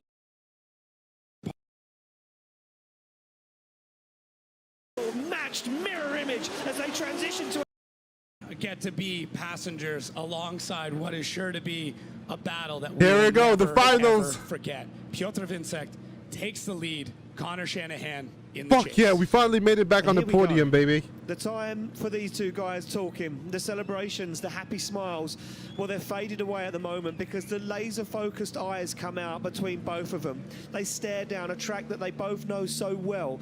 They look into a blind corner with a grandstand packed full of people. They give the nod to the start line Marshall Martin. He presses the button for what will be one of the last times this weekend. The light goes green, and Wiecek fires that car through the start line and through the gears as Shanahan jumps straight onto the back bumper. He fires it alongside him. They go mirror image as they transition to outside zone 4. Wiecek stalls up, can't get deep into that zone. As Shanahan follows him through, as Shanahan pops through the smoke, Wiecek goes for the wall. Shanahan goes Let's for go, the wall. They Peter! both put back bumper to back bumper on the wall and across the line. Oh, this is not going to be easy. It's Connor after all. In them to not mess up and having to push at full pace throughout this entire thing. Incredible. Right from initiation, right from the lights going out, these drivers just completely at it. You can see here Connor Shanahan even just leading up Piotr Wiecek, trying to get him to make that first move. And there's Piotr Wiecek getting it out there, riding that line perfectly, getting really deep to that first inside clip. Look at the angle, the snap out, and how stable he is. It's coming through that compression zone, and the suspension being put to full use as he transitions back out. And you can see through the window of Connor Shanahan hunting down the Polish driver of Piotr Wiecek as they come through this outside zone.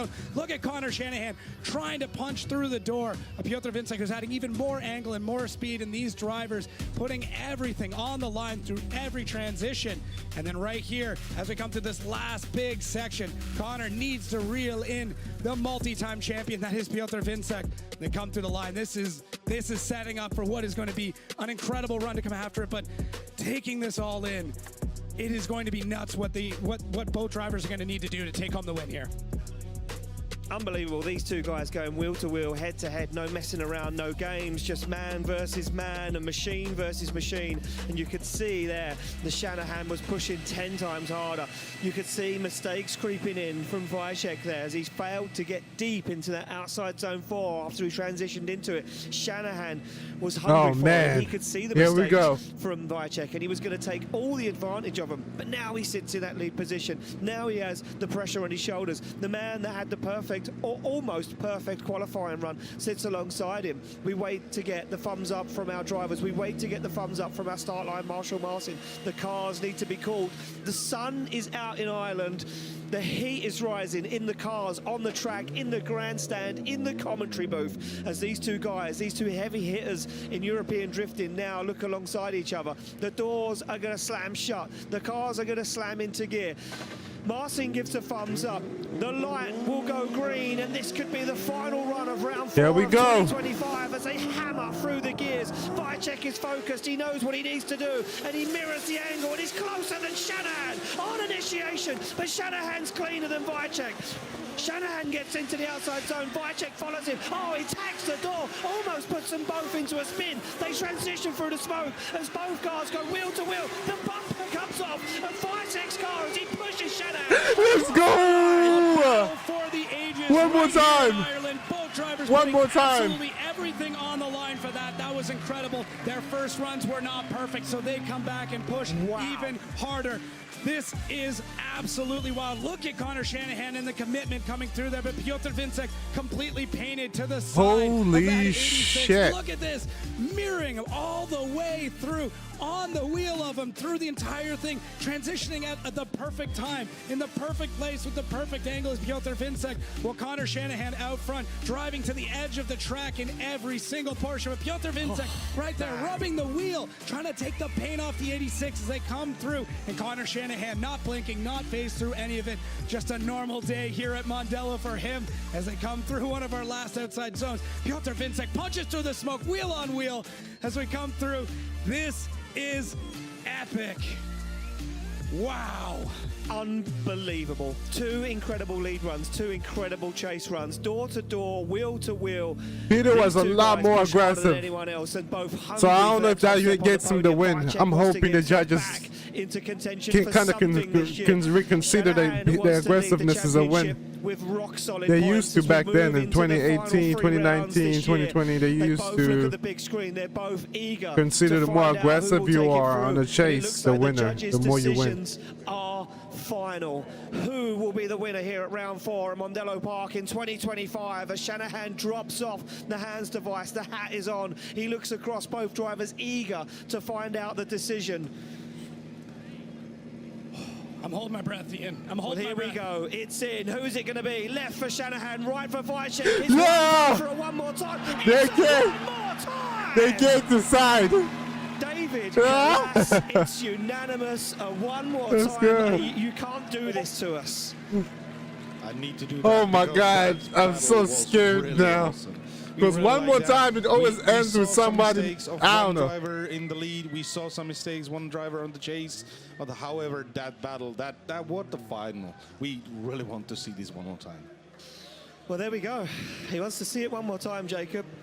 And they have to step up from here. I don't know where and I don't know how, but they know that as drivers that if they want to win this now, it's got to be more. I spotted a mistake from Piotr Wiecek, so you can just come back on air for us quickly, David. We've got some time because they've got to go against some tyres and fuel. I spotted a mistake from Piotr Wiecek into outside zone 4. He didn't get deep into it.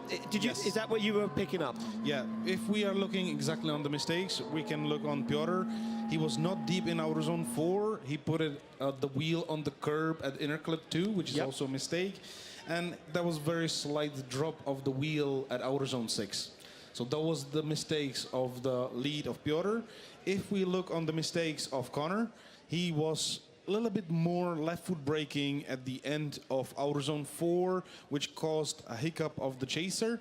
And then if we look on both chase runs, on Connor's run, he was a little bit out of synchronization from 4 to 5, from outer zone 4 to outer zone 5, but he had really good proximity.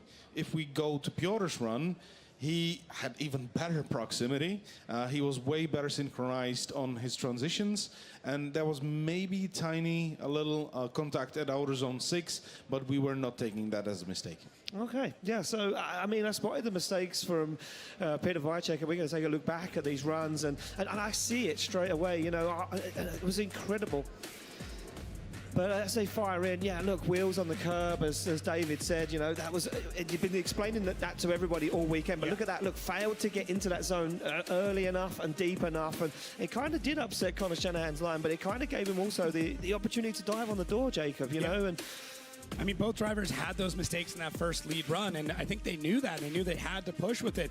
It really, for Piotr, he's like, okay, I wasn't a perfect lead, so I need to get that dial back in. But yeah, here we go to what is just absolute insanity. I mean, Ian, I've never seen drivers push this hard before.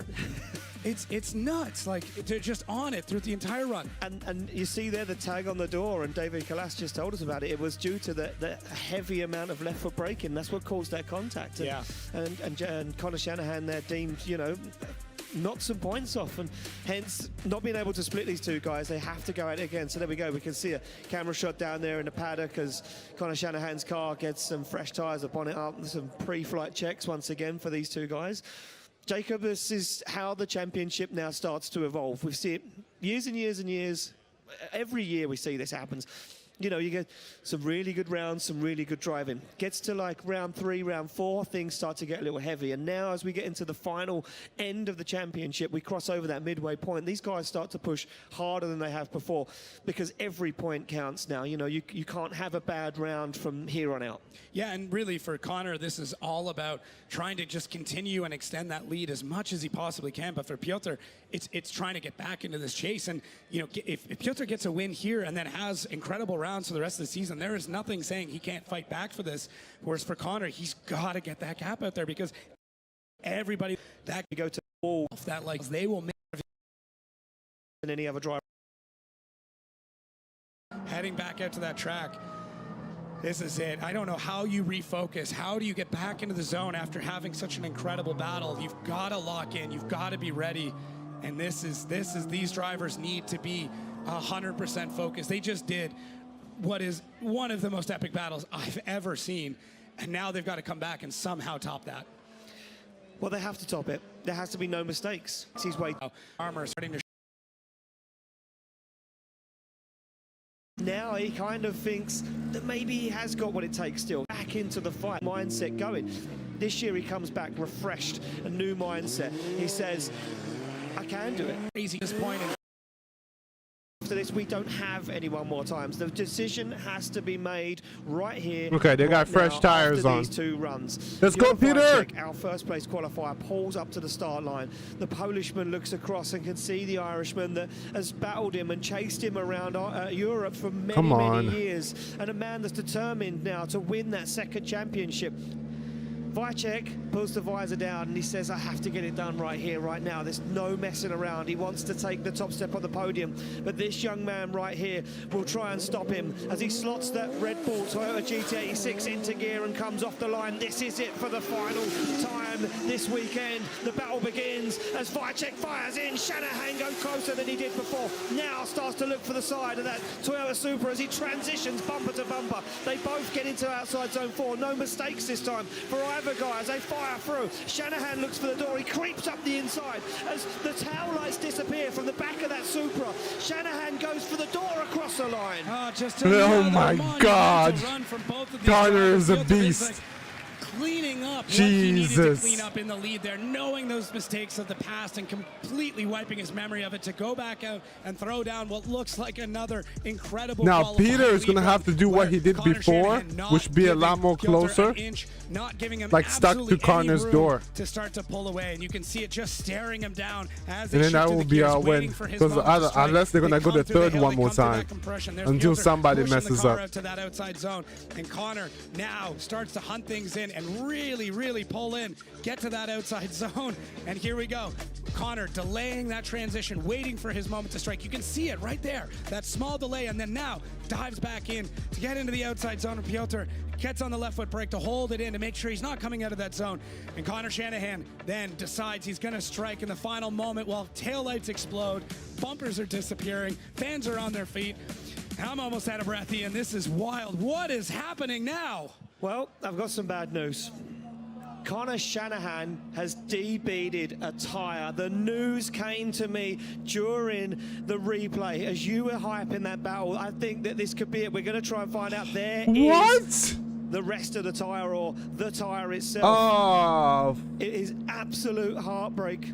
We're checking though. The judges now have So to what go is the back judges and are look going to at the do? replay to see Is it going to be a full DB, or they're going to let him go? This is not just an open and shut case, but yeah, would that have been a front tire then that would have come off? Wow. So we're waiting to see. This man was drifting on 3 tires. I'm done. You know, a single fault, or if it was caused by Wiecek in any way. The judge is now looking back at the replay, trying to find out where it was, what happened, how did it happen. It looks like, yeah, Piotr, I mean, on a really tight line through there. Connor still holding on to those front wheels at that point. Where did this go wrong for Mr. Shanahan? In that transition, can we see everything looks good through here? It doesn't look to me like there was. Was it? It has to have been there over the finish line.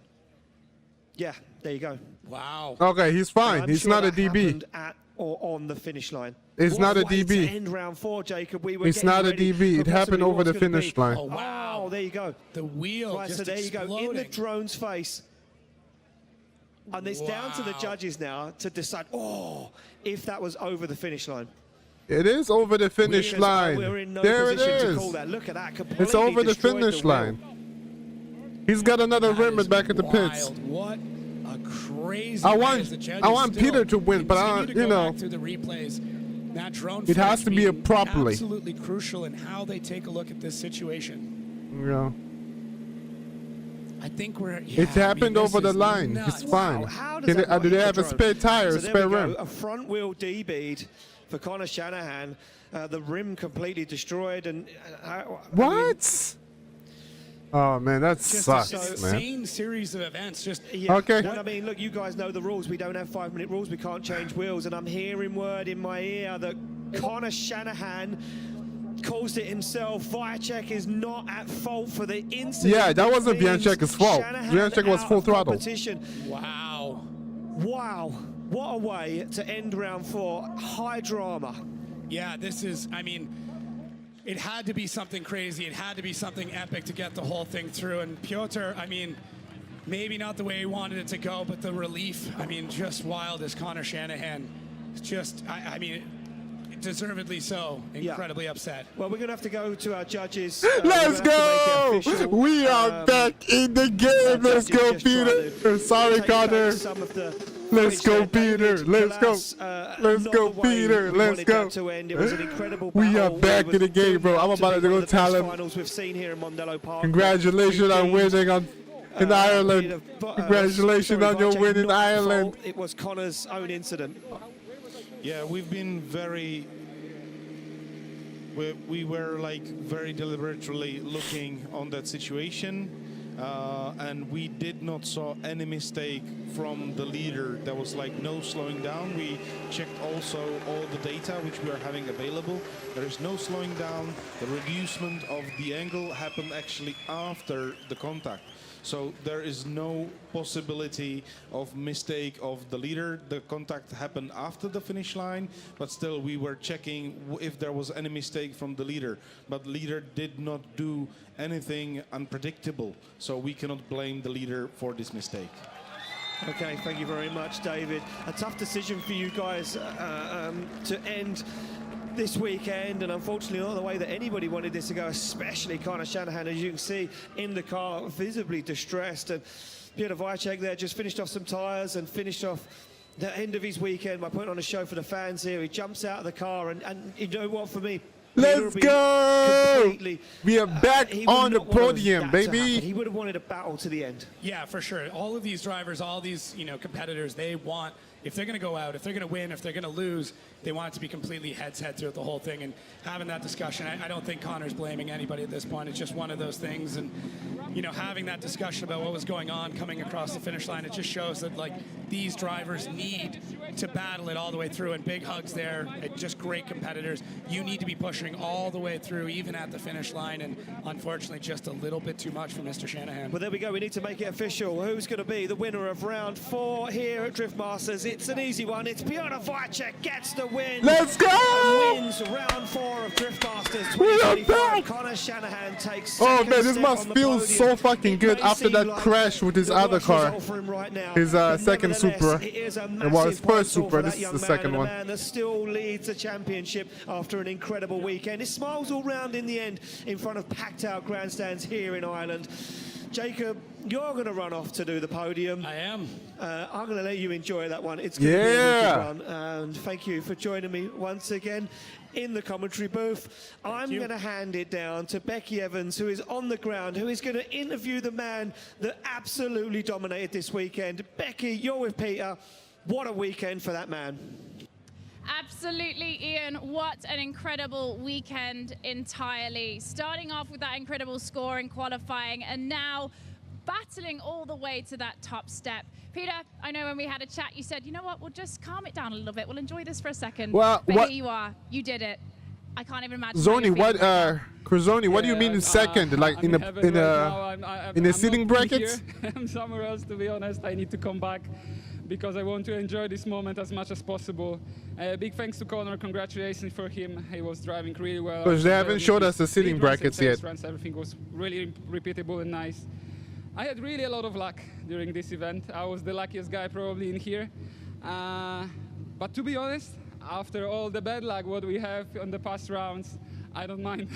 I don't mind to have luck at once this season. So, oh my God, big thanks to my family, to my team, to my sponsors, and everyone who was involved in building this beautiful car. We finally, after 2 years of developing, we made it. Yeah, it feels amazing. And finally, a podium with that new car. Let's go. And to the whole crowd who was gathered here to cheering me up, to Irish fans, to Polish fans. Dziękuję bardzo, że jesteście.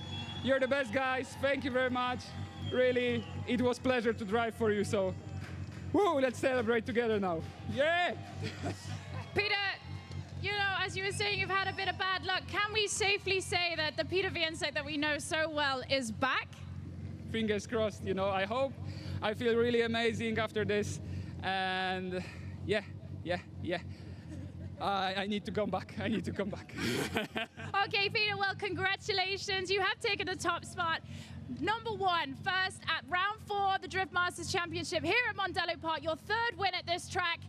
Guys, what a round.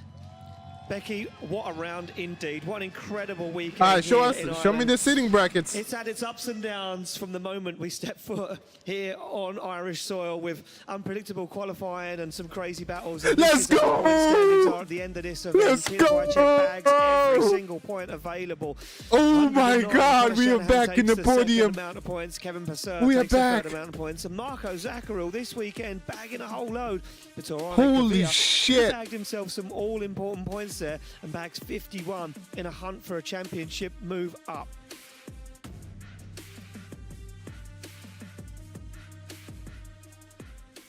So there we go, scenes of how these two guys celebrated at the end of the weekend. Oh there. my And God. Shanahan congratulating Peter, and a little bit of a deliberation and discussion of maybe who was at fault. But let's take a look at the championship standings as they sit right now. Connor Shanahan Second. still leads We the are championship back. with 251 points. Oh, now we But gotta Peter catch up. Wiecek jumps Riga, himself baby. up into second You place already with know how Piotr does in 191. Riga. Oliver Randalu Riga, drops down we into here. third place with 168, and you can It see ain't Kevin over yet. Pascotti jumps himself back up into contention with 168.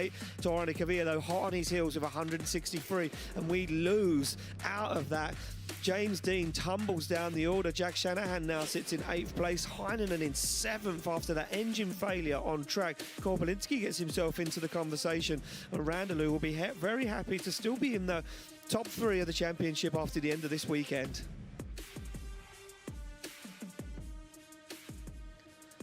Well, there we go. The two guys have finished on the top steps of the podium. Connor Shanahan and Piotr Wiecek as they go off to receive their awards and celebrate the weekend here in Mondello Park. That is it. Piotr Wiecek wins round 4 of Drift Masters 2025. Next, we go to Riga, and let's have a look at what we expect to see there in Riga, baby.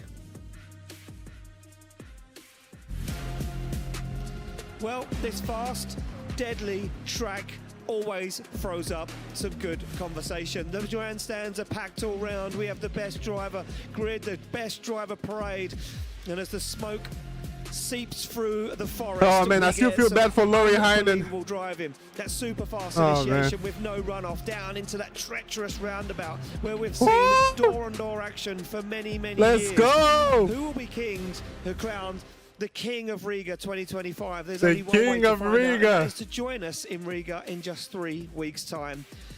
From me, from Jacob, from everyone here at Drift Masters, and from Becky on the ground, it's goodbye. Let's We'll go! see you in Riga. Oh my God, I'm so excited.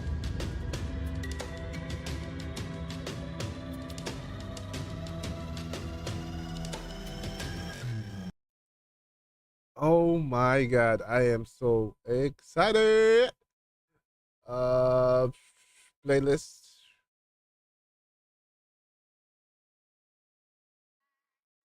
Okay, where is it?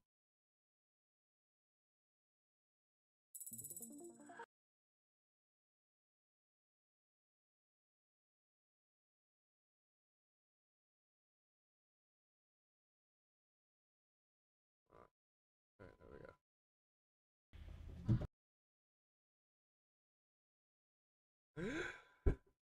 Yo.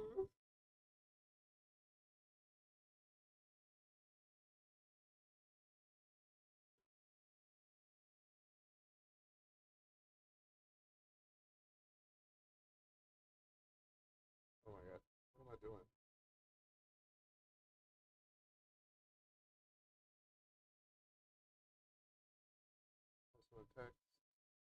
I don't know what the fuck to say to him. But anyway, I'm gonna catch you. We're gonna be. I have to set. I'm gonna set up. Figure out the Ireland map, and then we're gonna do some driving in Ireland. I'll be streaming again pretty soon. Just gonna go upstairs, drink some water, eat some food, come back down, and then we're gonna do some driving.